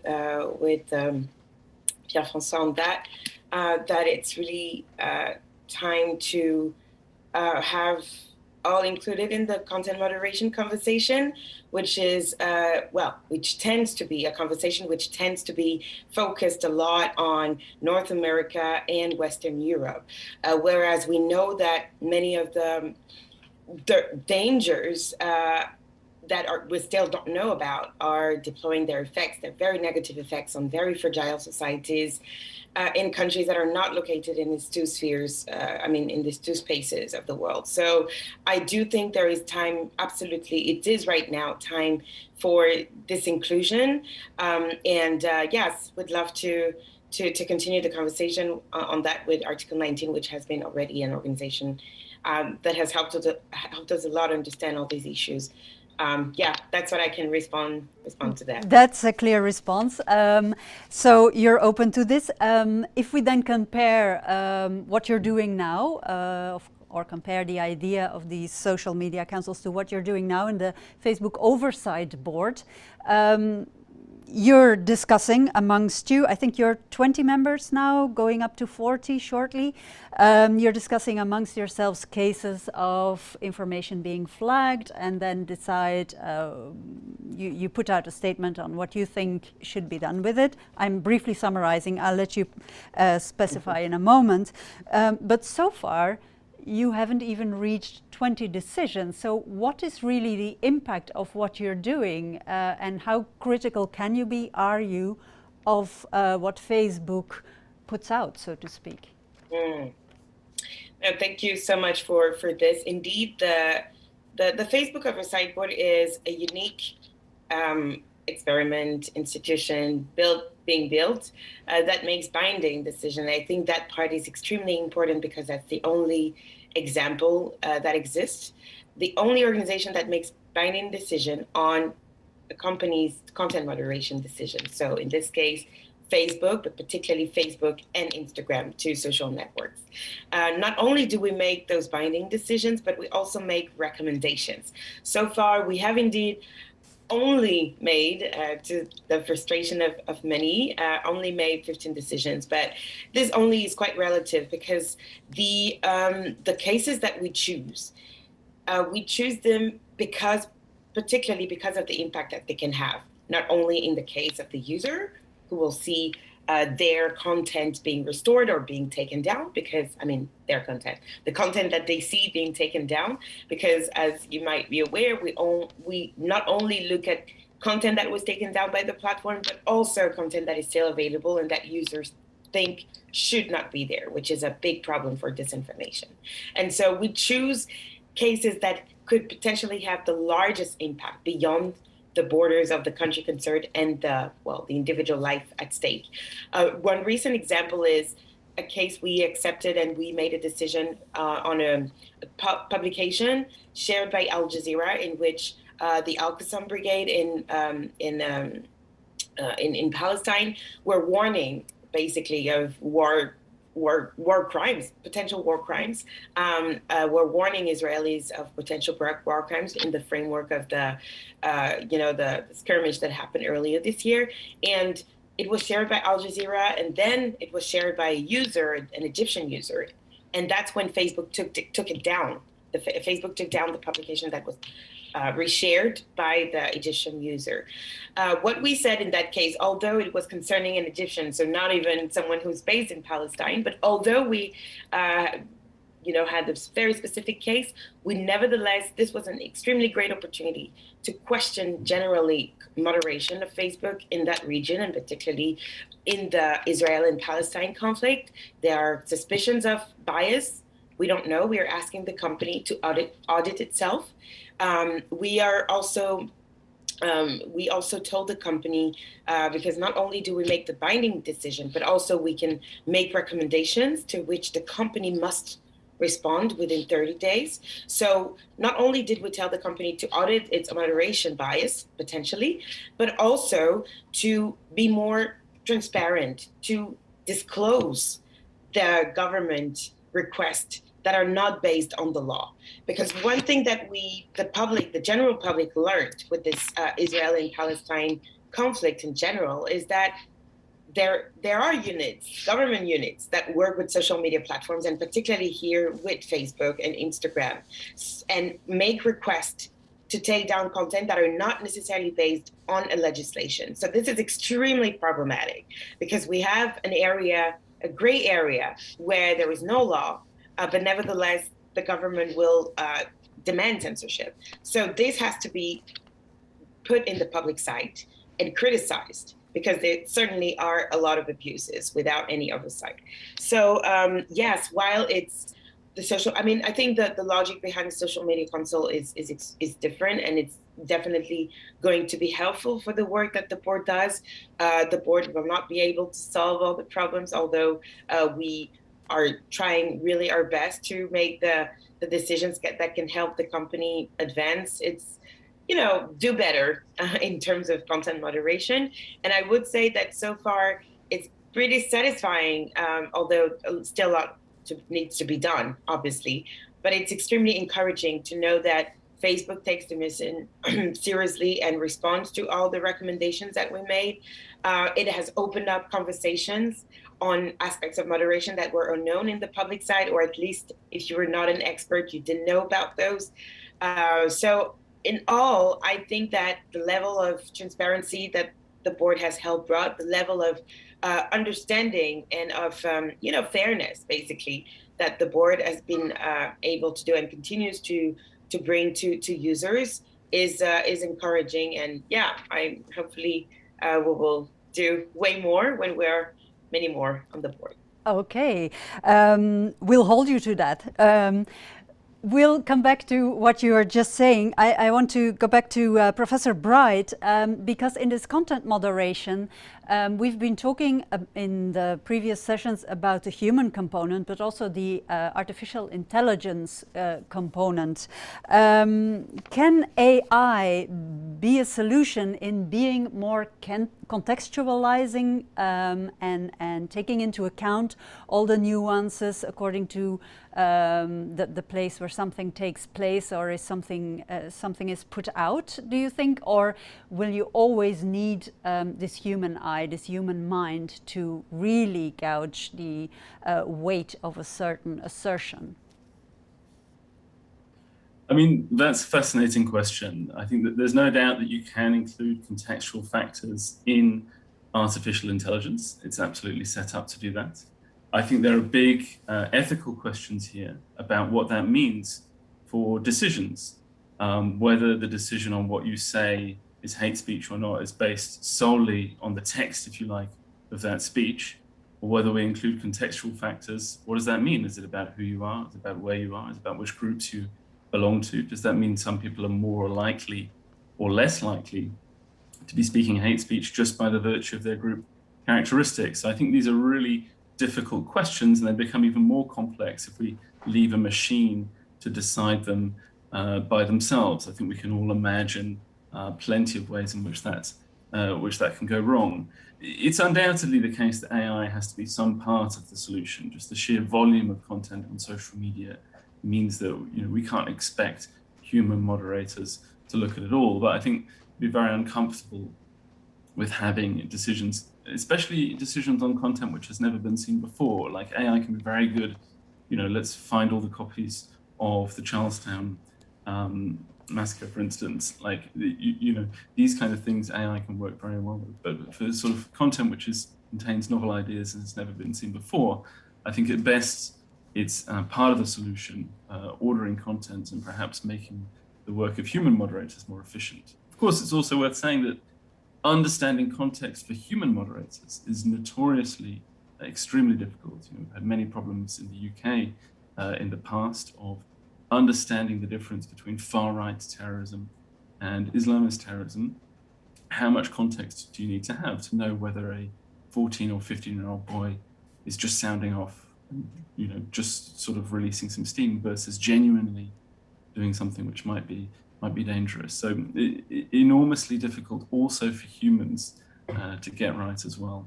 But do you feel it can be done? Because Facebook and Google were saying earlier, we're going to invest more, we take this seriously, we're going to put our money where our mouth is. Can it be done? Or are you saying, like they always also implied, look, we will not ever be able to really hold back all the harmful content on our platforms? It's simply impossible. Do you agree? I don't see a solution in the near term where all harmful content is deleted through any system. And I think, it's worth considering it as well. Simply deleting harmful content at the end of the day, you haven't removed the reason for which that was created. And have you really addressed the core problem there or not? I think that, but it's also another point here is worth, and I think it's quite interesting also in light of the recent sort of leaks about there being a kind of two-tiered system for content moderation within some of the big platforms.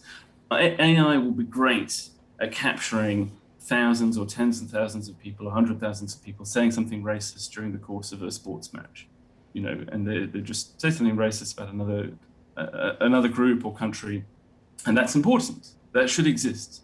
But when we start talking about hate speech as a policy problem, usually the people we're talking about are much smaller groups of more careful, considered, politically active people who will produce statements which are much more within the borderline. And, if you like, they also will play against AI. And it's very interesting to look at, for example, how the NetzDG law has been weaponized. People post things which are sort of borderline, they'll get deleted, and they'll screenshot that deletion and say, look, you can't even say this anymore. So I don't think there is any automatic solution to this. And I think that the groups who are really organized and doing hate speech in a systematic way know about this and will work against the AI as it's produced. Mr. Dokir, I want to bring you in again. Mr. Putepatra, I haven't forgotten about you. I'm coming to you in a moment. But Mr. Dokir, I wondered if you wanted to add something to that. You've already highlighted some of the problems with targeting online hate speech. But AI is not going to provide the ultimate solution. Contextualization can only take you so far, apparently. Do you agree? I'm not an expert on the technical sides of AI, but I think that from a human rights perspective, making sure that human rights are built in the design of AI systems should be something that we need to work on more. I think there's also a question of designing the right degree of transparency around those software and making sure, again, that there's societal participation in the decisions that are made about how these systems should operate. I think that's the sort of lines of thought that we have in relation to artificial intelligence. Yeah, because Mrs. Owono, earlier we had the example of someone speaking from on behalf of Press Council in Bosnia-Herzegovina saying, well, certain journalistic pieces were taken down who mentioned one of the war criminals from the past, and without any nuance in whether this was in the context of an explanatory journalistic sound piece or whether this was to incite hate and violence. Is that something you on the oversight board also look out for and take into account? Have you put out recommendations on contextualization to Facebook, and how did they respond? Yes, contextualization is absolutely part of, very central actually, to the conversations that we have at the oversight board. Maybe to respond to that question, I think it's better when we have examples. So I'll just share with you some of the cases in which we have called out the company for not taking into account that contextualization. So we received a case that involved a bot. We call it internally the Myanmar bot criticisms of China. It's one of our most recent decisions, and it's about a user who posted, who criticized the military, the Myanmar military after the coup. And he used several terms that Facebook has listed as profanity against another community, and particularly Chinese nationals. And as you may be aware, Facebook has a list of slurs, and they're automatically, usually when that slur will appear on the platform, it will be removed under the hate speech community standards. So after we've consulted with civil society organizations, with local experts, including linguistic experts, commissioning a contextual translation, well, we overturned Facebook's initial decision because we found that while the profanity was used in the post, it targeted Chinese not as individuals or people, but rather the government, the state, because there is a discussion right now on the implication of the Chinese government, or at least China, and the instability right now in Myanmar. So we identify that Facebook's removal was mainly a result of insufficient translation, lack of context, like we could summarize. And we also made a policy recommendation to make sure that the internal implementation standards, which are used by internally by the company, including by the moderators, to make sure that they're available in the language spoken by the moderators. Because when we talk about context, language is one part of that, and the most important one, especially for a platform, an American platform that is global, and where the main language used is English. Not the main, but it's the default language of the platform and the company. So it's important to make sure that you're speaking to all your audience, to all your staff, around the world. And it's surprising that it's something that we still have to talk about. Another case that I would like to mention with regards to context is the hydroxychloroquine case that we received. It was one of our early cases last year.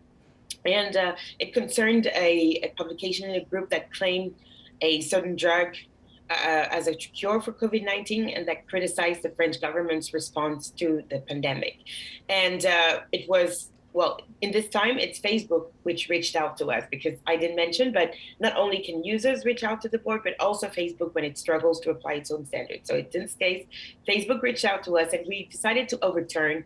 They didn't know whether or not they should delete the content, and we decided to overturn Facebook's decision, and we asked the company to restore the content, noting that the post did not create, there was no imminent threat, because we had a conversation earlier about that. What is the relationship between online and offline? And I think we here gave some clues on that and decided there was no threat. In addition, we criticized Facebook for scattering around its policies on COVID-19 response. And we asked the company to make sure that these policies are comprehensively put in the same place in the community standard. So, but back to the context, yes, we saw that there was no imminent threat. We had the opportunity to receive a briefing about, the government's response, the French government response, but generally about how medication is put on the market in France and made accessible to users, to patients. And we saw in this case that the cure in question, I don't want to mention the name, the cure in question was not freely accessible. You needed a doctor paper, I don't know, ordonnance in French, I don't know what the word in English. Anyway, just to say that, yes, we do remind always that to the company that context is extremely important. We know that the problematic of scale is another problem, but I really do think that if we started with the language, if we worked more, that's more a position as a civil society leader here. If we included more of the feedback and collaborated more with local civil society organizations who are either trusted partners of Facebook or other companies that have the same types of problems, but taking those programs further, beyond just making sure that we highlight cases, we flag cases and make sure they're, being dealt with the company. I think there is definitely a possibility to actually tap into the knowledge and integrate that knowledge in the content policy processes, in the process of creating the rules that are applied on social media platforms, and also applied to automated systems. But yeah, that's a more broad conversation, but just to say that the board is extremely sensitive to the issues around context. That's very clear. I want to move to the issue of transparency, but one brief reaction from you, Julia Wano, in that regard, because it was mentioned before by Professor Bright that there is a two-tier, apparently, reaction of Facebook towards certain comments on their platforms. Very successful users of the platform with many followers can get away with more, apparently, than normal or more common users. And in this light, the oversight board was told, no, there's no problem. So basically you were lied to in a way, if I may put it that bluntly. How does that make you feel? Do you feel that transparency is really an issue for Facebook, or are they just trying to get away with as much as they can until they no longer can? Well, we see they can't. Well, the recent revelations prove they can't. And I would say, like the board has said publicly, transparency, meaningful transparency, because we also have to qualify that transparency. The meaningful transparency that helps not only governments understand, but general users, like normal users who are not experts. Meaningful transparency that allows this understanding is always going to be better for the company and will help the company not, what's the word? Basically treat lightly its responsibility with regards to applying evenly the community standards around the world and also to all the users, as the board has said. So I think the answer here will simply be meaningful transparency, and the board is committed to continue to push for that. We have seen that our recommendations are responded to by the company and are taken into account. For instance, we are extremely encouraged by the fact that the company has recently launched a transparency center in which they gather all the disclosures, the public disclosures that they make, their transparency reports, but also the recommendations that the board has made and the responses that they brought to those, but also the modifications of the community standards. I mean, really transparency center. Okay. So all in all, we will need to go to more meaningful transparency, and nobody can get away from that. But you're giving them the benefit of the doubt so far, or until now. No, that's it's not what I'm. I said. I just said we're pushing for transparency. That's exactly what I said, and we'll continue to do that. In your own words, as it should be. Thank you very much. Thank you. Mr. Putherpat, that brings me to you. You've had to be patient, but we do want to hear what you have to say. You were involved in the UNESCO report on transparency online. You drafted it. Were any of these issues addressed in that report? And is transparency online, is it possible at all, in fact, or is this an ideal idea and aim? Yeah, well, thanks for the invitation. I mean, yeah, obviously all of the issues we've discussed so far were addressed in the report, because the report's looking at UNESCO's brief or mandate is to look at free expression and privacy, and those are core issues that underpin everything that's been discussed so far today. And I think you heard already from a range of speakers the complexities of dealing with content issues online, given a number of factors. Firstly, the ubiquity of a small number of platforms and the fact that you have billions of users on a very concentrated set of platforms. You have vast amounts of content. YouTube has an hour of content uploaded every single second. So the idea that we can apply traditional offline means of monitoring and recording and dealing with speech in an online environment, it's just a fantasy. It's just not possible given the sheer volume. So we are going to rely a lot on machine learning and techniques like that to manage the kind of content. And a number of the issues that people have become concerned about online, like disinformation or misinformation, are frankly as old as human societies. I mean, politicians or public figures have lied throughout history. They lie, offline media lies. I mean, journalists every day or commentators misinform, lie, create disinformation. So there's nothing new about the online platforms and disinformation. And I'm not aware of any human rights principle that says that disinformation should be prohibited. I mean, we've never sought on human rights grounds to ban a politician for telling an untruth or distorting the truth. We've accepted that as part of the kind of process of politics and expecting competitive speech to deal with false and misleading speech. So there's a number of these things that are kind of swirling around. And I think the approach that UNESCO has taken, and which I was involved in, is let's start by trying to encourage the companies or promote the companies into being more open about how they're managing content issues across a whole range of these concerns. So not necessarily making judgments about what they should be doing, but let's at least understand what they are doing and how they're doing it and what techniques they're deploying. So the initial stage was to develop a set of high-level principles, which were drawn up in consultation with the companies, the major social media companies, and with civil society groups and with regulators, because one of the things we recognize is that transparency isn't a one-size-fits-all requirement. As a user, I probably want to know what's happening to the content I'm interested in and what's happening to my data. A regulator has a much broader range of interests in terms of how a company's dealing with those issues. The Facebook Oversight Board would have a different set of requirements about what it would need to know in order to make a proper judgment. Article 19 would have, again, a different set of interests in understanding how a company's applying, if it is applying human rights principles to the way it manages speech. So the initial principles can be fairly high level, but I think the stage we've reached now is sitting down and saying, okay, it's very good to say, be transparent about AI, or whether AI you're using conforms with human rights norms. What does that mean in practice? What does that mean in actual engineering terms? What is it you actually want to know, and how can you know it? Does it depend on the data set? Does it depend on the code? Does it depend on the biases within the engineering department itself, et cetera, et cetera?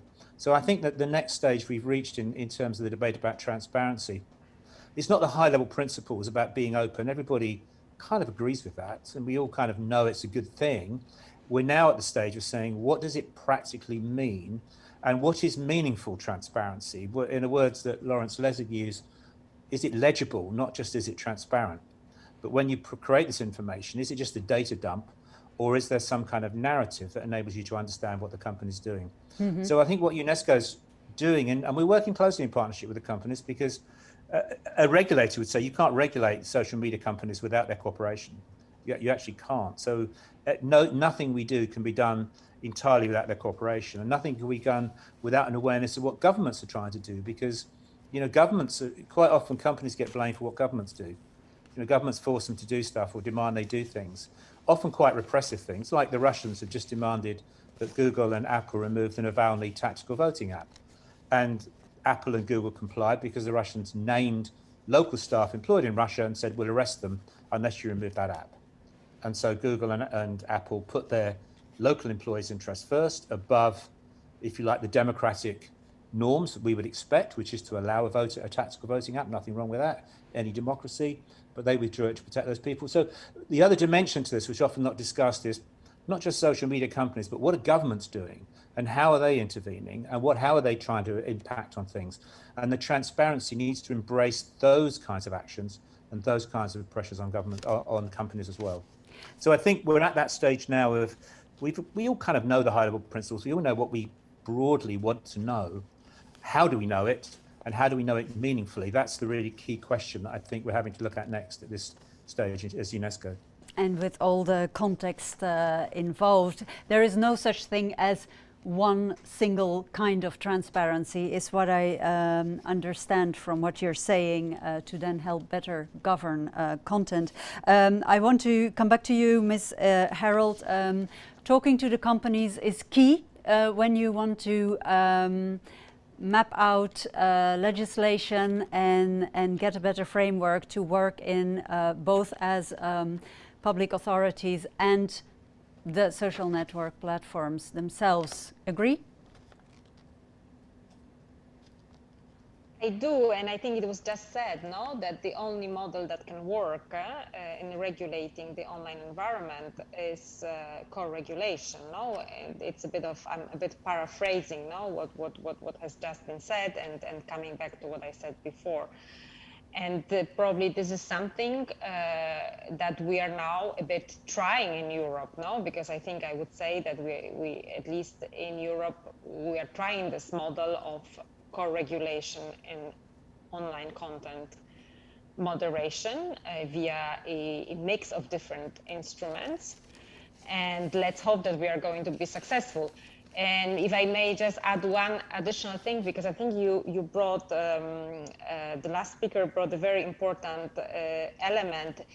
It is one side of the coin, and even in Europe, you are not free from what you also raised, which is also how the states and political forces are using speech online for their own purposes, and also how they are influencing media. And that's why we would like to complete what we are doing in terms of online content regulation with a specific framework that has just been announced by the Commission President to safeguard media independence and editorial independence of the media in Europe, the Media Freedom Act. So I think it just shows that even in Europe, you know, where I think we can try to put in place a well-functioning co-regulatory framework for content issues, we also need something to rebalance also the landscape on the other side, because of what has been happening in terms of media influence and media manipulation in at least some of the European countries. Thank you for completing that picture. That's of the essence, of course. And then lastly, I want to come back to Professor Bright, because in partnership with UNESCO, Oxford Internet is working on a digital tool to monitor trends in online hate speech. Can you say something about how that works, and if that is maybe a step in the process that Mr. Puderpat described towards more transparency, the transparency in full in all its facets? Sure, yeah, I'll be brief. I mean, this is a brainchild really of UNESCO, and I'm very pleased to be working with them on it. And what they've asked for is a tool that's simple, lightweight, quite cheap and easy to put together, that allows civil society actors or NGOs or even UNESCO country officers themselves in a given country or region to understand something about what's happening in trends in hate speech in their area. It won't do everything, because you can't do everything. Well, you can't do everything. You never can, but it aims to shed a little bit of light and works closely with country partners to try and, for example, forewarn them if there's a new trend in speech that they haven't perhaps previously considered, or if they're in a country which is crisis hit or troubled by conflict, they can understand when different types of phrases are escalating. One thing that I think everyone who works in content moderation has sort of feeling that they've always had is that problems need to get big before they're noticed. And that before they get big, sometimes something is huge. You know, QAnon is probably a great example of this. It's huge, and before any action is taken. And one of the things we'd like to do is help people in these countries understand when things seem to be getting bigger, or perhaps words or phrases or different types of ways of expressing things which they're particularly concerned about seem to be on the rise, understand more about why that is. So that's the challenge, is to develop a tool that can do that in a relatively lightweight way and could be applied to any particular country or region. Without then necessarily curbing freedom of speech. Mr. Dokir, do you want to add something to that as a final point?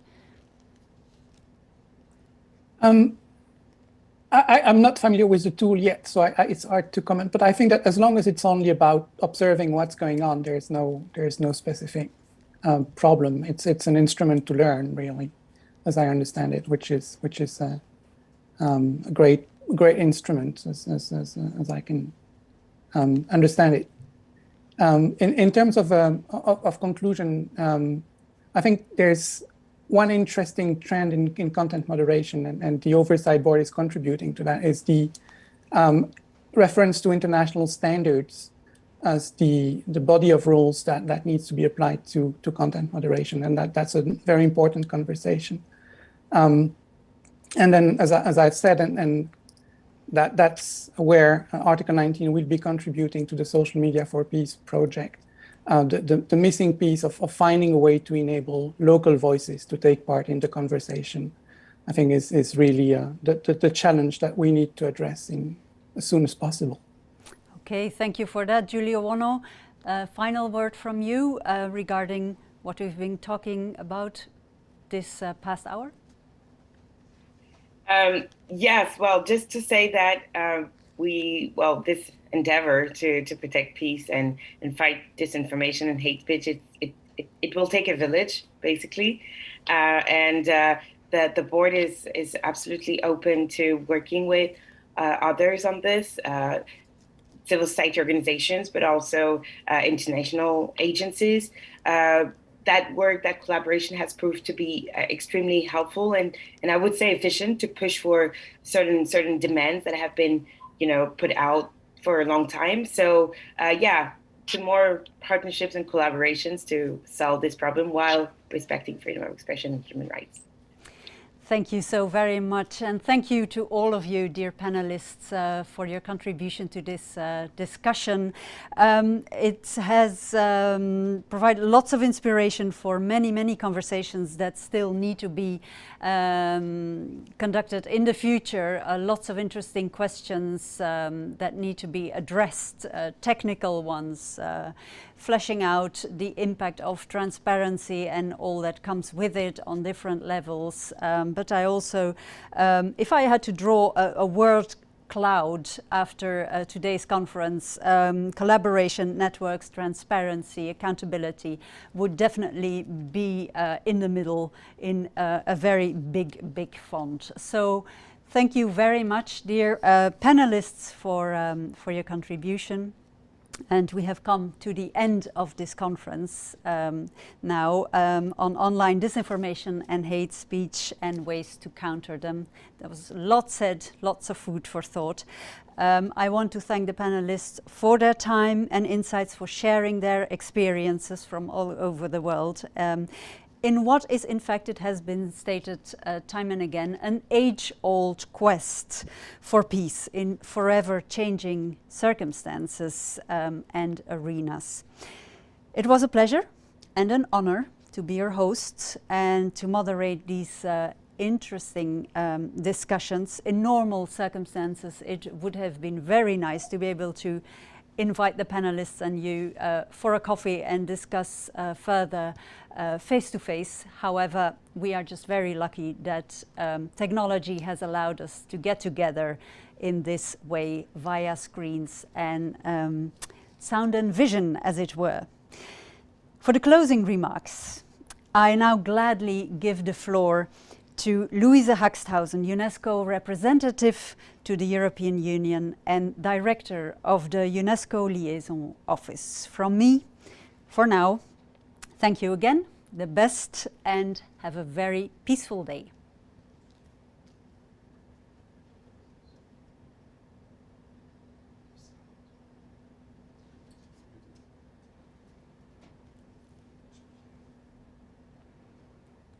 Ms. Haxthausen, the floor is yours. You can hear me now. Yes, we can. Go ahead. Excellent. Thank you so much, and good afternoon to all. We have now reached the closure of this conference, and I would like to thank all of you for having participated in this very special celebration of International Peace Day. Thanks to you, we have gathered a truly global audience and active engagement on social media.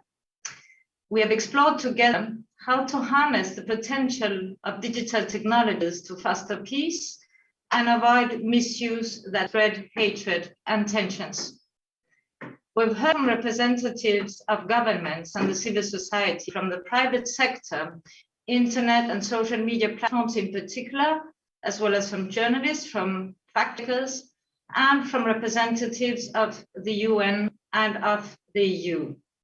All have stressed that it is high time to step up our collective efforts to protect freedom of expression and the right to information, while addressing harmful content likely to contribute to violence and conflict within our societies.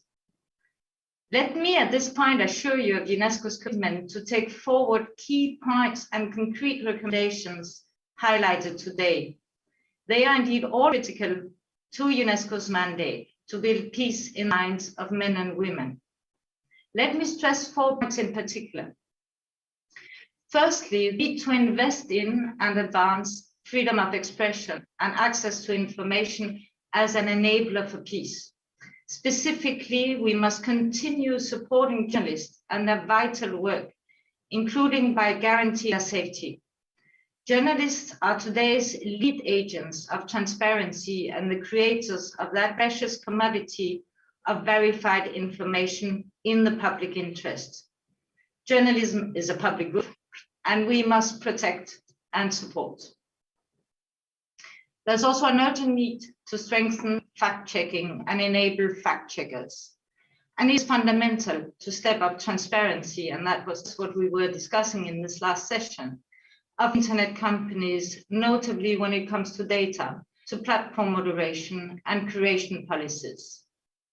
Secondly, as we need to invest in journalism, we also need to invest to enable stronger monitoring, research, and understanding of the spread and impact of online hate speech in different contexts. Thirdly, resilience to disinformation and hateful narratives cannot be built without empowering youth and citizens in general through media and information literacy, to critically process what people read and what they hear. Finally, a leading theme of today has been the imperative of embracing the power of collaboration to address imminent challenges of peace and build resilience against disinformation, hate speech, and crisis. No actor, no country can do this alone. In this, we have the unique opportunity to build on the new coalitions and partnerships developed for this purpose during the pandemic. Let me conclude with the following words of thanks to Annelise for her really exceptional work preparing for and moderating this event, to our distinguished speakers, as well as to all our participants for a very stimulating debate, to the interpreters and technicians who made the event possible, and last but not least, very special thanks to the European Union and notably the team of the Foreign Policy Instrument. This event would not have been possible without their active support for our projects, Social Media for Peace, and Coronavirus Facts. In ending, let me wish you all a happy International Peace Day that may be beginning for some of you and for others, but a very happy International Peace Day. And thank you for joining us today.